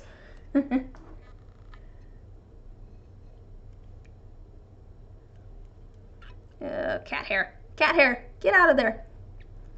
I knew I shouldn't have brought cat's hair, and I did it anyways.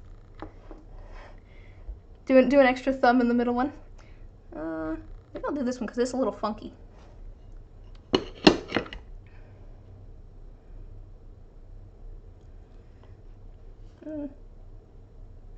Okay, here's a question. Should I do, so these guys have 5 fingers. Should I do 6 fingers, or should I still do 5 and then just replace the other side with the thumb? Cats are part of the Illuminati. I mean, it wouldn't surprise me. Because I was thinking I could do these opposite and then do 2 thumbs, double the gaming potential.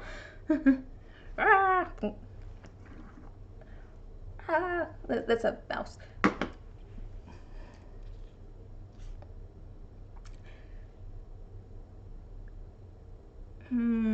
6 for, okay.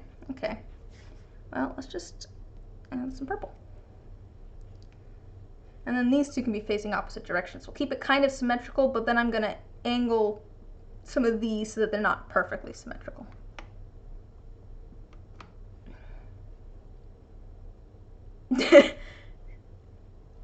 DualShock joystick. I know so little about video games. Guys, I'm passionate about art. I don't know anything about video games. Actually, I know some things about video games, but that's because I watch them, I don't play them. I do appreciate video games, though. My brother plays a lot of video games.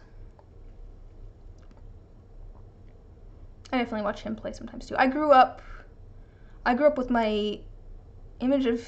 Yeah, go for it. Go for it. As long as it's nothing off color or whatever, feel free to share links in the chat.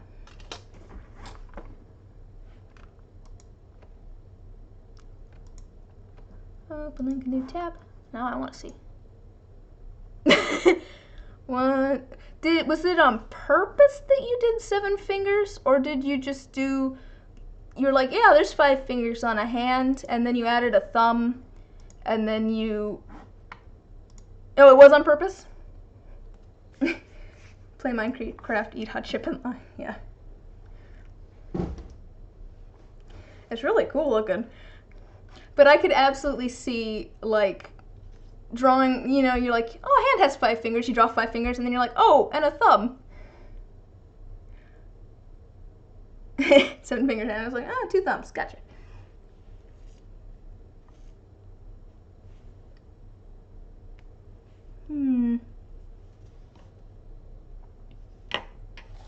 Okay, I haven't attached it yet, but, oh, let me, sorry, okay. So, do a...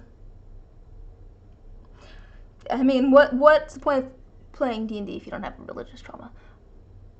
Something kind of like that. Should I make the pinky a little bit thicker, though?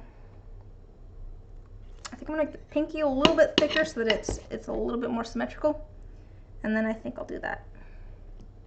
Expand the pinky!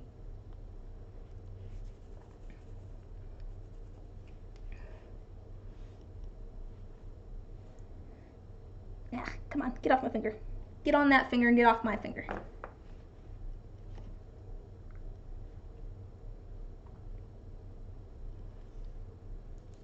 Oh, okay.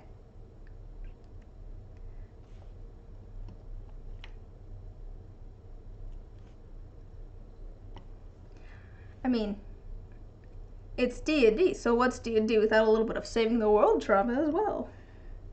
What's D&D if not trauma? Or dealing with trauma, I suppose.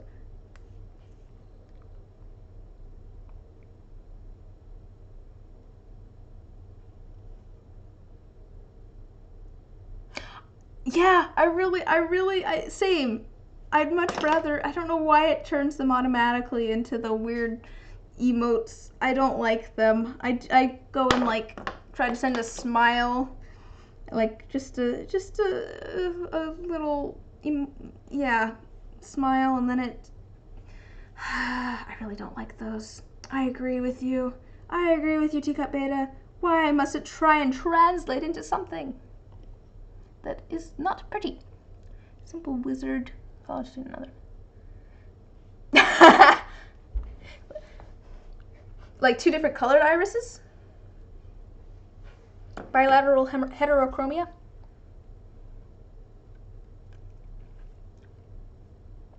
Because I know what that's called. Partially because my brother has 2 different colored irises. D&D therapy by traumatizing your characters.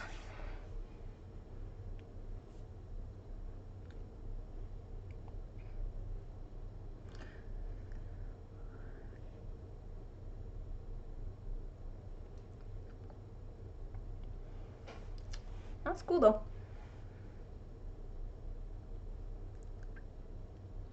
Okay, more photos.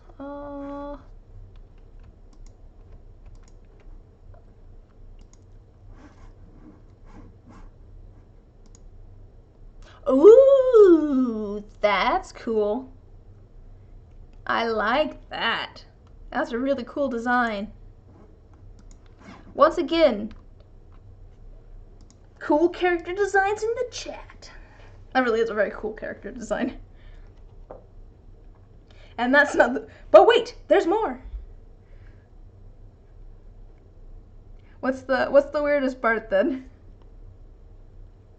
Oh no, more pictures of the chat. Yeah.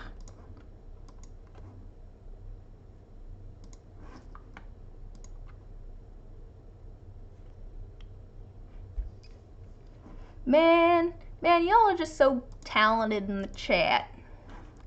Purple and yellow.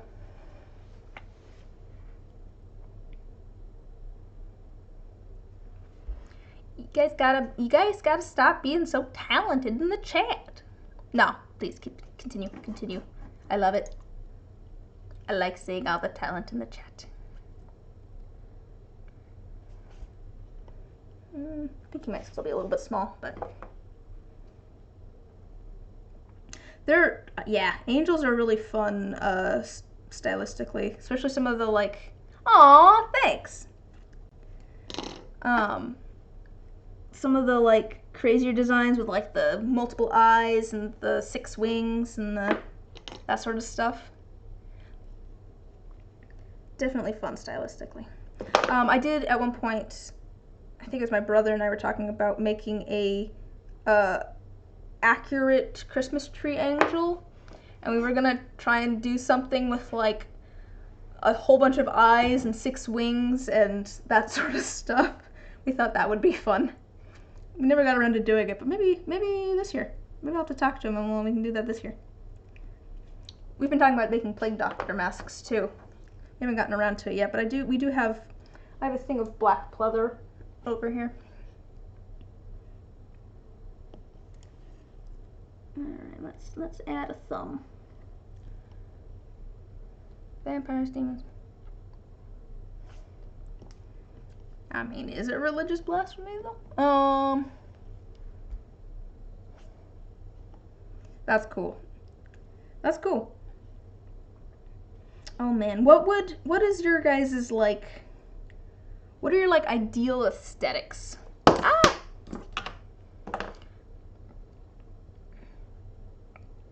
Not necessarily for you to dress in this, it doesn't have to be, but maybe it is. Like, what kind of aesthetic would you want people to associate with you? If you have one. Like you mentioned, like vampires, demons, angels, that sort of stuff. Is there a certain sort of aesthetic that, you know, like when people see it, you would want them to think of you? I tend to think of like eldritch horror or vampires or something like that for me. But that's because I like the sort of androgyny of it, and sort of over the top macabreness of it.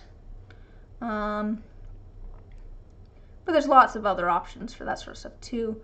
Like I really like phase stuff, like kind of woodsy, but off, kind of overgrown. It's like things have been out in the woods too long. Like that's kind of cool, but I mean I have a different friend that has the market on that. But I think probably more like Eldritch or Vampire for me. There's so many fun aesthetics. There's so many things. I just like lots of things. I am passionate about many things. I figure it's probably good that I am just happy about a lot of things and not sad about a lot of things.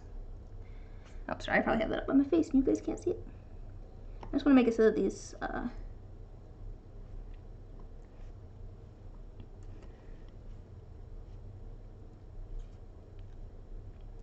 no, I get that.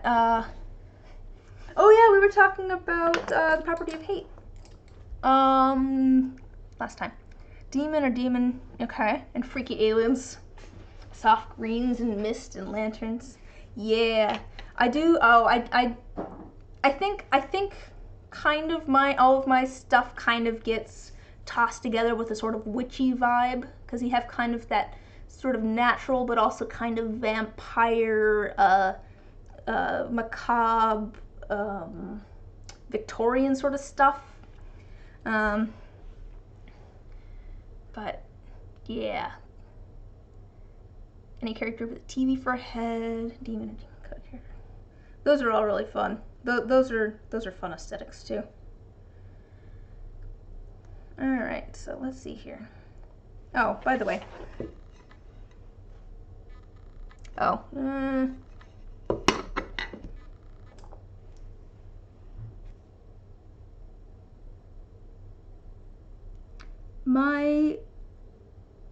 My kind of goal is to be that, I guess my favorite is really, yeah, exactly, that kind of over, yeah, that's cool.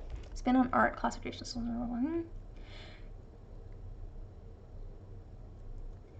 It sounds like you like the sort of non sequitur almost between different aesthetics. So like mixing kind of the old and the new, which there's a lot of cool stuff that can be done with that. That kind of actually explains almost all of your 3 different ones. Kind of mixing the natural and the unnatural, the old and the new. The well, with your, yeah, just kind of, oh, blue. Yeah. Okay. So anyways, guys, hey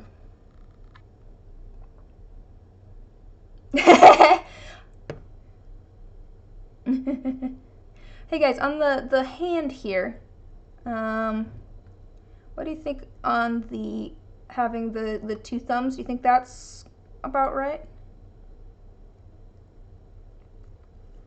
I still need to add texture and everything to all of these, but oh yeah, there's absolutely nothing wrong with going ham. It's, yeah, okay, 2 thumbs, and have the other ones facing outwards. All right, let me see here.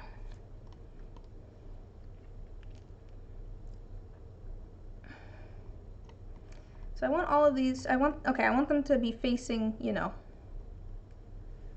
these directions, but I want them to not necessarily all be just straight, because it's not as dynamic. So have at least one bent. Should I just have the one bent? That's kind of nice actually, with just the one bent. It kind of looks like this going, hey! Yeah? Should I do, because I think it'd be too symmetrical if I bent this one as well. I kind of like it with just the one bent. I think I like it like that. So let's see, what sort of texture should we have? Let me, oh, just a second here.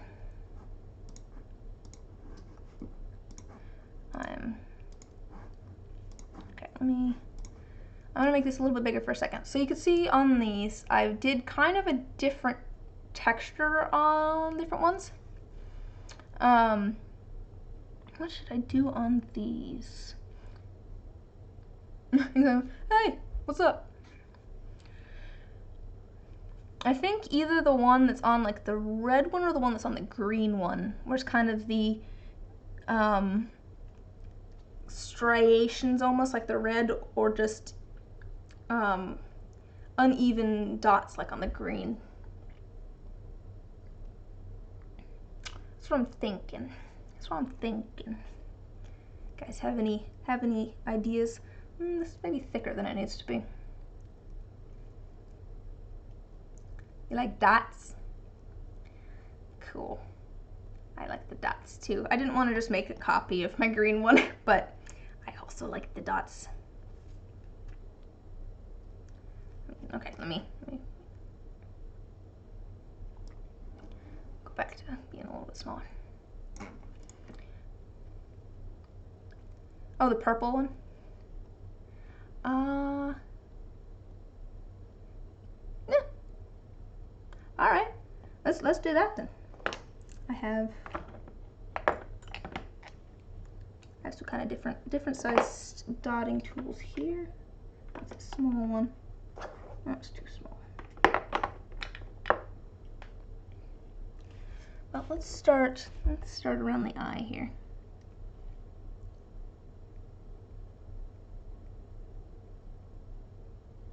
I'm going to start with just kind of a little bit of a kind of a subtle texture, and then I'll add some bigger dots. I don't know if you guys can see that very well, but if you look at the yellow over here.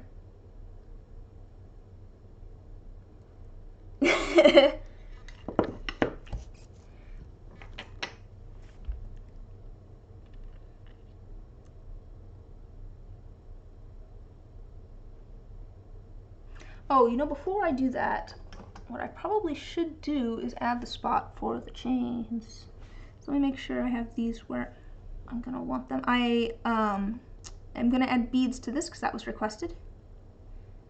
In between this and in between the main body and the arms, like in the image down here with the green guy or the orange one. Oh, thank you.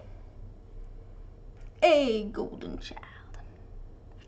But I should add the holes for this. I want to make sure they're lined up. So we're just gonna poke some holes.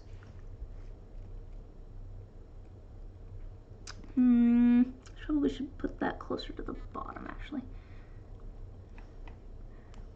Yeah.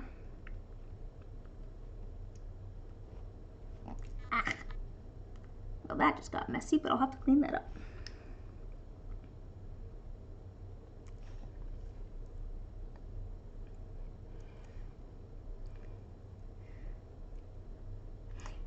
Somewhat amusingly, the logo for my Etsy shop is an alchemical symbol for gold.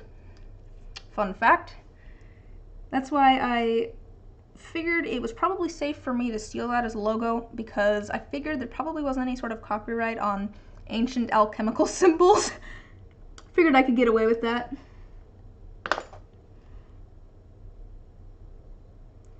Without anybody trying to come copyright strike me or something.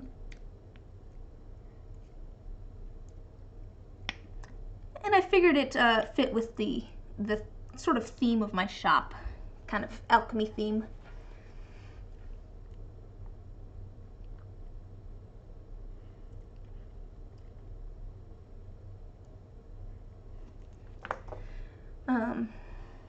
Yeah, I feel like I've gotten better at the business stuff. I completely rebranded my shop because I didn't originally do dice. I did mostly soap, did not sell much, didn't really have a strong yeah, Archimedes, how dare you steal my copyright money. Didn't have a very strong aesthetic for my shop or anything. I honestly started a shop originally because I enjoy making soap, and it's impossible. Well, the kind of soap that I make, the smallest amount I can make at a time is 10 bars of soap, and it has a shelf life. So I'm like, I need to get rid of some of this soap. I'm enjoying making it, but I don't know what I'm gonna do with all this soap. Oh, I grabbed that so I could just poke holes in these.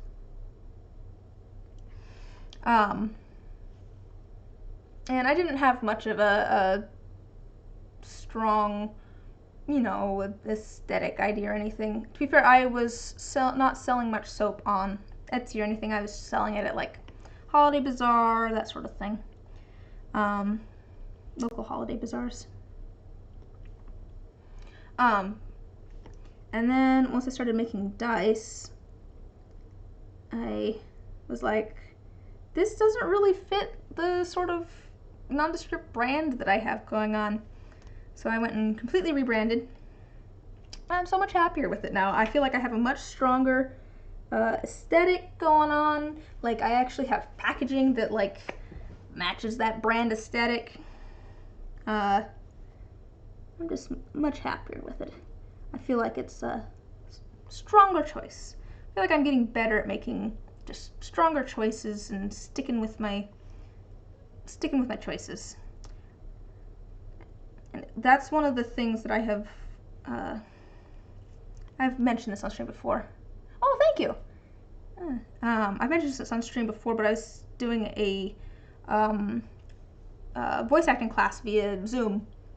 And I think one of the things that it has really done the most for me is it has made me make strong choices and just go with them, if that makes sense. I've always enjoyed acting, but I've always been bad at just committing to a choice and going with it. And this has really forced me to just pick something and go with it. You don't have much time. You just gotta pick something. Oh, thank you. Yeah, that's kind of the vibe I was going for. Obviously my header and stuff has kind of like a cluttered workspace sort of look, which is also kind of what I was going for.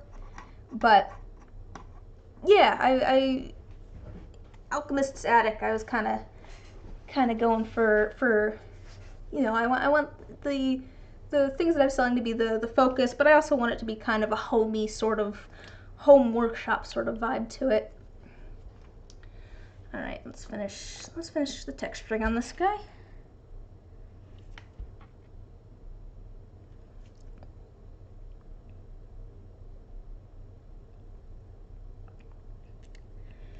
But I'm having fun. I like making stuff. I like making stuff for people, especially hearing that they're liking the stuff I'm making for them. And it's just fulfilling to be able to have something.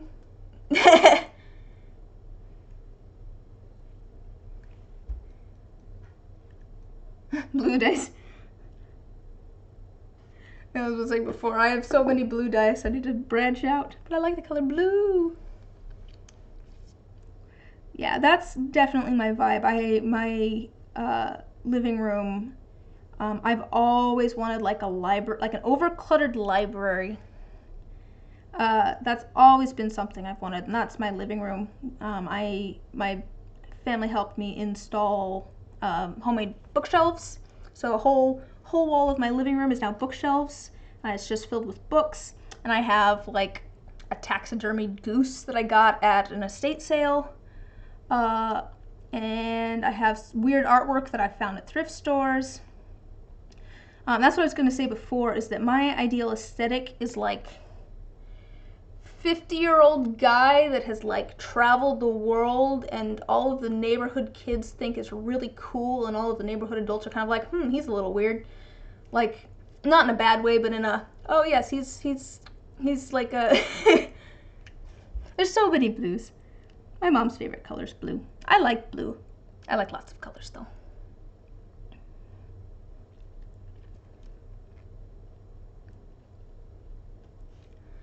Slowly. Cool wizard aesthetic. There we go. There we go. I want to be like a kind of wizard that's kind of leaning into like a vampire almost, because I definitely like wearing the like tuxedo. I'd walk around in a tuxedo. Thank you. Thank you for the compliment on my monster texturing. Really, that is an actual thank you, but also it's just such a strange sentence. My monster texturing. There we go. My aesthetic is cool hot lich. Heck yes. I'm gonna use that from now on. That's my ideal aesthetic right there. You know, like a well-established wizard that might be a little evil.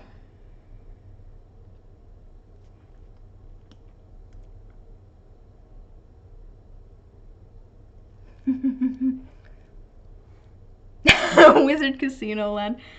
Oh man, that sounds fun. I'm curious about Wizard Casino Land now. Was it run by wizards or was it for wizards to come to?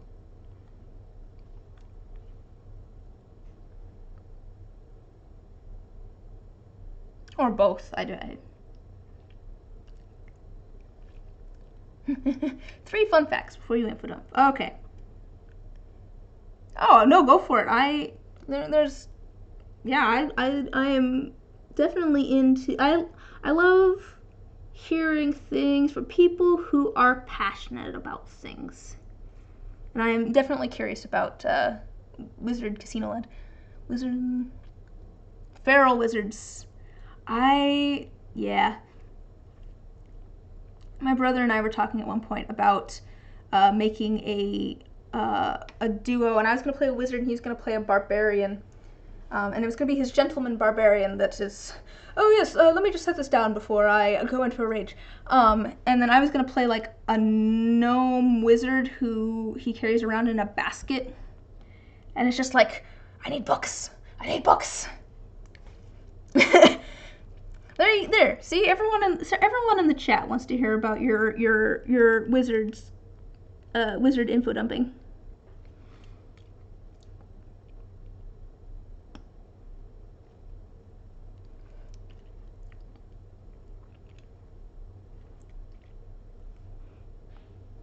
But yeah, I am genuinely curious about Wizard Casino Land because that sounds really funny. I could totally see wizards running a casino because you could use magic to run things to a certain extent. Because, like, you know, casinos aren't really fair anyways, so I could see wizards using magic to do the same sort of thing. Okay, let's make sure all of these sides are nice and textured.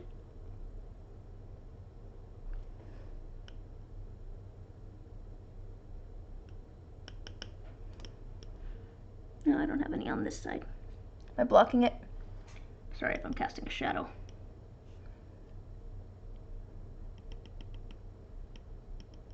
Okay, I kind of like that. It kind of looks like scales.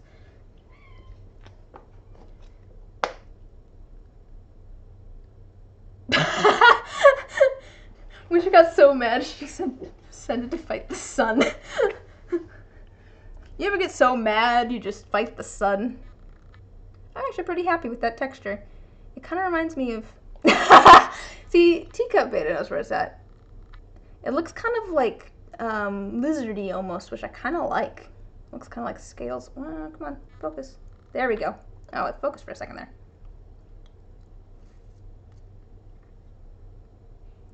Focus. Oh, there we go. Kind of looks like scales. Oh no, you can see all my little flaws when it's this close.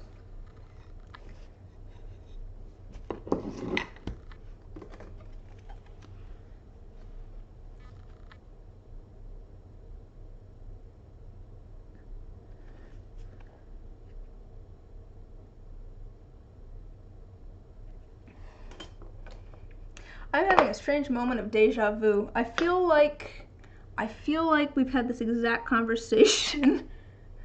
Although maybe it was a different way around. Oh wait, no, that's I thought that was the moon.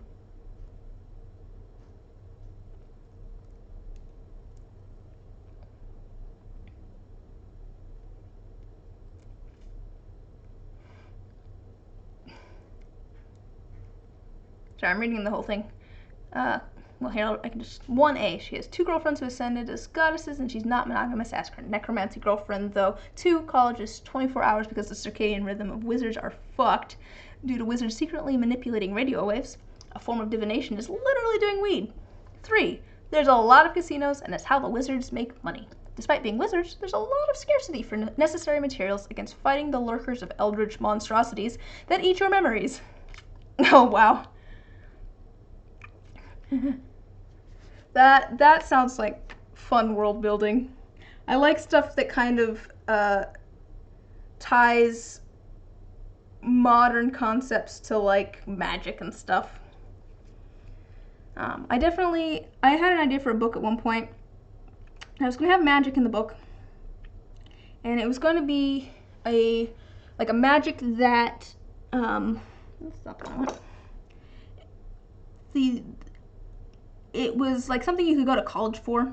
So you could go to college to learn the magic. And the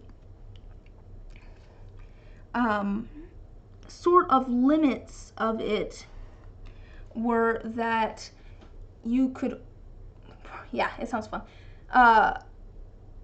Magic only affected how people perceive things. It couldn't affect the actual world. But that could still, and it could really only have the limits of what the human body could perceive, if that makes sense.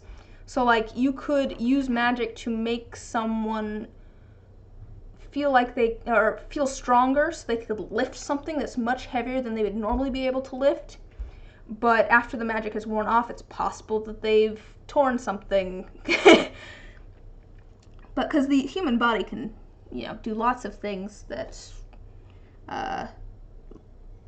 you wouldn't necessarily be able to do normally. Like there's certain people who've been able to slow their metabolism and stuff so that they don't freeze to death, that sort of thing. And so magic might be able to have people who've not trained to do that be able to do that. But it was mostly illusion. It would seem mostly illusory based, but it might do stuff like that as well, where it makes it so that people seem to have these inhuman abilities that really are humanly possible, but aren't necessarily readily humanly possible. I was thinking there might be some sort of evil wizard who has figured out ways to basically make it so like a person's body will kill itself, sort of thing, which is terrifying.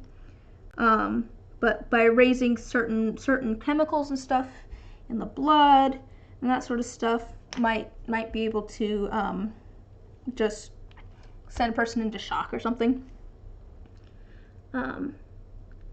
Because there's a lot of things that are sensory inputs that definitely would.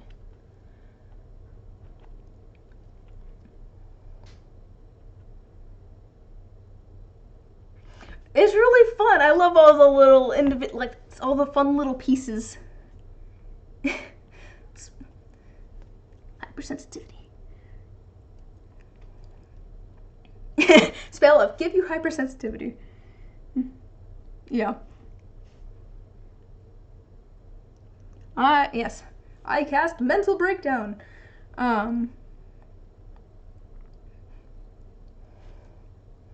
Exactly. It's fun, all the little I like hearing about all the little details. That's the fun part of like any world building, I feel like, is all the like, I just used like a whole bunch in a sentence, but the most fun part of learning about world building is all the little details of it. Like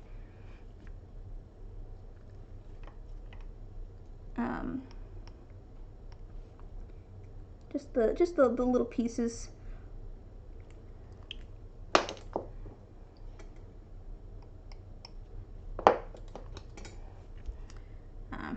Yeah, I don't know if I'll ever get around to writing that book. I'm much better at coming up with ideas than I am at putting them in any sort of logical order. But I did start thinking up ideas at one point. I have so many little details for that book idea that I could talk about for a long time. But, you know,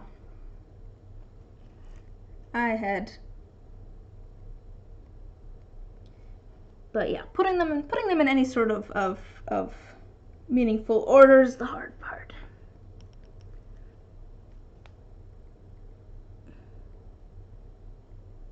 Organization is not my strong suit. I mean, I probably could figure it out, but it's all the transitional stuff. Like, it's not even putting everything in order necessarily. I could probably put everything in order. It's figuring out how to tie all those ideas together. Or what's the actual words that need to happen in between the different things happening. I suppose I could probably sit down and just write an outline, fill in that outline, and then actually go back and make it so that it's readable. Like, actually interesting to read, but I have so many things that I want to work on, and it's just not at the top of my list at the moment.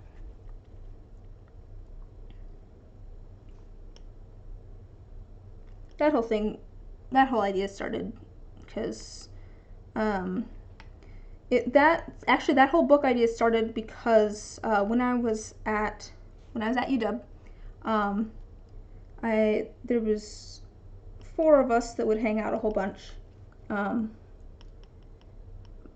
My roommate, a good friend of ours who hung out in our room all the time. Yeah, that's me. I have lots of ideas for things and I never actually do them. There's just so many things. But it, and then my best friend also, although she lived off campus. And so at one point, I can't remember. Oh, it was, so me and the friend that would hang out in our dorm room all the time, I can't remember where we were. I'm pretty sure it was us. I think we walked into the dorm room, or we might have just, yeah, I think we must have walked in, and the other 2 were there. And we walked in and they're like, would you rather live in a tunnel or a shack in the middle of the woods? And we were both like, shack in the middle of the woods. And they were like, really? We both said like a cavernous tunnel. And I'm like, yeah, but that has like 2 entrances, so I wouldn't feel safe. And so I started drawing up pictures of our caverns and our houses in the middle of the woods. Actually, I might have an image of that as well. Oh yeah, here's just a second. This is from forever ago. Let me, I'm just showing off everything while I get distracted.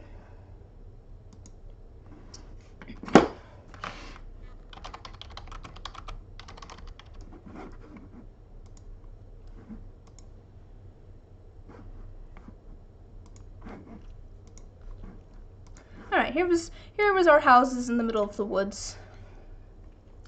Yeah,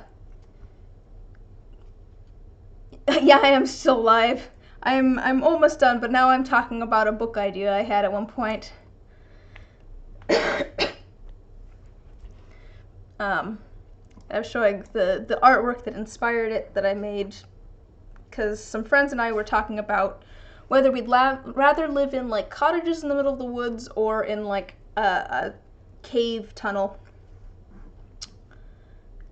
Oh, no problem. Yeah. I don't expect people to hang out the whole time, or at all necessarily. Yeah, that was the idea. I was like, I feel like a cottage is more cozy too than like in something that's all stone. But I started kind of designing, oops, kind of designing our different houses and stuff. And so I ended up with, oh wow. They never do, Shauna. They never do want to go to bed. I think it was based off of this image with the fence running down the middle. But I came up with this whole plot line of there being, because there was, you know, two of us that said we'd live in cottages in the middle of the woods, and 2 people said that they'd live in caves. I split it up so that there was that fence, and there was one of the people in a cave on one side and in a cottage on one side, and one person in a cave and one person in a cottage on the other side. And I set it up with the 2 people that had said they'd rather live in caves. Just a second. Oh yeah. Yeah. She's getting so big though, Shauna. She's getting so big. But I got this whole idea about there being 2 neighboring kingdoms that were split by this magical barrier that had appeared out of nowhere. Like, I can't remember how long ago I said. It's like 75 years, 50 years, something like that, where it was long enough that there were still people who were around when it had gone up, but that it was had been a long while enough that people didn't really have a good idea of what happened. Oh man, I can't believe she's gonna be 3 either. That's crazy. Oh, here, I got one of the hands done, although I think I might need to fix some of the fingers because they're kind of different. Some of them look a little wonky.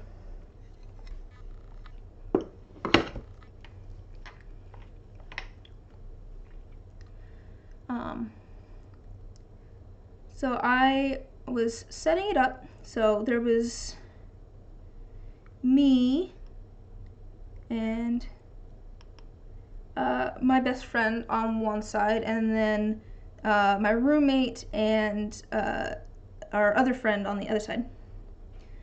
Oh, thanks. In the story, and it started out kind of based on that, and then I didn't want to write a story based on people I know, so I stuck with that idea and then moved away from it being people I knew.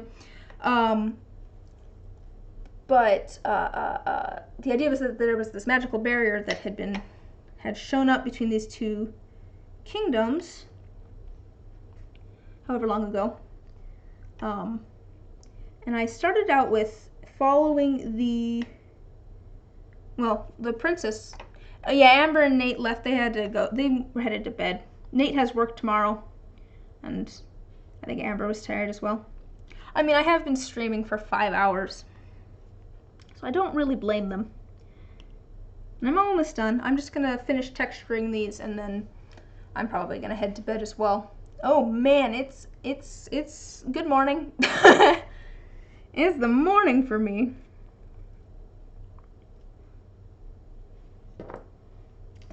Just a second, did I?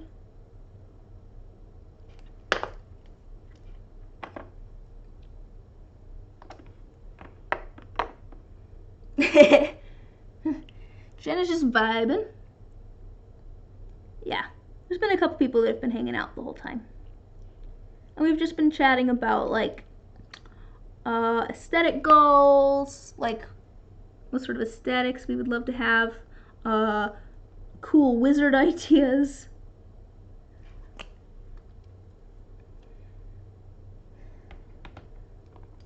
Oh, maybe you should go get some sleep, girl.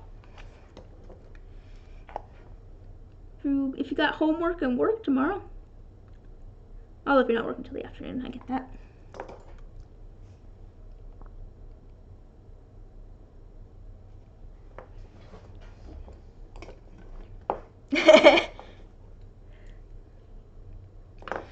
I was, is this the one I want? Yeah, that's the one I was using. Yeah, we're talking world building.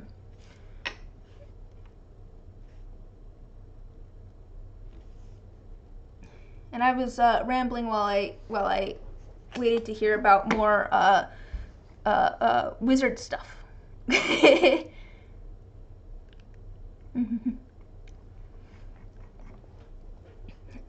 Choo choo. Yeah, I was rambling while I waited to hear about more of your wizard stuff.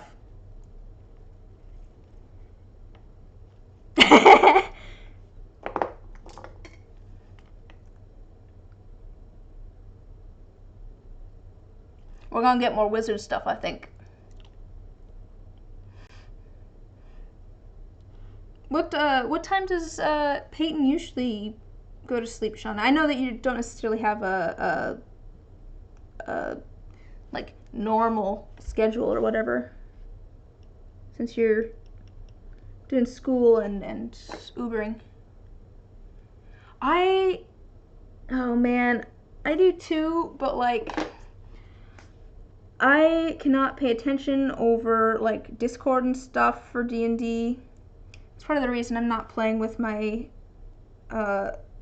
D&D group that I was part of before. It might work better if it was like Zoom or something and I could see people, but I just cannot focus. Oh, she had a late nap. That makes sense. So she's not tired yet.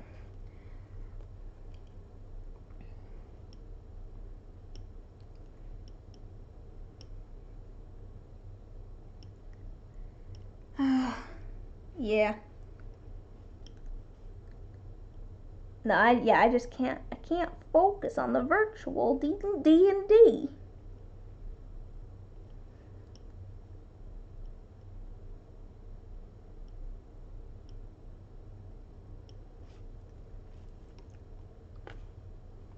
Social distance outdoor campaign. We'll just shout at each other across the field. I'd like to move 30 feet towards the monster.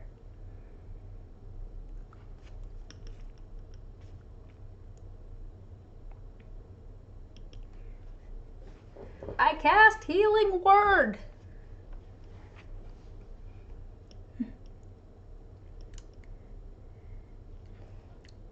To be fair, oh, okay, just a second. More wizard stuff.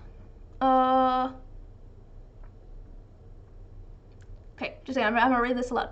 Okay, so every arcane spell casted has to go through the approval process of the 3 arcane goddesses.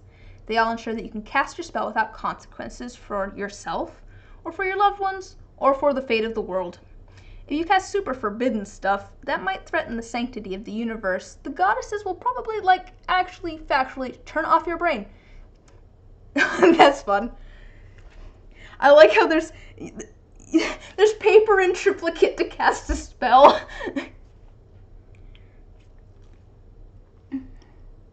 I'm pretty sure life-size D&D, Shauna, is just LARPing.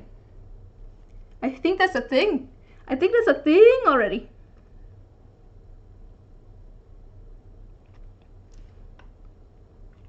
I was going to say, though, I've said it before, I personally, my favorite thing about D&D is the social aspect of it. I like having an excuse to get together with people for dinner and chatting and working on a project together in D&D.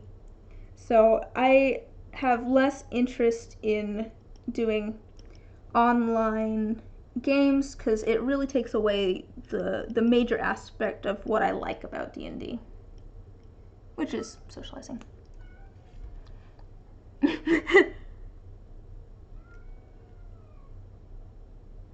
Oh, you're not familiar with LARPing? It's live action role playing, and people, if you've ever gone to a Ren fair or something, it's people who battle each other with swords and foam tipped arrows and stuff. I've seen people doing it in the park, but not recently. But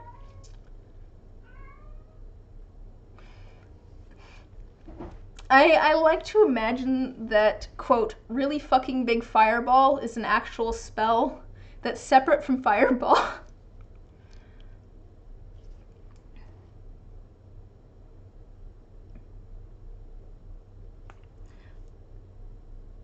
That's my cat meowing outside the door.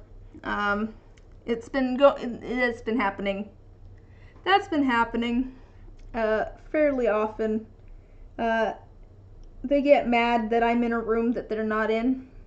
They want to be with me, and so they scream. I was not paying attention. I think that was probably Fitz again. He's the loudest. Exactly. Firebolt, Scorching Ray, Fireball, Delayed Cast Fireball, and really fucking big Fireball. I'd like to cast my favorite spell. Really fucking big Fireball.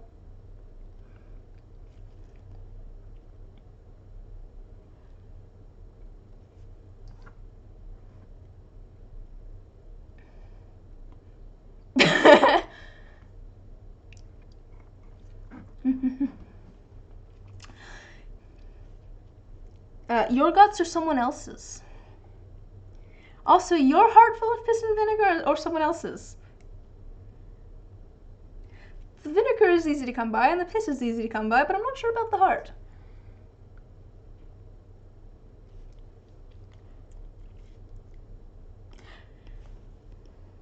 I do enjoy... Not if you do necromancy. You make a fair point. You make a fair point. I do enjoy the spell components that are just kind of that are kind of jokes like that almost. Like I didn't realize it until it was pointed out, but in D&D 5th edition, the spell. Oh, what is the spell? I think it's like read thoughts or something like that. The spell component for that is a copper piece because it's a penny for your thoughts.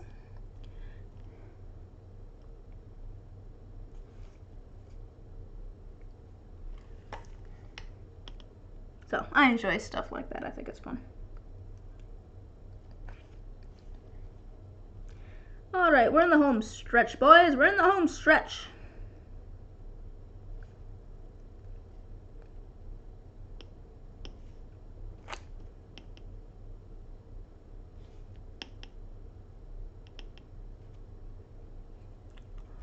Othria. Okay, 3 goddesses. Othria, goddess of the cosmos, fought the sun and eternally lives to tell the tale, full of stars and glitz.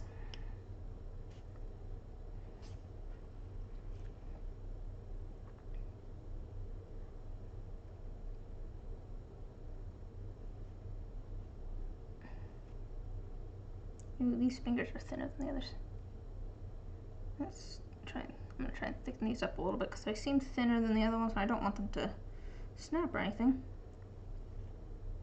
Oh, here I'll just put them closer together.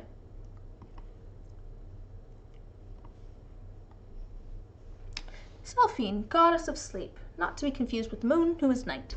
Mute, speaks in sign, cloud hair. Ooh, cloud hair, that's fun. She does dreams and she supports all gremlin wizards. Ah, yes.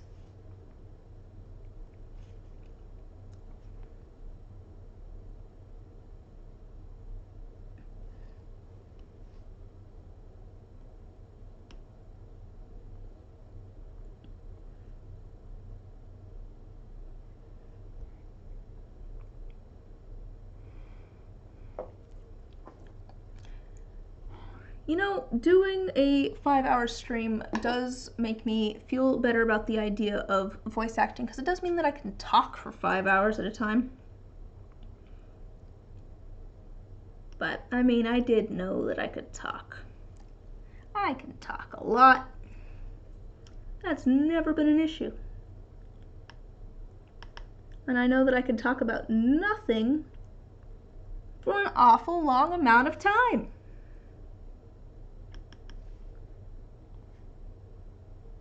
Oh, good, I'm not in the way. I was worried my head was, like, in the way.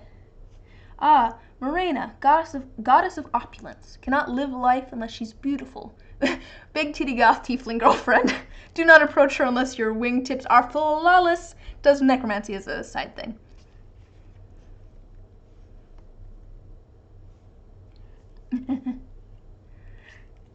I love the sort of diversity between them. They're all definitely they're all definitely their own personality,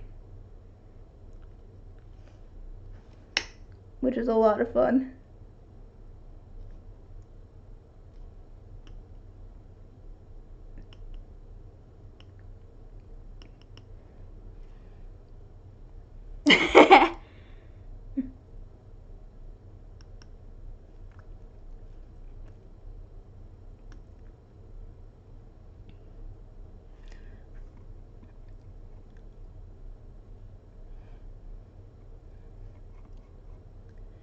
It reminds me of like the Fates almost. Although, were they sisters? Hello!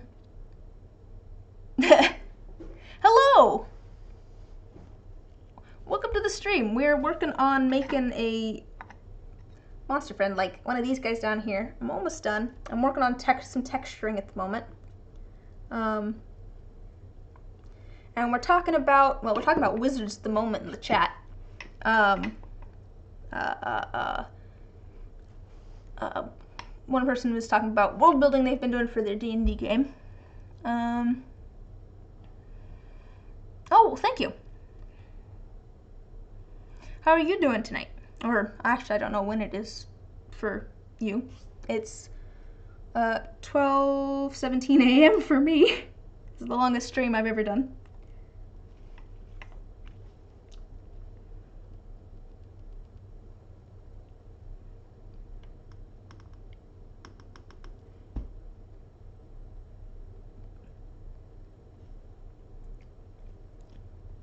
Hey, we're in the same time zone.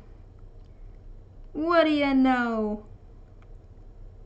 That's, I was telling my brother last night that it's honestly great for me when, things are like streamed,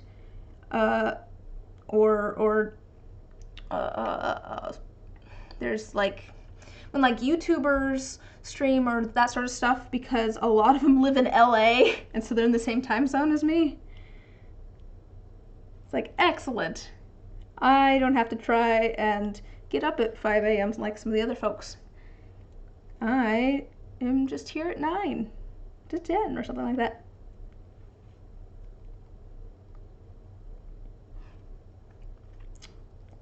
Yeah, so I got an order on my Etsy shop for a monster friend, like one of these guys down here. Triangle, mustard yellow to lavender colored. And then there's going to be beads in between the top part here and the, and with hands/limbs. There's going to be beads in between the top part here and the hands, like the green guy over here, the orangish yellow one. I'm just adding some texture to cover up my sins. I mean that in the sense that I definitely had some weird shaping going on here, but I'm covering that. But it's coming along. I'm really almost done.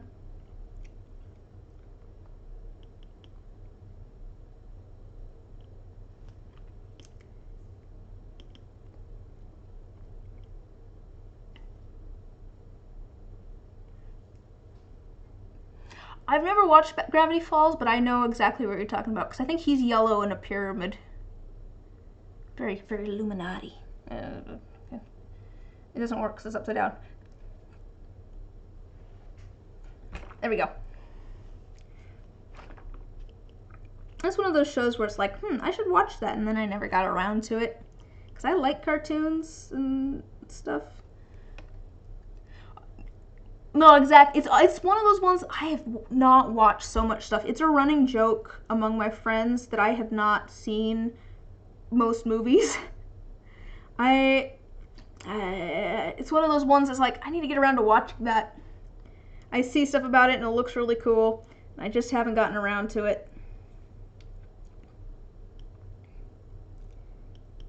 It's one of those ones where I'm like, what should I watch? And then everything that I've been thinking of watching disappears out of my head.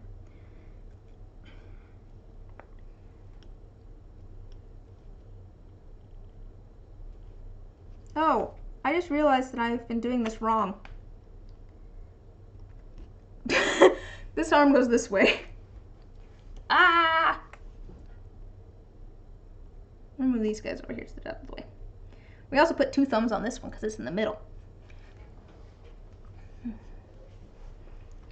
I also tend to get stuck on like one piece of media at a time and then watch everything possible about that one. And then, yeah, I just get stuck on one piece of media at a time usually. I'm stuck on 2 at the moment, but we'll see how long that lasts.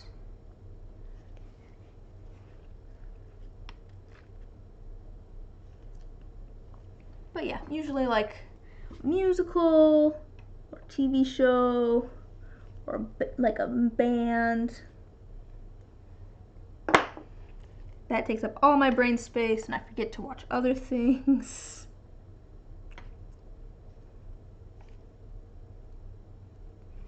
But yes, I should watch Gravity Falls. I like animated things.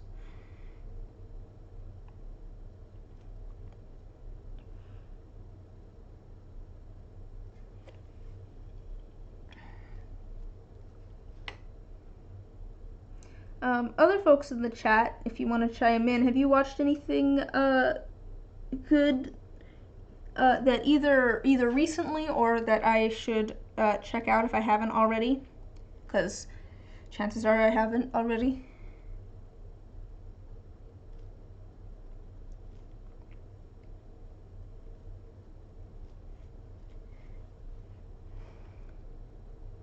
Or if you have any more suggestions for me. I'm always adding to my list of things that I will forget to watch. There's so many things that I want to watch and I just haven't gotten around to. Oh, yeah. Mob Psycho. All right. Well, here, before you head out, we're almost done. Actually, to be fair, I just have this little bit on this hand left and then I'm done. But texturing's coming together.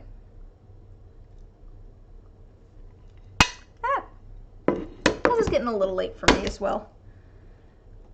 I have to be somewhere at noon tomorrow, which isn't super early, but I should probably go shower before I go to bed.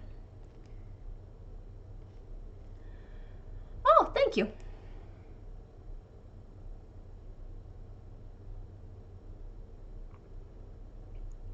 Just trying to, I feel like the texture really adds to it. Keeps it from looking just kind of flat. And it really does, I think, yeah, it makes it look almost a little bit more dynamic, which I think is more interesting to look at.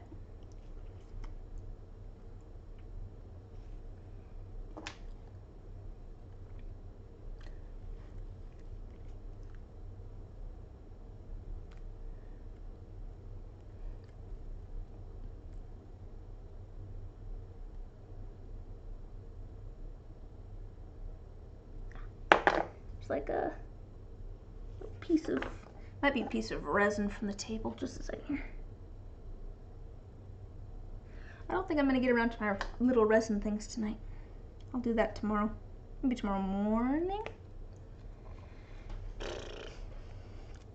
I just really need to fill this guy up. I have a, there's a little bunny rabbit in there. I need to get that one done so I can ship it out. I'm running a little behind on that one. I ran into a whole bunch of hiccups with the main dice of that set. Oh, it looks so dark in the camera. They're not that dark in real life. They're dark, but not that dark.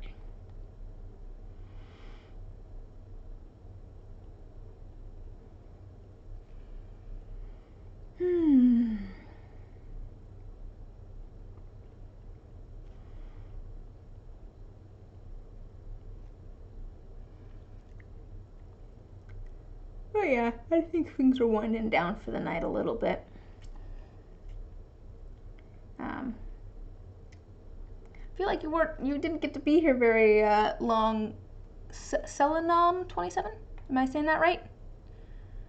No, to be surrounded by shiny math rocks. You just gotta start making them. You just gotta start making the shiny math rocks, and then you'll be surrounded by them so much. I took a picture recently. I did not realize. Oh, that's a whole bunch of pictures of goat's eyes. Forgot that I had that up. I did not realize how many dice I had made. Oops. Because and don't tell the people in the chat that ordered dice from me, aka you guys. I've not really been making them for all that long. Oh, Selena. Oh, that makes sense. Anyway, here, just let me show this picture first, and then I'll continue with what I was saying there. I did not realize like how many dice sets I had made, and this isn't including the ones that I have given to friends and family and sold. Did not realize I had made that many. Oh, yeah, the little jars. That's how I package them and send them. You'll be getting yours that way. They're little glass jars with little cork stoppers. Yeah, Selena, I was gonna say, we are nearing the end here, and normally streams don't really go for this long, but I do stream every Wednesday and Saturday at 7 p.m. So if you can make it in the future, awesome. Been doing a lot of resin stuff. I'm really happy that I ended up with that packaging. I'm like, this is fun. I was trying to think of a fun way to store dice, and I'm like, what's kind of thematic for Alchemist's Attic? That's the name of my shop.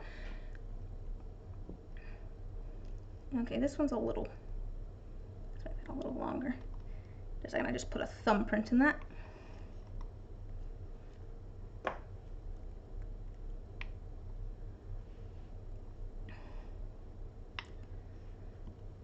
What was I just saying a moment ago? I got distracted by putting a thumbprint in this and having to go do some more stippling. Oh, I do a lot of resin stuff usually. I do a lot of like dice making. But sometimes I do other things like polymer clay or what else do I do? I've done mold making in the past, but arts and crafts stuff. I've been thinking of branching out.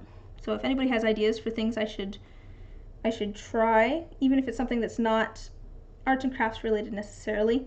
But maybe someone suggested I do painting, which I love painting. Or I don't know. I mean, I could do something weird like mixed tea blends or something too. I like tea.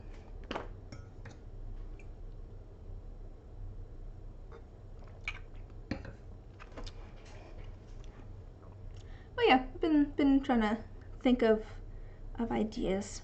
For the most part, I'm just Wednesdays of tea stream. I like tea.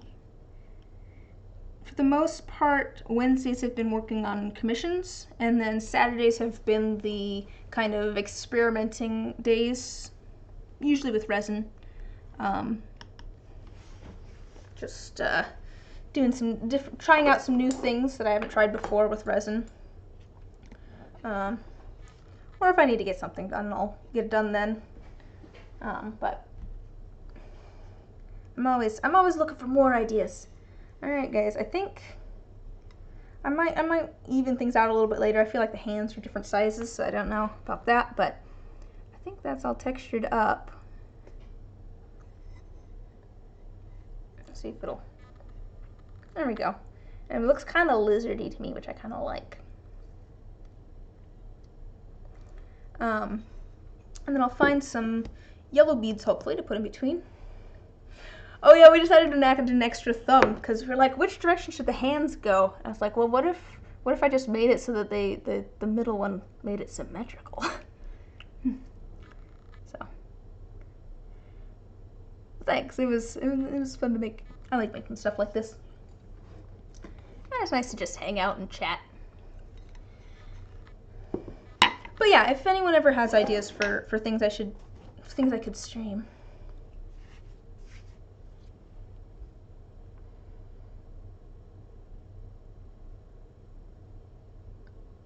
Oh, I see what you're saying. You're just now saying that, yeah. But yeah, if anyone ever has ideas for things I should stream, I'm really enjoying it because I like hanging out with people. Feel free to shoot me a message or something. I'm always down for new ideas. And if you want to like give ideas for things to try with dice, stop by on Saturday, and I've been taking suggestions from the chat on what we should make. But anyways, I think I'm done for the night. I'm gonna go head to bed. But thanks for stopping by, guys. It's been really great. I've enjoyed hearing about all of your wizard stuff, Jen. I look forward to hearing about more. Hopefully I get to see you some other time, Selena. But have a good night.